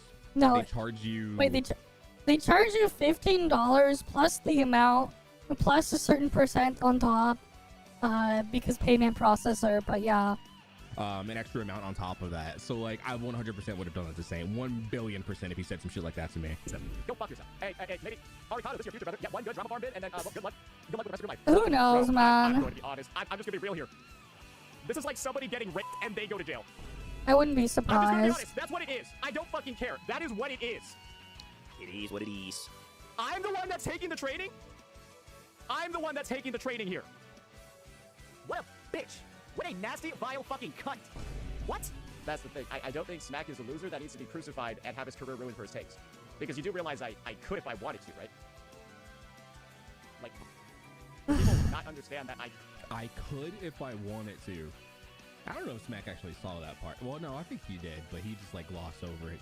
It was one of those things, I believe, that he said he's gonna let him have that one. He's gonna let it slide because, I mean, let's be honest. The first time that Smack actually did confront Saint, he cooked the shit out of him. It was bad. It was ugly. could if I wanted to. I simply, there's no reason for anybody to be doing anything like that in this case. The thing is, this isn't even the full list. There's still more people. Oh boy. Do you guys remember this dude? Yeah, nobody really does. If she was a Wuthering Waves player, I think the idea is that she wouldn't get bullied into whatever happened. What? Like, that's the implication, because Hoyoverse's communities are literally the most toxic. And so, the answer that John Seaman would probably give to your question is, that's invalid, because if she was doing Woo-Wah cosplay, she'd still be alive. Because she wouldn't have gotten bullied, because the Woo... What an insane, insensitive thing to say about someone's passing. What an insane, insensitive thing to say. Jesus Christ. Woo-Wah community, on the record, if the he couldn't even finish his sentence. I wonder who's in the right. Do you think it's one person, or do you think it's every other human in existence? I don't know. Oh, man. Exactly. Exactly. Hey, Jenna. I don't want to hear you saying shit like that until you show your DMs with Lakari, bro. Hey, your S6 Rosia look a lot different after that news. I'ma be for real. Sorry, bro. Hey, your S6 Rosia look a lot different after that news. I'ma be for real. What the hell are they even talking about? Wait. I thought that whole situation wasn't about him being a cupcake, let's just say. I thought that wasn't the whole situation. I thought that was a misunderstanding. Now you're doubling down saying he is a PDF file. Interesting. So what you're saying is you lied before. I see. To cover your ass. Okay, I see. So just a cute character? What the hell do they mean about that? These people are ridiculous. Would you mind clarifying? Would you mind addressing this, Xenonis? Why would his They're just S6 ridiculous, Rosia man. look different? Looking forward. If you want to clear yourself, just show your DMs with Lakari, bro. It's all good. Hey, good luck with that one, bro. Hey, you asked for this heat. I told you. I told you. You know the climate. You know the thumbnail's being made. You asked for this heat. You're not a victim. You're not a victim. You're not a victim. You're not a victim. You're not a victim. Now, after this particular moment, his viewers basically asked if Tectone was betting for Santondes. Right? Why is Tectone siding with Santondes so much? Why are you batting for that guy so hard? Okay, I want to ask you a question. Am I batting for the guy, or am I merely giving an accurate representation of events as they occurred? Because me giving an accurate portrayal of what happened is not bad for someone. I have, dude, I have no skin in this game. Do you think I want to go farm Wuthering Waves viewers? I don't He is right, by the way. Hold on. He is right, by the way. Tectone. Wuthering Waves viewers? I don't play. Tectone has no skin in this game. It doesn't matter if Tectone is gonna support Santondes, support me, support Kate, support. It literally does not matter. Tectone has long move past from gacha to CC content in like very long. It doesn't matter, right? So he is absolutely right. But he went from grifting gacha to go grifting politics. Yeah. Why this case eventually happened today? Play Wuthering Waves.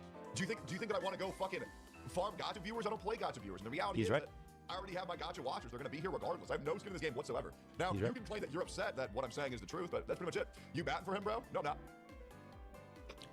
Yeah, so basically, I think some of Tectone's very own viewers also know that he is kind of betting for Santondes, right? And you can clearly see from the video 15 up. Clearly. Hours ago he posted where he proceeded to basically react to Santondes' video, watch my video for, I don't know, when he was using his phone, right, for a couple of seconds here and there. He doesn't really want to just hear the perspective from myself, as well as pretty much every other content creator siding with Santondes. Now, why is that the case? He also, so any part of the video where it showed EO, or if it showed Mr. Pokey during the Saint video, Techie skipped over those parts. He skipped over those parts. So, I mean, obviously, you're taking a side here. It's completely obvious. Like, why are we just lying about this? It's so strange. Why is that? I'm about to react to a modern Tectone video later. I'm just gonna fucking do it. Okay. I don't know. I've been something pilled, bro. I like we're doing a favor for each other. I'm like, hey, you want this Pokemon? He's like, hey, you got mine? I'm like, very important here. We are doing a favor for each other. You want this Pokemon? He's like, hey, you got mine? I'm like, yeah, I'm fucking down, bro. You haven't gotcha in a while. Watch this gotcha one. Like, you have the politics? Yeah, watch this politics. I'm doing it. I don't care. We're doing it. We're uploading it. I don't give a fuck. So this was before the actual video on both Santondes as well as Tectone's channel dropped at the exact same day. They will do each other a favor by reacting to a respective content, right? I'm good, bro. I'm having a good time. Since we did receive the copyright strike, though, I'm not sure if my shit is getting cooked on the YouTube algo. That's why, guys, convince your CC friends. Please get them to react to my vid if they can, because my algo position has been butt-fucked by the strike. My video on is probably just not going to get views because I got the strike. Damn. He's like, please, I need this. My algo is kind of hopeless. Bruh. I'm good. My algo position actually has been begging. By the strike. Imagine. React to my vid if it ends. Please get them to react to my vid if they can. Please get them to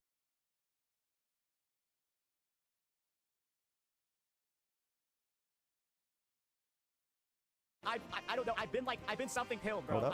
I like we're doing a favor for each other. I'm like, we're doing a favor for each other. We're doing a favor for each other. We're doing a favor for each other. I'm like, all right, black and white, 4K HD, Mr. Santondes, right? We are doing a favor for each other. Now, that's not the reason he's playing that multiple times is because there are people in his community that are blind. It's in 4K HD right here. We are doing a favor for each other. Damn. And there it is. Only part, right? And then this happened on the 16th of February. And so this happened on the 16th What do you mean it's being February, weird? regarding the video which is going to be currently up on Santondes' channel, where he reacted to the video about what dating and OF girls look like. Right? So this is going to be right here. There's also a video, and I know there might be some people thinking, oh my gosh, does Techless even want you to watch this? Yes, he asked me to watch this. So yes. Okay. He's told me this one has been in the works for a while. So yeah. He asked. Yeah, he ain't spoken because he didn't join them. Yeah. Because it has been in the works for a while, right? So that is gonna be very interesting because what comes after, right? This timeline is super important. 16th of February, right? Now, I mean, it is what it is, man. Copyright counterclaim, which happened on the 18th of February. So basically, Santondes hired this lawyer to draft me the copyright counterclaim, right? So he drafted it. I have worked with not one, not two, not five, but 7 different lawyers until I found the 8th one that actually knew what the fuck to do with people saying this horrific shit online. Thankfully, I'm now working with Ethan Klein's lawyer, who is a fucking genius, by the way. And yes, something big will be coming very soon. How do you think Santondes even got a hold of H3H3 or Ethan Klein's lawyer, which is the very lawyer that wrote to me, right? That was the lawyer that drafted me the copyright counterclaim. And right here, this is gonna be on the 18th of February 2026. Received copyright counter notification. Also, by the way, if you didn't know, apparently this is being funded by an Oiler in Saints chat. So, damn. From this lawyer, right? It is the same guy. It is literally the same guy, right? Now, at this point of the video, you can take a look at this. The gang is finally executed. The video for what Date and OnlyFans Solo is going to be released on the 5th of February. 16th of February, Santondes goes in. Yep, we are going to be reacting to this. 18th of February, this is going to be where Santondes' lawyer draws me the copyright counterclaim. And then on 19th of February, which is going to be today, we have both of these videos coming out on the same day. Where Tecton drops the video first 15 hours ago, and then Santondes drops his react to the channel 7 hours ago, right? So, I don't think I really need to explain too many things, right? I am going to be getting ganked by Santondes because he finally managed to do the favor for Mr. Tecton. Unfortunately for Santondes, right? I still don't care. And another example is going to be seen right here. Mass brigading another creator using his audience not once, but twice. So this is the first case where he literally asked his audience, please help me report CJ's channel, as you can see right here. Down, we'll be asking for reports every day. Yeah. It's too late. I still need these 2 wedges here. It's too late. I'm gonna ask people to match. I do feel like there's a lot of like overwhelming evidence against Saint. I mean, there's a lot of evidence that just proves he's just a shit person. But I mean, I don't know if any of that holds up in court. But okay, we will just have to see what happens. I'm gonna ask people to report your channel every day. I just need to read. Yep, gonna ask, and then this is gonna be the same clip as a follow-up. Let's go ahead. Let's report the whole channel and reference these videos when we can. That will be my ask of you guys, because these 2 thumbnails are just I don't even care anymore. Like, I think after making these 2 thumbnails and uploading these videos, I'm okay with somebody's channel getting like deleted. I'm okay with somebody's channel getting like deleted. You have no idea how much energy it takes to make a real video, because that's your entire identity.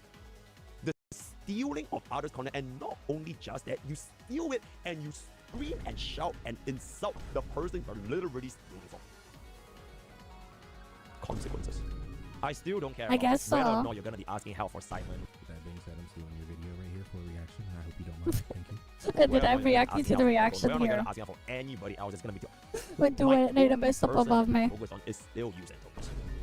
And you can try to ask people to react for you, go to the bat for you, write about you, whatever it's gonna be. Right? It will never, ever, ever divert from you. And within the next, at this point of the day, it's gonna be 9 US business days, right? Yeah, within the next 9 US business days, we are going to be seeing a development with your copyright counterclaim, claiming that it is fair use, and all the kind of things. So I will be looking forward to seeing how things are gonna be changing up. Pokey will move to NTE. Guys, we'll be playing NT in the same way that we're playing Enfield. We're going to follow Mr. Pokey to every single one of his games and make sure we shit on all of his takes for the rest of his career. We're going to be following Pokey to every new game he tries, and then, of course, breaking down and shitting on how his videos are awful, bootlicking corporate takes. Whatever he did in Enfield, I'll follow him to the next game. I'm going to follow him to the next game. He's going to try to show NTE. Yes, I'll can we get him just gone forever? And as of this point, I also kindly urge, right? I also kindly urge no other content. I don't know if, like, no, we need him gone forever. But at the end of the day, hopefully this gets resolved with Judge being like, hey, don't ever talk about each other ever again in a video. Don't mention each other on social media. That'd be good. Ever. Or you're getting fined like $100,000 or some shit, right? I hope that ends this way. But for Saint's side, I hope it's like never react to another creator ever again. Just be banned from reactions. That'd be just ban him from like everything. Oh my God. I don't know if that's what I'd like to say. Would actually happen, but if it did, oh, I'd be so down for that. And then creators even try to involve themselves with me, against me, or whatever it's gonna be, especially because, bro, you guys are just gonna end up being a distraction, right? You are gonna be summoned as a raid herring, right? He's gonna throw this bone over here, throw this bone over there, and it's just gonna get so many different things happening at the same time. But eventually, at the end of everything, right? Yeah. Truth will prevail. justice will prevail. And when all these things are said and done, there really is just one person to answer to. There's only just one person to address. Thank you. Good video. Good video. Let me know your thoughts down below. I'll see you guys in the next one. Peace. But yeah, there we go. I think that's all of it, right? Surely that's all of it.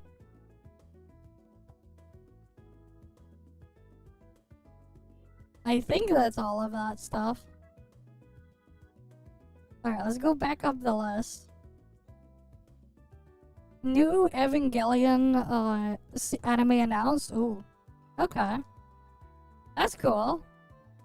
Yeah, because the original studio that made it went under, but they sold the rights back to the creators before that happened. But I guess there's gonna be a new anime project for Evangelion. That's cool for people who like Evangelion.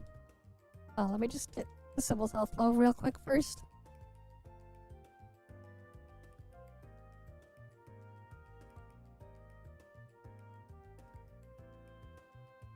And then what else does it say here?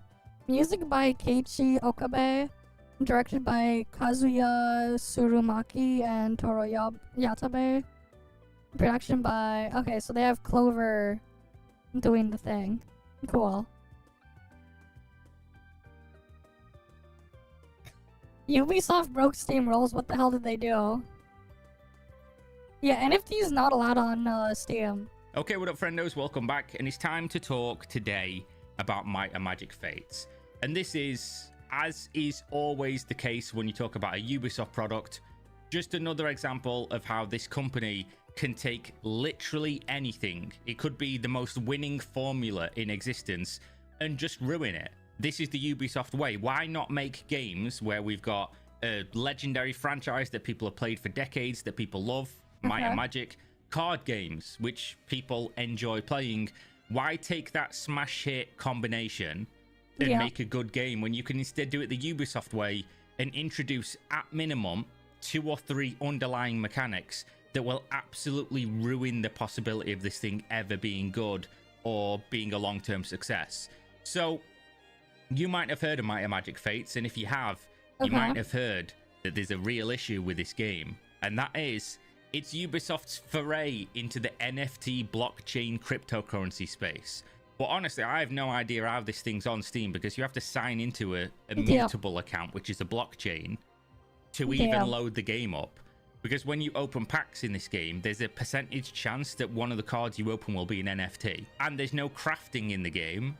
There is only opening packs or buying NFTs from other players on the NFT marketplace. Yikes. So that introduces already an immediate huge problem. And let's just, I guess, go over the actual gameplay, because that matters, right? Before we get into why the game is fucked and how Ubisoft have broken the rules of Steam and should be removed from the platform, because they absolutely have. And the example is honestly fucking crazy that they actually did this. But the gameplay is relatively simple. It's kind of like a super simpler version of Hearthstone. You basically have your hero, and the cards that you have when you draw them give you gold at the start of a round based on the number value on the thing here. You can see the number 2s. That's 2 gold, and your gold is the resource of how much you can spend in the turn in the prep phase. The issue is that the game, at least from playing it originally without any new cards, because am I gonna play into this economy of how bad it is as a free-to-play, or go and buy NFTs? You can miss me with that one. The problem with the game originally is that the starter decks are like so wildly imbalanced, but also the games are just so slow, but there's like no comeback mechanics. Damn. So once you're in a losing position, at least with the starter decks, you might as well just you can't even quit, by the way. Oh, you can't even quit. The game doesn't allow you to forfeit a match and earn progress towards your quests, which is the only way to progress your account as a free-to-play. In the games, once you're losing, if you've not got any of these like crazy comeback cards, which again, buy NFTs or spend loads of money, the game is like, you just sat there for like 15 minutes in a game, you know you've lost. Like, the opponent would have to make some kind of ridiculous blunder, and the mechanics are so simple at this stage of the game that but I don't see how you could possibly make that blunder. But the gameplay is fine. Like, for a base version of a card game, it's fine. It's like not very complicated. It's not super interesting, but it's like enjoyably playable if the turn timers were like way shorter, because games of this can go on for like 15 minutes. But either way, the gameplay's fine. The cards seem to be cool. Like, the deck ideas are there. Like, it's possible that this could be a good game if you remove the fact that Ubisoft have monetized it. Pretty now, cool. if you play this as a free-to-play, you can basically only realistically earn about 1 pack per day when you play this game, and a pack has 5 cards in it.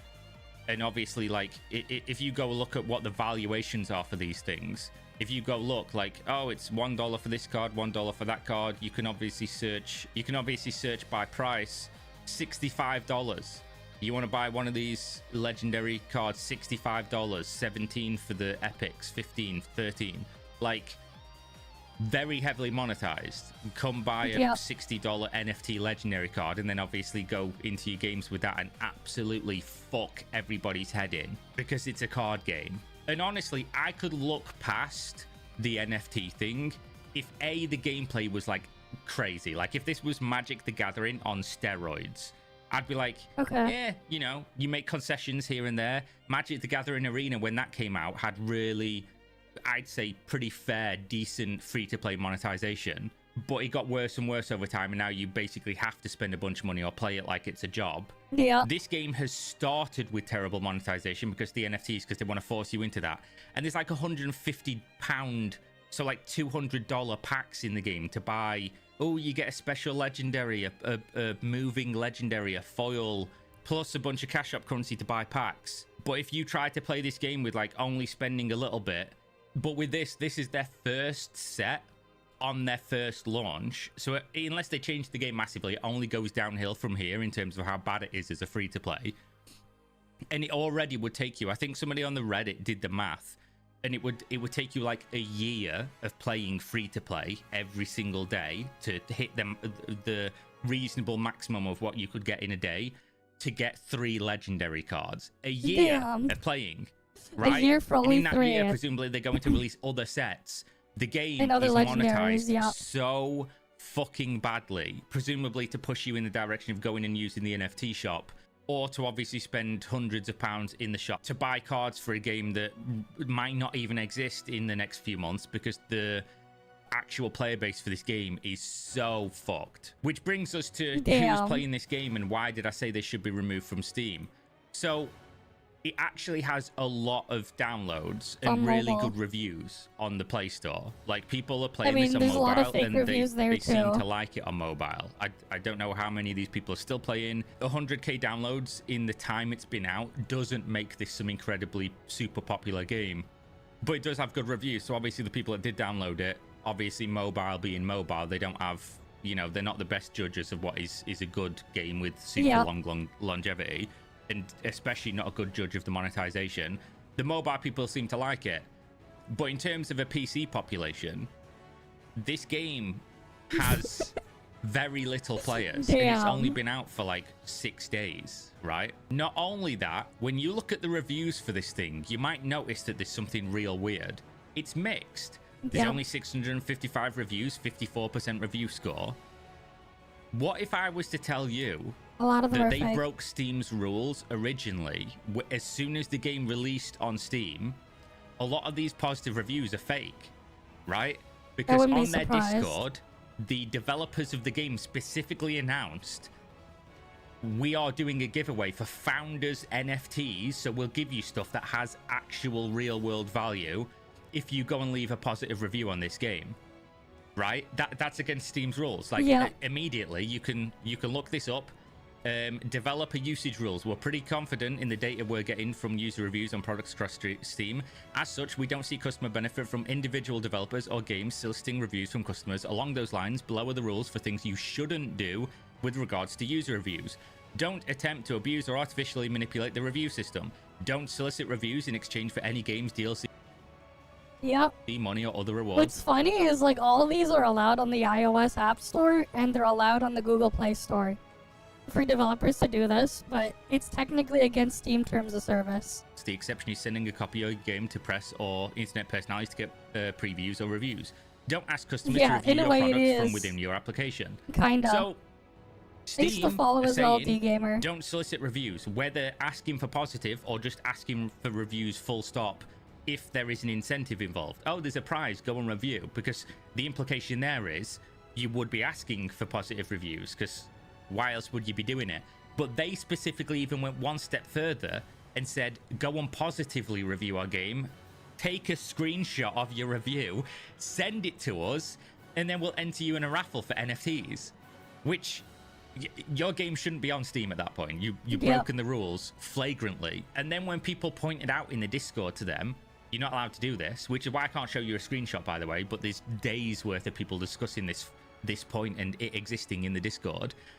They edited it and removed positive reviews. Then people pointed out, oh, it's not about the positive reviews. That's even worse, but you're not even allowed to ask for reviews in a giveaway. They remade it entirely without a giveaway attached to it, attached the giveaway to another thing for like X reviews or something. I can't remember exactly the wording that was used, and just said, please go and review our game. So when you go through this and you're looking at, oh, you know, it's mixed reviews, half the reviews are positive, a non-zero percentage of those reviews were essentially solicited by trying to give people, to bribe them to go and positively review the game. And then you can see people pointing out that used to play the old Might and Magic card game, Duel of Champions, that this is essentially the same game with even one-to-one assets. And that it's even the positive reviews are like, oh, it's super early. There's like hardly any features. There's hardly anything to do. It's super bare bones. You know what does work in the game?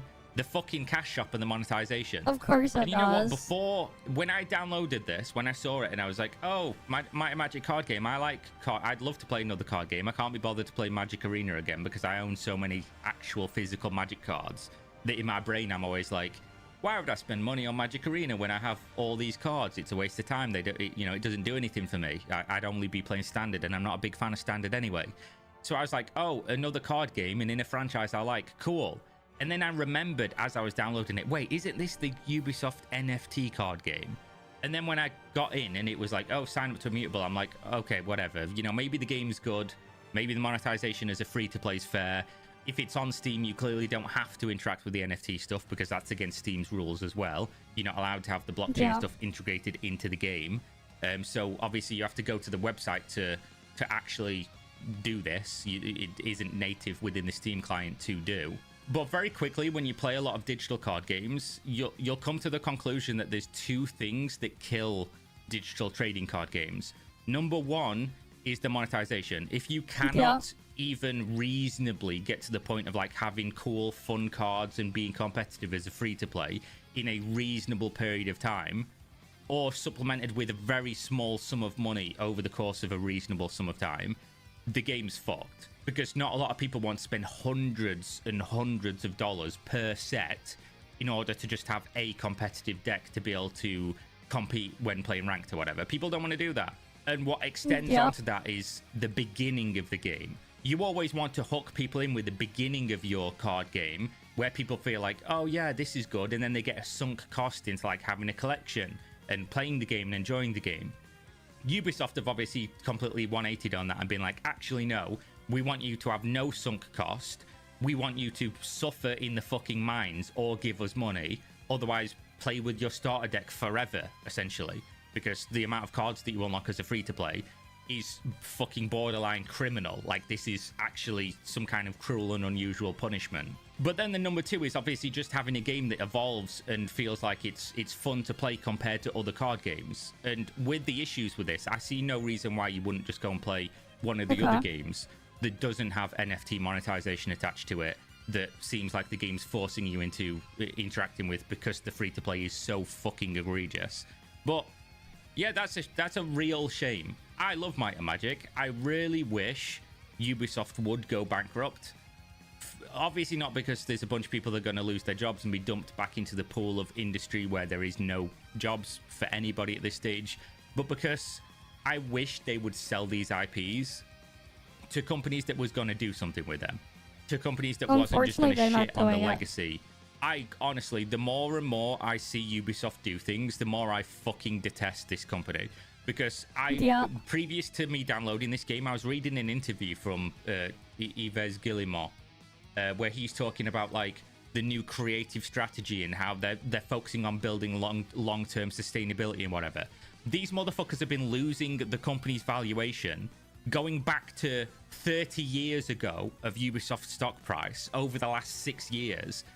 And everyone in the company has lost their job or is at risk of losing their job, other than the people that have made all these decisions and ruined the company and ruined all of these games and these IPs that people have grown up playing and loving.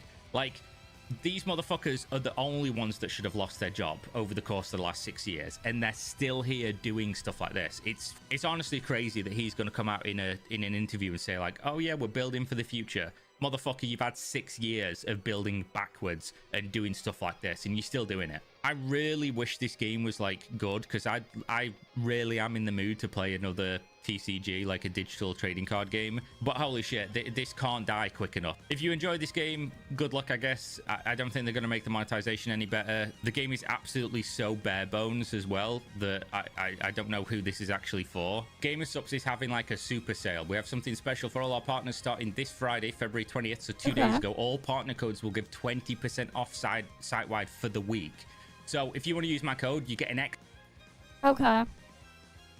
Well, that was something. Rip Might and Magic. We already saw that one. How far are we now? They're sick of being blamed for failed games. Okay. Anything else? Discord is tied to Palantir, then they don't trust Raycon. Alright, what's this about Raycon? Let's see this one first. Thank you to Raycon for sponsoring this video. Raycon. Yeah, I see Raycon ads all over the Raycon place. sells premium wireless earbuds. Raycon's earbuds, the best, most useful, and affordable gift. And try them for yourself! For years, Raycon was everywhere. Your favorite YouTubers. Thank you to It Raycon still for is sponsoring everywhere. this video. Podcasts. You wear them to sleep, to run, to walk, whatever. Even smaller channels that you may not know about yet. All promising the same thing. Premium sound at a fraction of the cost. Best of all, half the price of the other guys. Which sounds great, but Raycon is never highly ranked on anyone's best earbuds list or audiophile lists. In fact, you never really hear about Raycon outside of influencer ads. With active noise cancellation, it sounds so crisp. So are Raycons any good? And what happened to the company that made one of its founders leave? And why has it almost disappeared from YouTube sponsorships overnight? I mean, I still see them occasionally.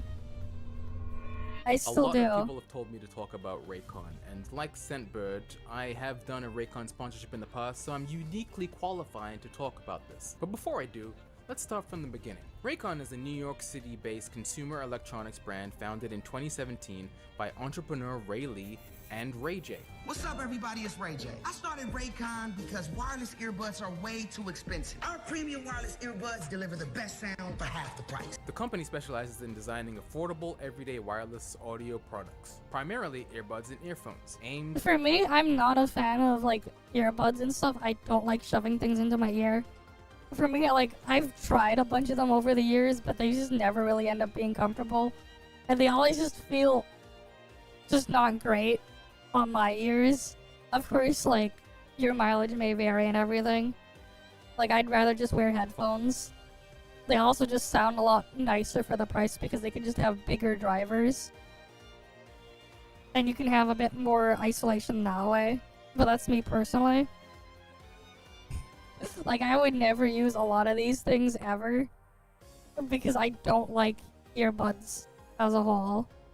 At a wide audience through But a that's me personally. direct-to-consumer model. Between 2017 and 2019, Raycon spent millions of dollars drowning YouTube with promotional codes and talking points. Talking points like they're better than everything out there. It's the same sound as $300 earbuds, designed by audiophiles, just half the price as the premium audio brands. I remember when Raycon first came out, I was thinking to myself, wow, everybody is doing a sponsorship from this company. It has to be good. This is honestly the best, most useful, and affordable gift. But I was always a bit skeptical because the CEO of the company was Ray J. What's up, everybody? It's Ray J. In my mind, at least, is famous for two things: One, for being the brother of Brandy, the iconic American singer, songwriter, and actress who was very popular in the 90s, and also for dating Kim Kardashian. Well, I guess Ray J is also a singer and an actor, albeit less successful in both categories than his sister, but he sort of made a name for himself in the long run because he dated Kim Kardashian.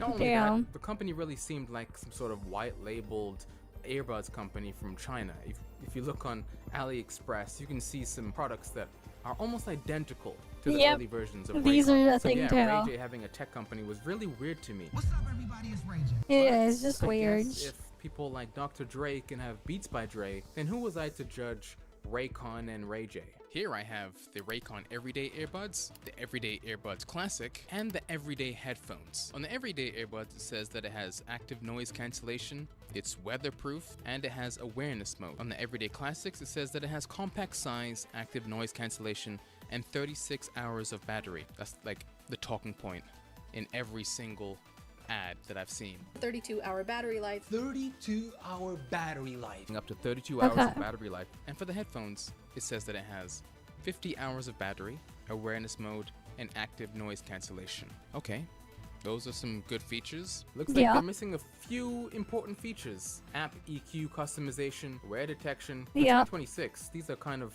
common features. So for the Raycon Everyday Earbuds, yeah, not having EQ and stuff is pretty scuffed as well on a lot of these, especially because like it's not like you can connect them to like a hardware thing if it's all digital anyways because they're Bluetooth wireless, so you can't just connect them to like a hardware mixer or whatever and do things that way. But then again, you wouldn't be doing that anyways with these types of things as well. But yeah, it's got a small case. You open it up and it says that it's powering on. To charge it, you use USB Type-C. It doesn't have wireless charging. It retails for around $80. As for the sound, I used these for about a week and a half. Muffled sound with a hard bass, weak noise cancellation, terrible microphone. People couldn't hear what I was saying when I was talking on the phone. The noise cancellation really wasn't that great. The way that they designed them, you're supposed to have them so that the R is sticking upwards, but the design is weird. It fits in your ear a little strange. I really wasn't that impressed with the sound quality. For $80, I think it was a little too pricey. The two regular headphones that I currently wear almost on an everyday basis. First is the Samsung Galaxy BTS Edition earbuds. I got these in 2021 when I got my new phone, and they've lasted me for 5 years. I've had no problems with them. Oh, that's nice. And also the Bose Quiet Comfort 35 II, which ever since I got them for my birthday 3 years ago have been my favorite headphones to travel with. So everything I talk about today is basically in comparison to those. These genuinely sound like a $15 pair of Amazon earbuds. Honestly, I bought a pair of Amazon earbuds for $20 a few years ago, and the quality is almost exactly the same. Like you can feel the plastic isn't great, the sound quality isn't amazing, but for $15, like who could go wrong? But for $80, that's gonna be a hard pass. But this was the 2024 version. When I was gonna do a Raycon sponsorship in 2024, they sent me these, and then they decided to come out with a new version, the Everyday Earbud Classics. So I have these, and I even have the little case that it comes with, and you can tell that I've been using these a lot because of how filthy the case is. It has a physical touch button on top, and the previous version was just a tap. The sound is a little more balanced, but it's super quiet. I usually only have one earbud in at a time because I'm out and about, I need to hear things, I need to not get hit by... Do they not have a transparency mode? Oh, that's scuffed if these don't have a transparency mode, especially for like how expensive they are. Cars when I'm crossing the street, and for the most part, the earbuds that I... Because like I've literally seen like $25 Bluetooth headphones at like a hardware store. Like wireless headphones that have a transparency mode. Like here in Canada. That's 25 Canadian dollars, by the way. Which is basically like what, 16, 17, maybe 18 US dollars. So like, it's crazy. I use right now, which is the if they don't even have BTS that feature. Edition earbuds. The bass is great, the sound quality is crisp. Whenever those die, I decide to pop one of these in. It's so quiet. I'll have it at max volume, and I can almost not hear what I'm listening to. I really gotta jam them into my ears sometimes, and that's bad. Mainly Do they because not have only noise is it canceling ruining mode my then? eardrums, but the shape of it starts to irritate after a while if I have them in my ears for way too long. That's one problem that I have with these. Another problem that I have is that there's a weird glitch with these earbuds. I don't know if you've tried these. Let me know if you've had the same experience. I'll take my earbuds out. I'll put it in the case and I'll close the case. Usually the Bluetooth disconnects from my phone or whatever it's connected to. For some reason, and this happens quite often, I'll put these away in my bag and then I'll go back to my phone like later on in the day and I'll hear the sound coming from my bag because it's coming from the earbuds inside the closed case. It has some sort of random connectivity problem where it won't disconnect from whatever product that I'm using it with. It's happened more than 4 or 5 times. I've never had this problem with any other earbuds I've used before. Usually when I put it inside of the case and it starts charging and I close it, it disconnects from whatever device that is paired to, but not these. It's like a 70% chance that it will do what it's supposed to do. So now let's get to these everyday headphones. It's also USB Type-C charging. I decided to get the white color because my other headphones are black and I don't want to mix them up. Feels a little flimsy. You can hear it rattling around a bit. Oh, that's not good. good. And it doesn't really cup to my ears like headphones should. I wear headphones when I'm gaming, when I'm editing. I wear headphones when I'm on my laptop. I wear headphones to the airport because I don't want to talk to the people sitting next to me. I need it airtight. This is not airtight. There's a noise cancellation button on this side, and there's also a little headphone jack just in case your headphones die and you need to plug it in manually. You turn it on and it starts going directly into pairing mode. It connects extremely easy. This is the first time that I'm using these, so this is going to be a live reaction. I'm going to listen to some bass house, tech house music and see if it's good. 75% volume and I don't hear any bass. It's all treble. There's no bass. Oh wait, I need to do a comparison with my other headphones. Oh my god, wait, let me try turning on, is the noise cancellation mode on? Is that what it is? Okay, I turned the ANC mode on and it does sound like the bass is a little better, but I'm still gonna test it with my Bose headphones. Oh, they cup to my ears so perfectly. These are just so much better. They're less bulky, they cup to my ears better, but the sound quality is like night and day. Wait, let me try one more thing. Let me see how the sound quality is when I record using these headphones. Because I'm sure that it has, yeah, there's a microphone right here. Hello, hello, check, check. I am currently recording using the Raycon Everyday headphones. How does this sound? Hello, hello, check, check. I am currently recording using the Raycon Everyday headphones. How does this sound? How does this sound? Oh, it sounds awful. This was the cheapest of the 3 headphone versions. I don't know what people think about the others, but these, I couldn't work out on these. I feel like they'd slip off my head because it's not tight. The foam feels like the same foam on, you know those white bar chairs that you see that everybody has and they get them from IKEA? It's like the same material. This is probably gonna rip very easily. At a lower price point, yeah, I these wouldn't be bad surprised. headphones, but for $129, I can't, in good conscience, recommend them to anybody. So I mean, so like, I'm not using anything crazy for headphones. I'm just, I guess I'll pull it up, what I have.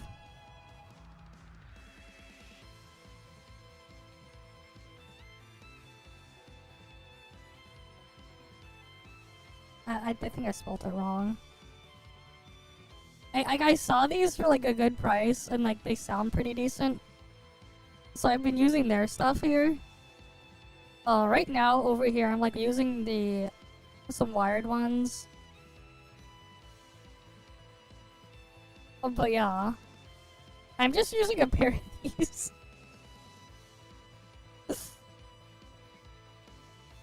Like they're just wired headphones.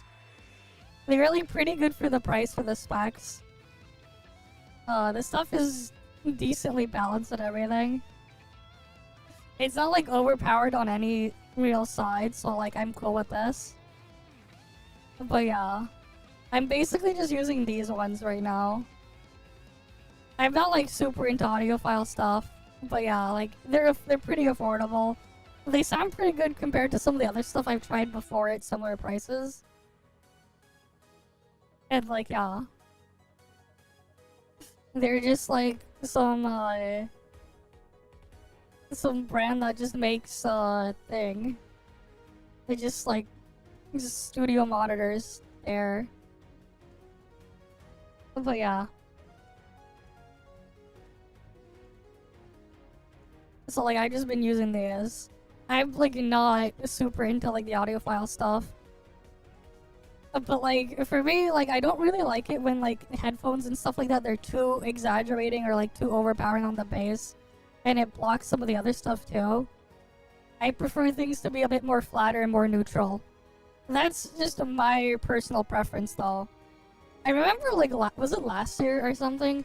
I was like looking for like a different pair of like wireless headphones or whatever, and I was like I bought one of the Anchor ones. I ended up returning them like immediately. Well, like what my test is actually. This is what I do whenever I get a new pair of headphones, and I'm like, okay, it needs to sound a specific way, and I would just compare it to the audio system we have in the living room, which is just an old 5.1 audio thing, and like I just need to make sure like the left and right sounds a specific way, and like the way we do it is, let me find the actual song here. I would just play this specific song, Sunshine Coastline, which is from East 8. And if it doesn't sound a specific way, I'm like, okay, I'm returning them. It needs to sound the way I expect. This is what I just do. I'm like, okay, how well does this sound? And I'm like, how well does this compare to the 5.1 audio system that I have in the living room? This is what I do as a test. If it passes this test, cool. And if it doesn't, then well, yeah. Part of why I picked this one as a benchmark, other than I just really like the melody of Sunshine Coastline, it has all these transitions in there with whatever has lead. So like, it gives a pretty good range on like how everything sounds. And like when I tried the Anchor ones, it was too bass heavy that in certain parts when like the piano had the lead, for example, I couldn't hear the piano properly. And I'm like, what the fuck? I'm like, oh.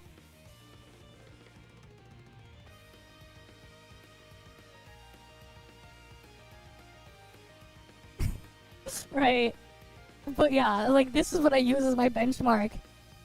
I'm like, I gotta hear everything. If I can't hear everything and point to each individual thing, I'm like, there's something wrong.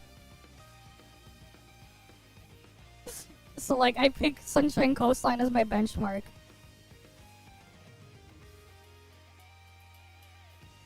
But yeah, like I'm not super into any of this crazy stuff. I know this stuff can get stupid expensive and all over the place, the rabbit hole here. But as long as it sounds good and it's not too ridiculous in the price and everything works, I'm happy. But again, like because of that, I prefer things to be a lot more flatter, no exaggeration on either end. Because I want to hear everything. So like these things, like they sound great. And I'm happy with them. That's all. Because like after a certain point, it's like you're gonna be spending so much more for so little. And then that's why like some of these companies and stuff like that, they'll try to exaggerate one thing or the other to trick people into thinking something sounds better than it is. Because depending on the person, they might prefer one aspect over the other. And if they're selling that to them, they're just gonna go after them and they'll fork over their money. But yeah. Well, now you guys know my personal preference anyways. Like, it's really not that deep or crazy.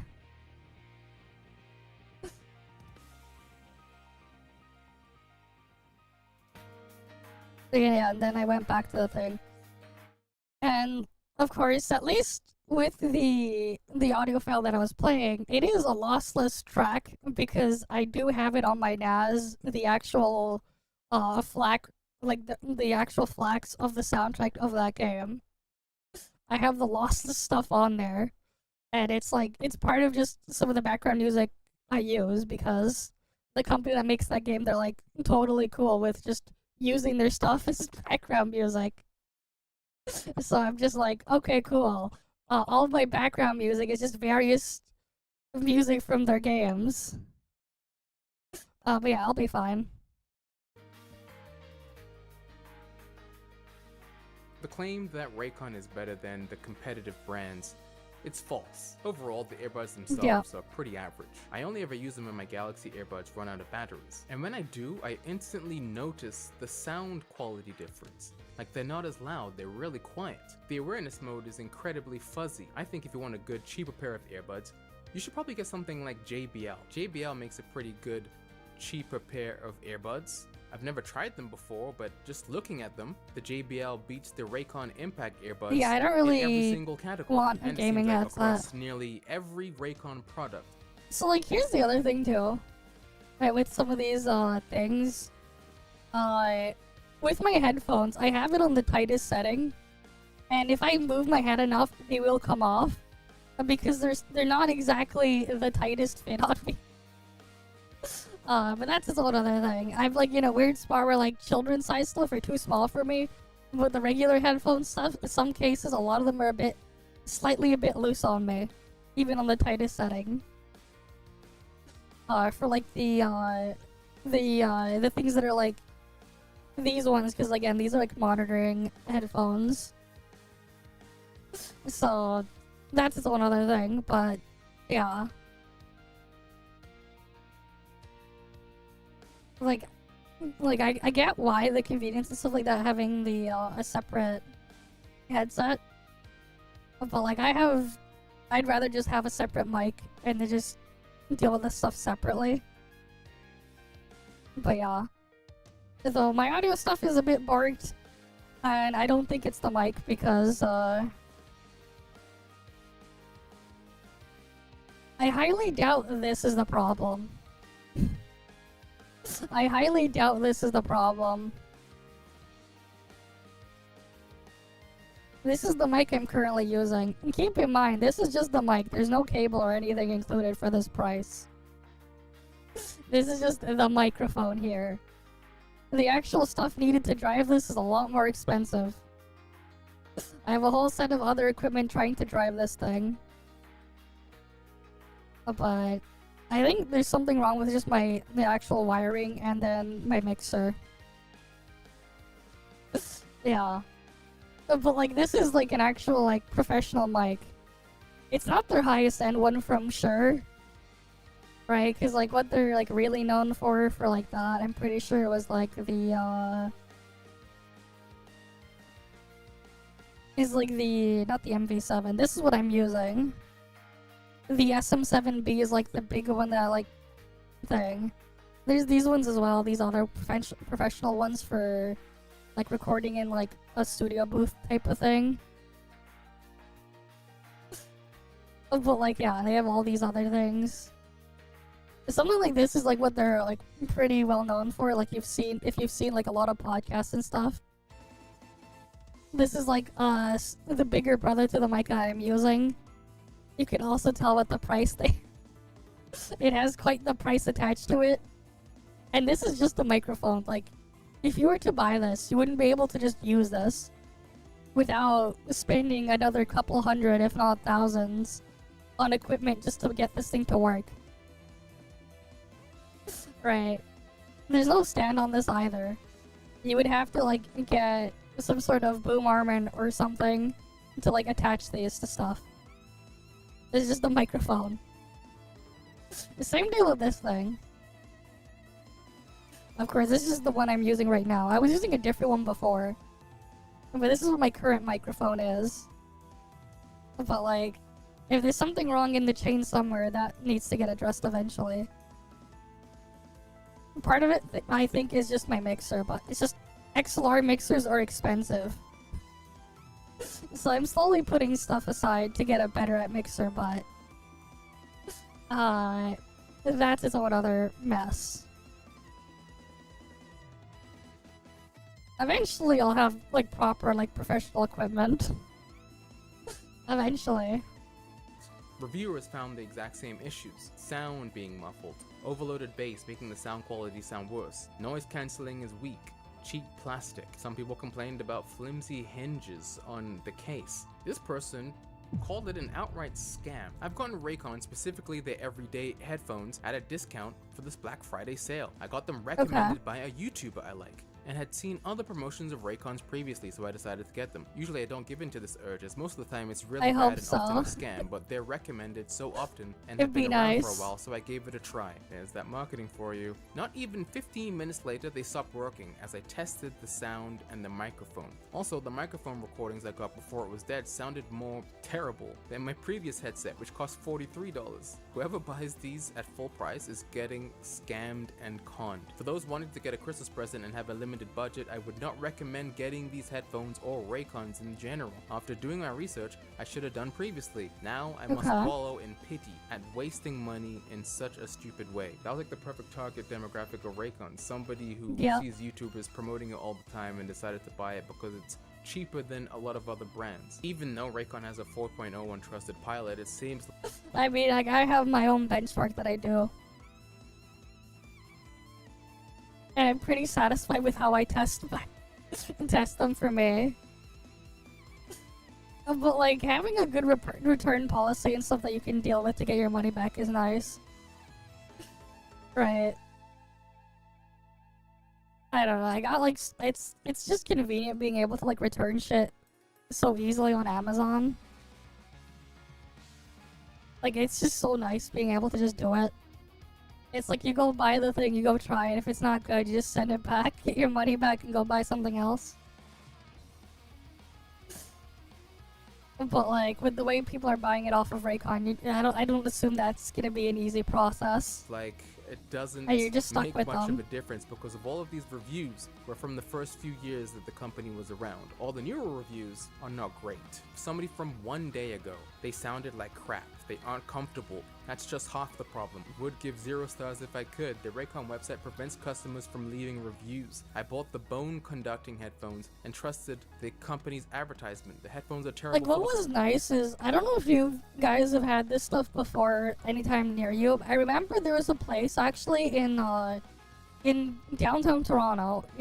There was basically this computer store, Canada Computers. On this one street, they had 2 stores that was literally like 4 shops between each other. And one store was just a general computer store where you could buy all sorts of components and electrical stuff in there, and the computers and everything there. The other stuff was just purely audio equipment, and they used to have like a spot where you could just try all sorts of things. But unfortunately, just before COVID hit and everything, they got rid of that one. They got rid of that one location that was just heavily focused on audio equipment and audio gear. And it's just really unfortunate, because like, if you could ever like find a place like that, honestly, those are like the best places to go if you're just trying to decide what to buy on audio equipment. If you can try it first. But those types of shops are like very few and far between, where they would like have all those stuff like demoed that you can try available. Like, you would need to go to like a very specific shop like specializing in that, and you would have to like really research around to see if you can even find one. Unfortunately, that they're not that easy to find. But yeah, like, if I could like try things first before I buy them, that's, for this type of stuff, it's always a plus.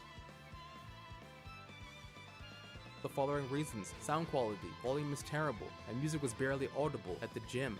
Yeah, they are very stiff and don't fit a normal person's head. They are way too overpriced for the quality and fit.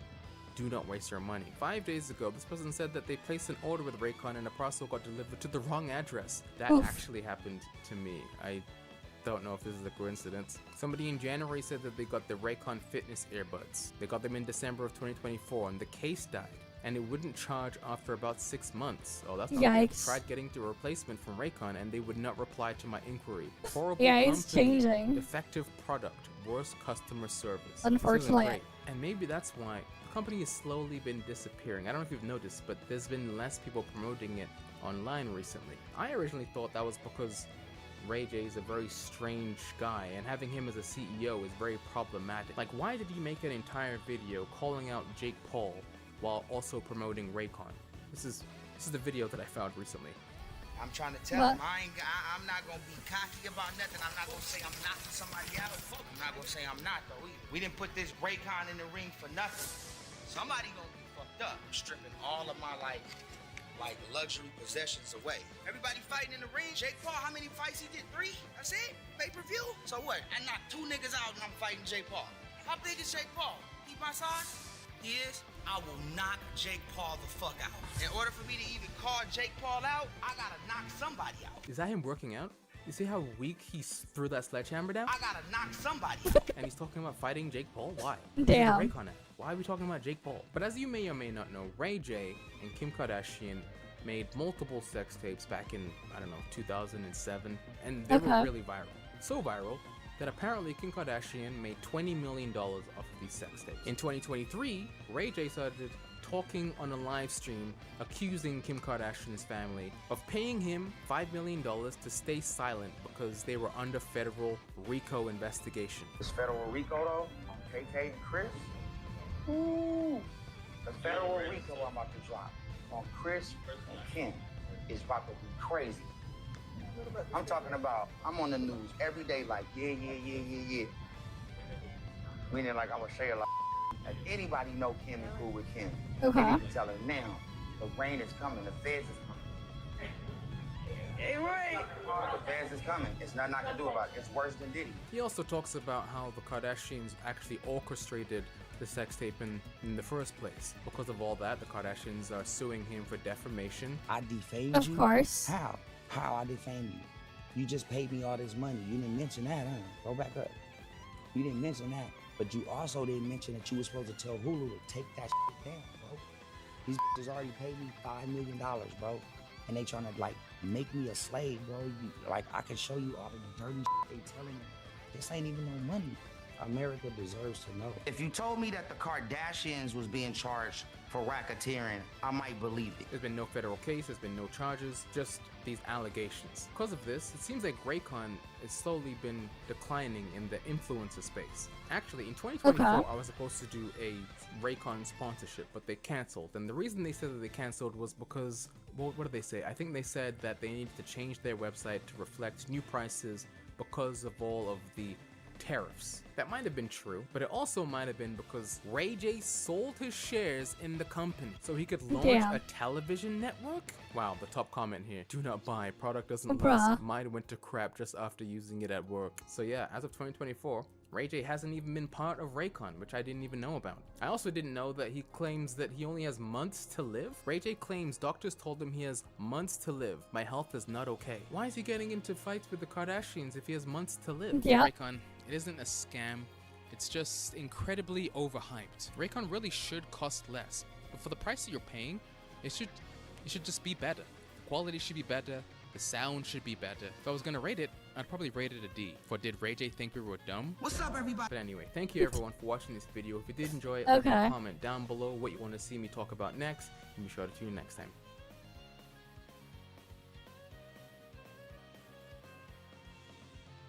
And there's that. Not entirely surprised that the Raycon stuff is not the greatest, because like that's the other thing too with a lot of these products or whatever. It's like you don't see like any of the other like, you know, like the reputable audio brands like really doing this type of shit, right? Like you don't see freaking Sennheiser, you don't see Bose, you don't see Sony, you don't see freaking Beats and stuff like that doing this, like doing these crazy promotional campaigns and stuff like that on their headphones or earbuds or whatever. Like you don't see that from them, but then it's like you have this shit for Raycon. Alright, I think we'll do one more react and then move on and then end off. It's already like 5 AM. Hello guys and gals, me Mudahar, and today we're going to be doing a little bit of a deep dive into probably one of the most evil companies in the world. Now in the last few days I talked about Discord. Okay, I'm going to turn up his volume. That I'm sure all of us use, right? Especially the gamers. Yes, we all use Discord. That Discord is doing a lot of that age verification.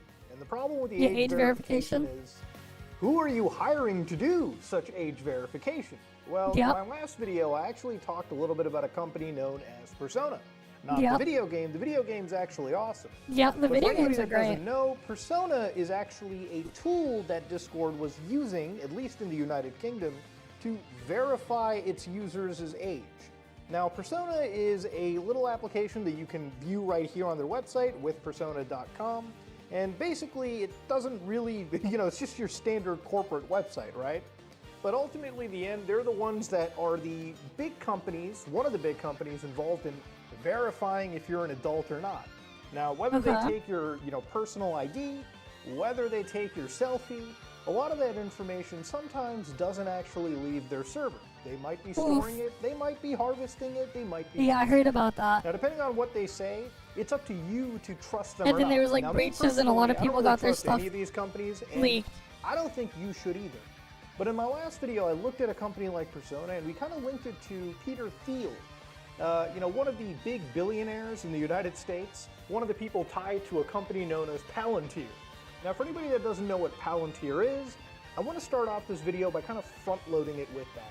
Why? Because I think it's important to teach the average person what their country is doing, especially if you live in the United States, where Palantir is basically the de facto surveillance tool that the government is using to track all of the people around you, okay? It's crazy out there, it's wild. So let's go dive deep in to not just Discord, but Peter Thiel, Palantir, and the entire mass surveillance state. Now, for anybody that doesn't know, literally a few days ago, Discord decided to implement a global age verification policy where, in March, they're going to be kind of putting every single one of us into a teen account. And while they say they have an AI model that can verify most people as adults, there's going to be cases where some individuals are going to have to be using age verification. Oh boy. Now, for a lot of people, they looked at one of the vendors, at least in the United Kingdom, was known as Persona. Now, Discord kind of responded to this, and I want to read their response. Again, I think it's important that we cover every side of this story. Discord's sitting over there going, hold on guys, some users in regions outside the UK and Australia may see age assurance prompts when accessing certain features or settings as part of ongoing experiments. Now, I don't know about you and me, but I at least like to be told if I'm part of an experiment. Who are you experimenting with? Who are you sending this information to? Now, obviously, Discord, with all the obvious backlash, didn't decide to just cancel this, but at least, from what I'm reading, they've kind of pulled back their connection to Persona. Now, to give you an idea, Palantir Technologies has been around for quite a while. Since May 2003, when they were incorporated out in California, there were actually a few individuals behind here. Peter Thiel, obviously, for anybody that doesn't know, co-founded PayPal and is by far one of the richest investors in the world. We just hit 5. Of course, we also have people like Alex Karp, who famously went on stage, I don't know, under the effects of cocaine or whatever, but he is an individual who became the CEO of this company and was probably one of the most paid CEOs at one point. And obviously, it's in his benefit that the government keeps buying his tools to spy on the average person. So when they first made Palantir, a lot of it was to fight back against PayPal's and sort of making a fraud detection system for PayPal. But the reality is the feds, specifically the FBI, ended up coming out to PayPal and said, listen, your technology is really awesome. Can we end up bringing it for financial crime detection or anything like that? So at that point, Peter Thiel jumps in and he's like, wait a minute, why just finance crimes? What about if we could maybe detect things like terrorist threats? And of course, remember, this is post 9/11. Remember, when the Twin Towers went down, shit like the Patriot Act started getting passed. People were genuinely afraid of actual terrorism. People still to this day are afraid of actual terrorism. But back then, it was so scary that people were willing to give up actual rights just so they could feel a little bit safer. Let the government read into every single email you got. Let them browse whatever they need, because hey, at the end of the day, if you're safe from whatever bin Laden's out there, then maybe ultimately it's a price worth paying. Obviously, we know now that when you throw the baby out with the bathwater, it ain't exactly a good deal, okay? It's not. We made a deal with the devil, and we're still paying for it to this day. So eventually, to give you an idea, a lot of people looked at this company and they were just like, I don't know about it, man. Like a lot of these VCs. There was one VC in particular, and we talked about it before on this channel, EnVtuber. Now, for anybody that doesn't remember EnVtuber, EnVtuber is a legitimate venture capitalist firm that is solely run by the Central Intelligence Agency. So yeah, the CIA themselves decided to invest around $2 million back in 2004, 2005, and obviously this wasn't just the CIA investing in them. This was Washington, this was the US government putting their money into this organization. Now eventually what actually happened was a whole suite of software ended up being released. So for instance, the first software of note was Palantir Gotham back in 2008, which basically was a flagship like defense and intelligence software. Okay. And of course, what it did was something known as ontology, which basically transformed raw data that was provided from various sources into objects that would represent things like people, places, things, events, so on and so forth. And it would actually start mapping relations between them. So for instance, you could throw in like 100,000 points of data, and it would actually connect all of those points of data with each other depending on how relevant they were. It was crazy, it was awesome, it was what the government wanted. For instance, when it came to the FOIA, which was used to obtain LAPD manuals, it actually showed that Gotham allowed them to, the LAPD in particular, to search by like your name, race, gang membership, I mean even down to your scars and various identities. They could basically identify anyone. They want control, yeah. Individual could have been identified by any various amount of characteristics.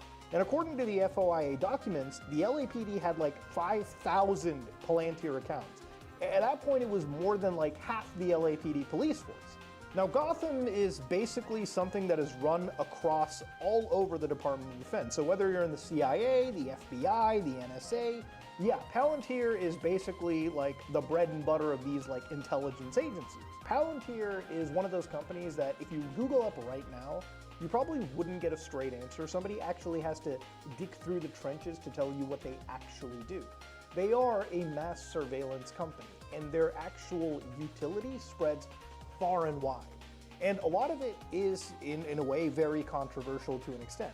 So for instance, a lot of people probably know of somebody known as Edward Snowden, especially if you watch my channel. I've talked about Edward Snowden, especially in the context of something known as PRISM, where a huge leak came out showing how far the government was in bed with a lot of big tech companies, where like it came out that, you know, the big tech companies were effectively backdooring themselves over to the US government. So for a lot of people, their personal information could just be grabbed at any moment without a warrant, without any form of, without any form of legal protection that the people should have.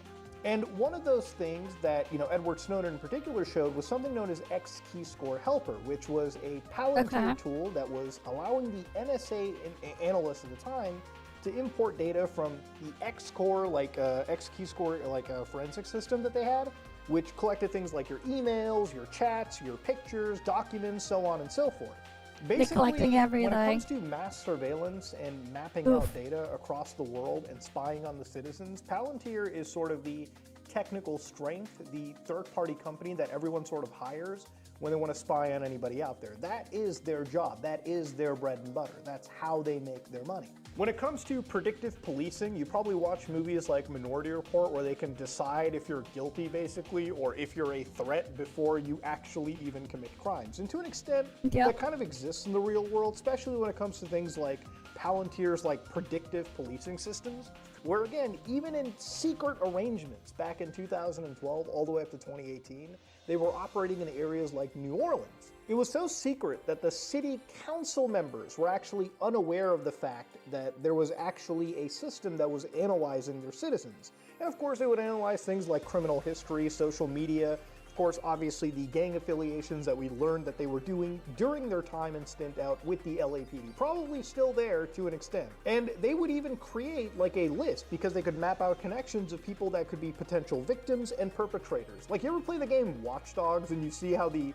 CTOS can predict if somebody's going to be a victim or a possible crime is going to be happening? It's crazy to think that that was actually a reality. That actually is a thing that happens in the world, right?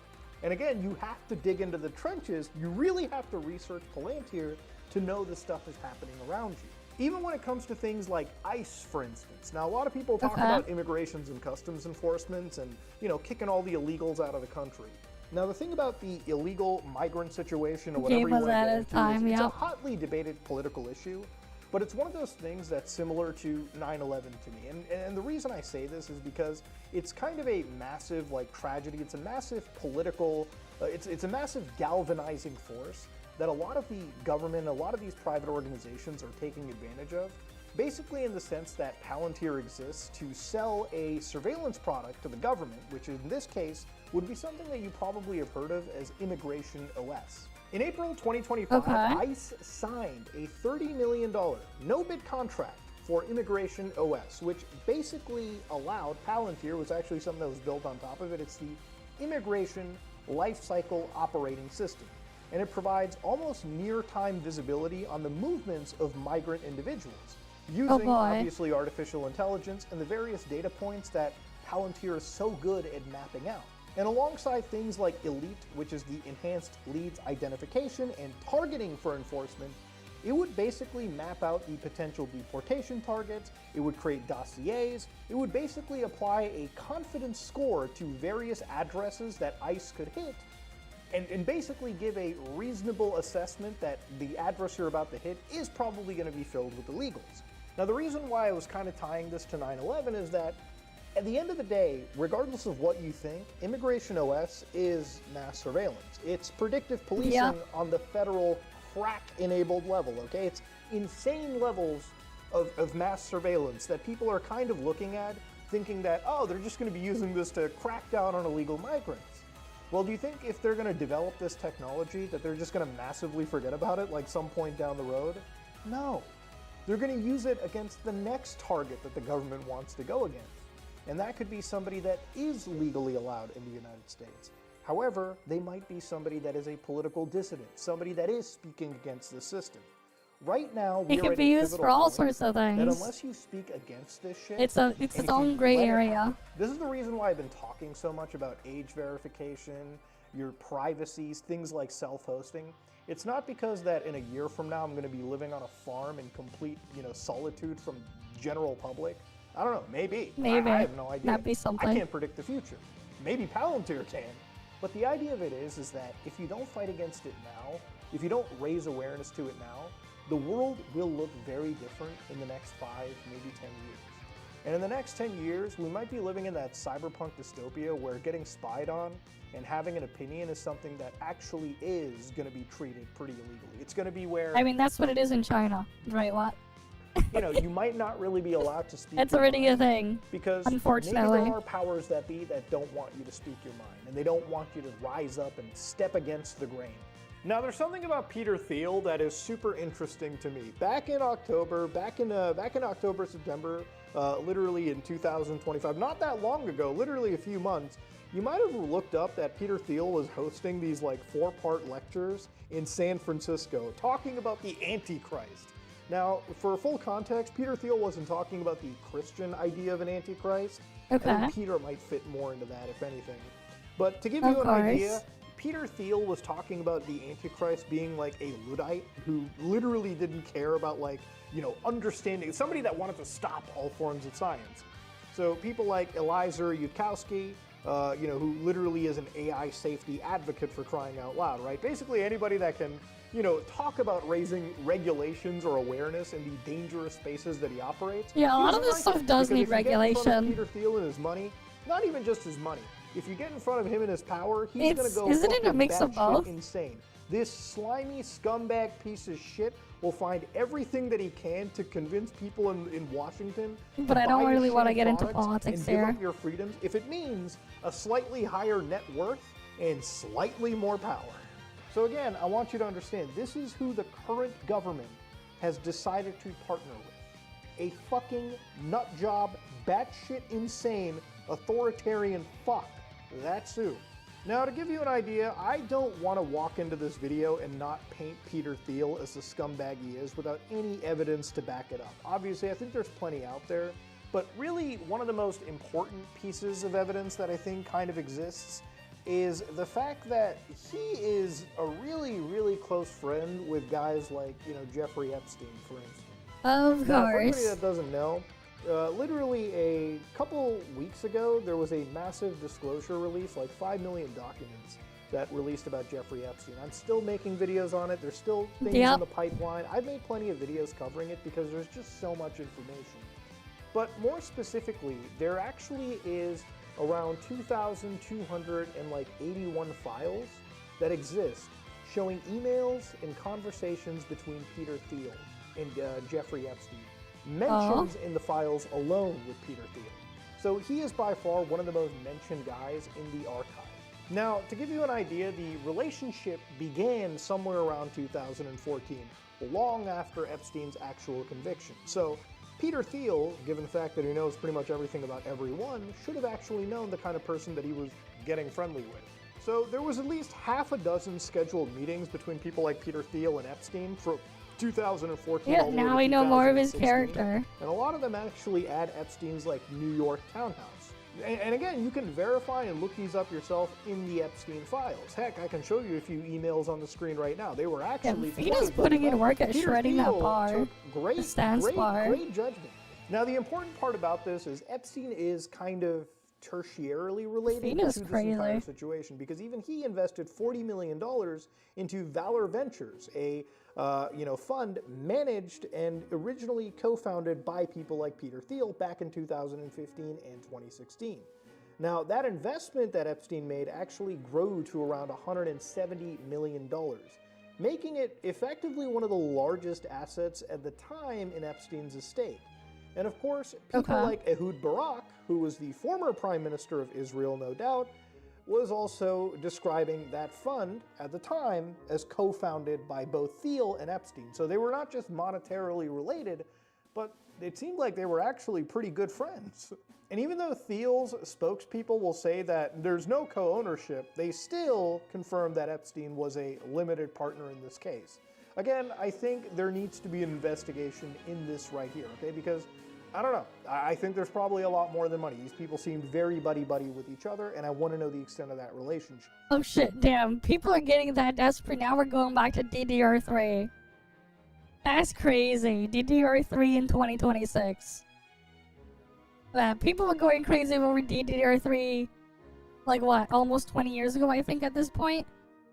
And now it's 2026, they're looking at using nearly 20-year-old tech? That's because crazy. If this scumbag is allowed to know everything about me, I think we should know everything about him, too. It's only fair. Now, again, I don't want to sit there and say that, I guess so.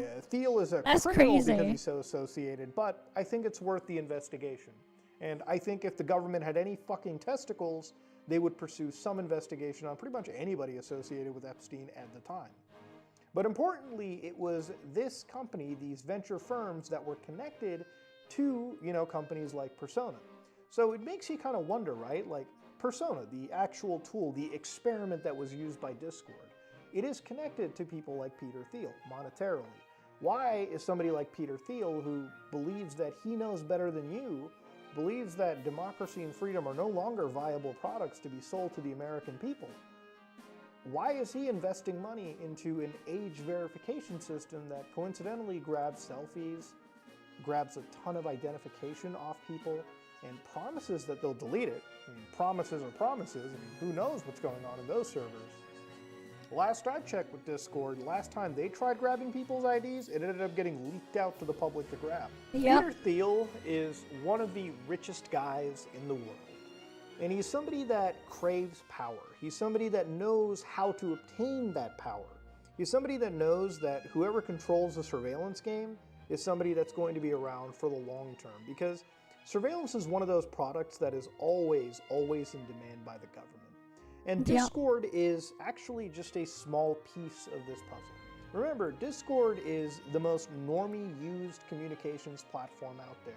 It's not just gamers that use it, everyone uses Discord. And I think with what happened with Discord the last few days, I think the best thing to happen from it is this discussion. That we know that these age assurance platforms are not only dangerous for you when it comes to your personal privacy, but also when you start to look at where they're getting their money from, and it's all these mass surveillance organizations, maybe it's time we reassess this shit and we stop allowing these companies to operate in the fields that they are. Because look, ultimately it's up to you to decide if this is a fight worth having. I personally believe it is, but really, I make these videos to try and wake up the average person. And I hope, since we're nearing the end of the video, you're kind of waking up a little bit and realizing that this shit ain't normal, man. I think ultimately the end of it, people like Peter Thiel should stay far away from our personal identification, from our government, from the ability to regulate what we can and cannot do. I think it's we don't have insane any that we're at power, a point where unfortunately. We need to honestly be talking about it. You know, years The most ago, you can get is to have I'd be power playing over stupid video Ethernet, games but on this channel years ago. unless I'd be looking you're at like into stupid networking 4chan equipment, histories. I'd be looking at things that like doesn't mean Cluck much. Penguin servers run by derelict idiots on the internet. Right. I'd be looking at things like, you know, Alex from Tennessee all over 4chan. But there is something genuinely scarier than all of that. And it's the power these people are actually gaining at an alarming rate. Look, I think the internet is one of those things that's the last bastion of real human connection and real human freedom. We don't really have freedom anymore, regardless of where you live, right? Like, Unfortunately, you're always being watched, you're always being spied on. Shit's getting way more expensive every single fucking day of our lives. And it sometimes seems like the next day is becoming an uncertainty. And it's difficult not to stop doom scrolling. I mean, it's all around us. Doom and gloom is everywhere. And it's one of those things where the internet and the last way for us to truly be free, truly live in a digital space even, where we can communicate to somebody from all across This song the is world. so unfitting, You know, man. when I look at communities on the internet, when I look at All this dooming thing, and we have Sunshine Coastline playing, when or I a look at the remix world of it. for what it is, I think I don't joke when I say the last bastion of real freedom is the internet. You know, it's the last place that we can actually anonymously talk. You know, when I did Great dark web job, browsing Plex. every single Sunday years ago, you know, before I found every single dark web website visiting. Yeah, there was a lot of fucked up stuff that came from anonymity, but there was a lot of communities that came around talking about stupid, goofy shit. People who could genuinely voice an opinion and talk about what was on their mind without feeling like Big Brother was watching them, without feeling like some government entity knew every single thing about them, and eventually the hammer would come down, and they would just... Yeah, dude is so serious and hype music as an outro. I feel like that's a fleeting memory. Because for people like Peter Thiel, it's not about just unmasking it. Like, you know what's the irony too? You know what the context of this music was in that game? Every single human person on the internet. It's about something. invoking a level of fear into the discussions that we're allowed to have. The government wants to dox every single person on the internet. They want to monitor every So, trying to guess what the game is. Because I think ever since the internet First, was created, the powers that govern guess us the setting of realized the how game. scary of a technology it is, right? Letting people share information unfettered. Letting people communicate with each other unfettered. Letting people Just talk take a to each other guess. unfettered. You know, there's a reason I use a lot of self-hosted technologies, and I talk a lot about end-to-end encryption. Hell, I even showed you guys how to use PGP encryption to share messages back and Yes, forth it is, across normal actually. communication channels. It is, Because actually. I think you have a right to privacy, and I think people have a right to talk to each other. People have a right to share information without being surveilled, without being monitored, without feeling scared to speak what's on their mind. There's a lot of places in the world where you can't speak what's on your mind. Look at what's happening in Iran, for instance, right now. That, to an extent, could start happening in places like the United States. They could dox every single person out there, and it means speaking against the government becomes a near impossible thing to do. We shouldn't tolerate that, and we shouldn't let it happen. And we shouldn't be allowing companies like Palantir and people like Peter Thiel and Alex Karp to be the arbiters of what we're allowed to do on the internet and control our discussions. And ultimately, harvest all of our data and do God knows what with it, you know? That's all I have to say. Okay. It's getting late. Alright. So. Here, let me show you the art of the game or whatever.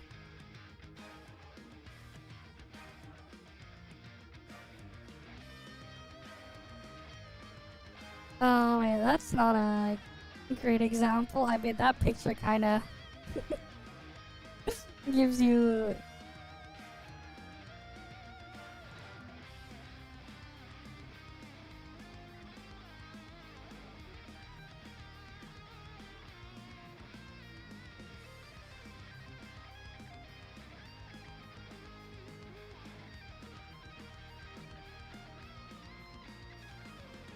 I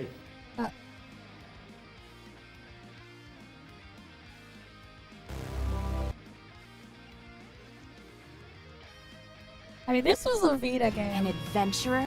So it doesn't have the best graphics. It was originally a PS Vita game.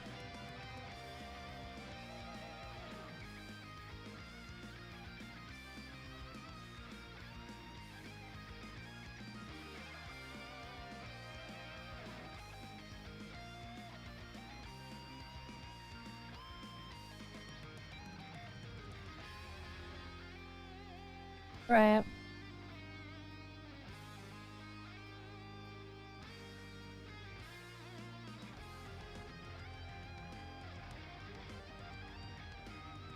Yeah, of course I have all this shit in my library. I played the fuck out of this game.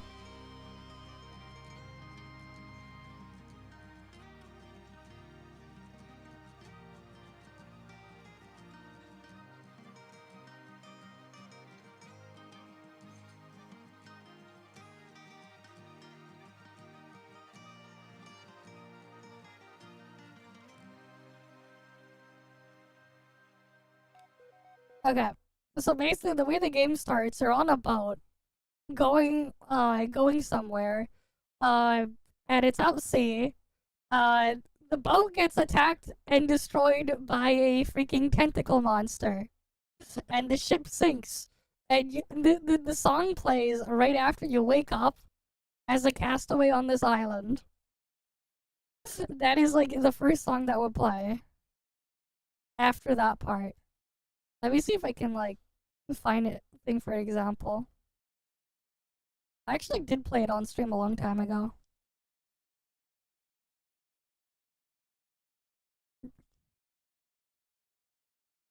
Yeah, this is back when I had one of my older versions of my model. But yeah, so like, start off, you're on the ship. The tutorial for the combat. This giant kraken thingy or whatever. It sinks, it plays the opening, and then as soon as you wake up, it's right here. It's way more useful to look at the little direction instead.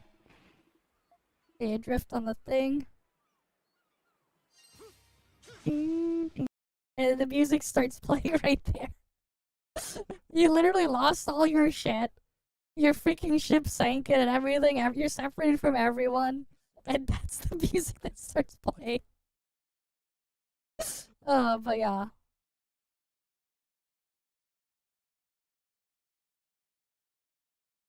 And the track is this.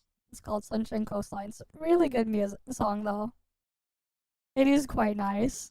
And they have like thing.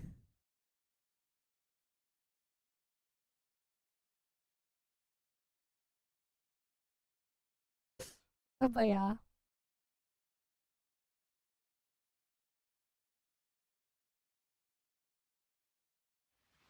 But yeah, Falcom, they have like a lot of just good music in their games. Right. They have a lot of stuff. You know, it's funny, it's like you look at my YouTube recommendation, but it's mostly normal in comparison to a lot of other things. It's nice too when like they use it and mix in a bunch of other things too. Like there's a lot of like cool shit that they have in some of their music. But yeah. But yeah, for some reason, like not. DDR3 is so slow. Well, it does have better latency than DDR4 and DDR5. The bandwidth is so limited that it's like not. YouTube understand the algorithm. Like, this is my algorithm. This is what I get as my algorithm here. So there's like game music and stuff like that, and then we got fucking live and learn Eurobeat. This is what I get as my algorithm. It's actually pretty funny, all things considered. DDR3 though is crazy.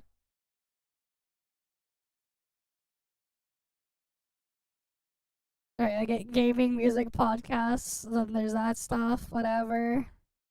The Sonic thing here is only because of the music. They got a lot of great music in their games, though. For, like, absolutely no reason. Oh, but yeah, we can mark that off the list, at least. That's it, though. This is where we'll end off here. Right. As usual, though, guys, thank you all for stopping by. Hopefully I can see you guys again next time. I made a decent amount of progress, at least with the farming of stuff here. Eventually, I am gonna try to farm out these 2 wedges here. And I still have to, like, deal with Mystic Maze stuff. Eventually, I'll get all that done.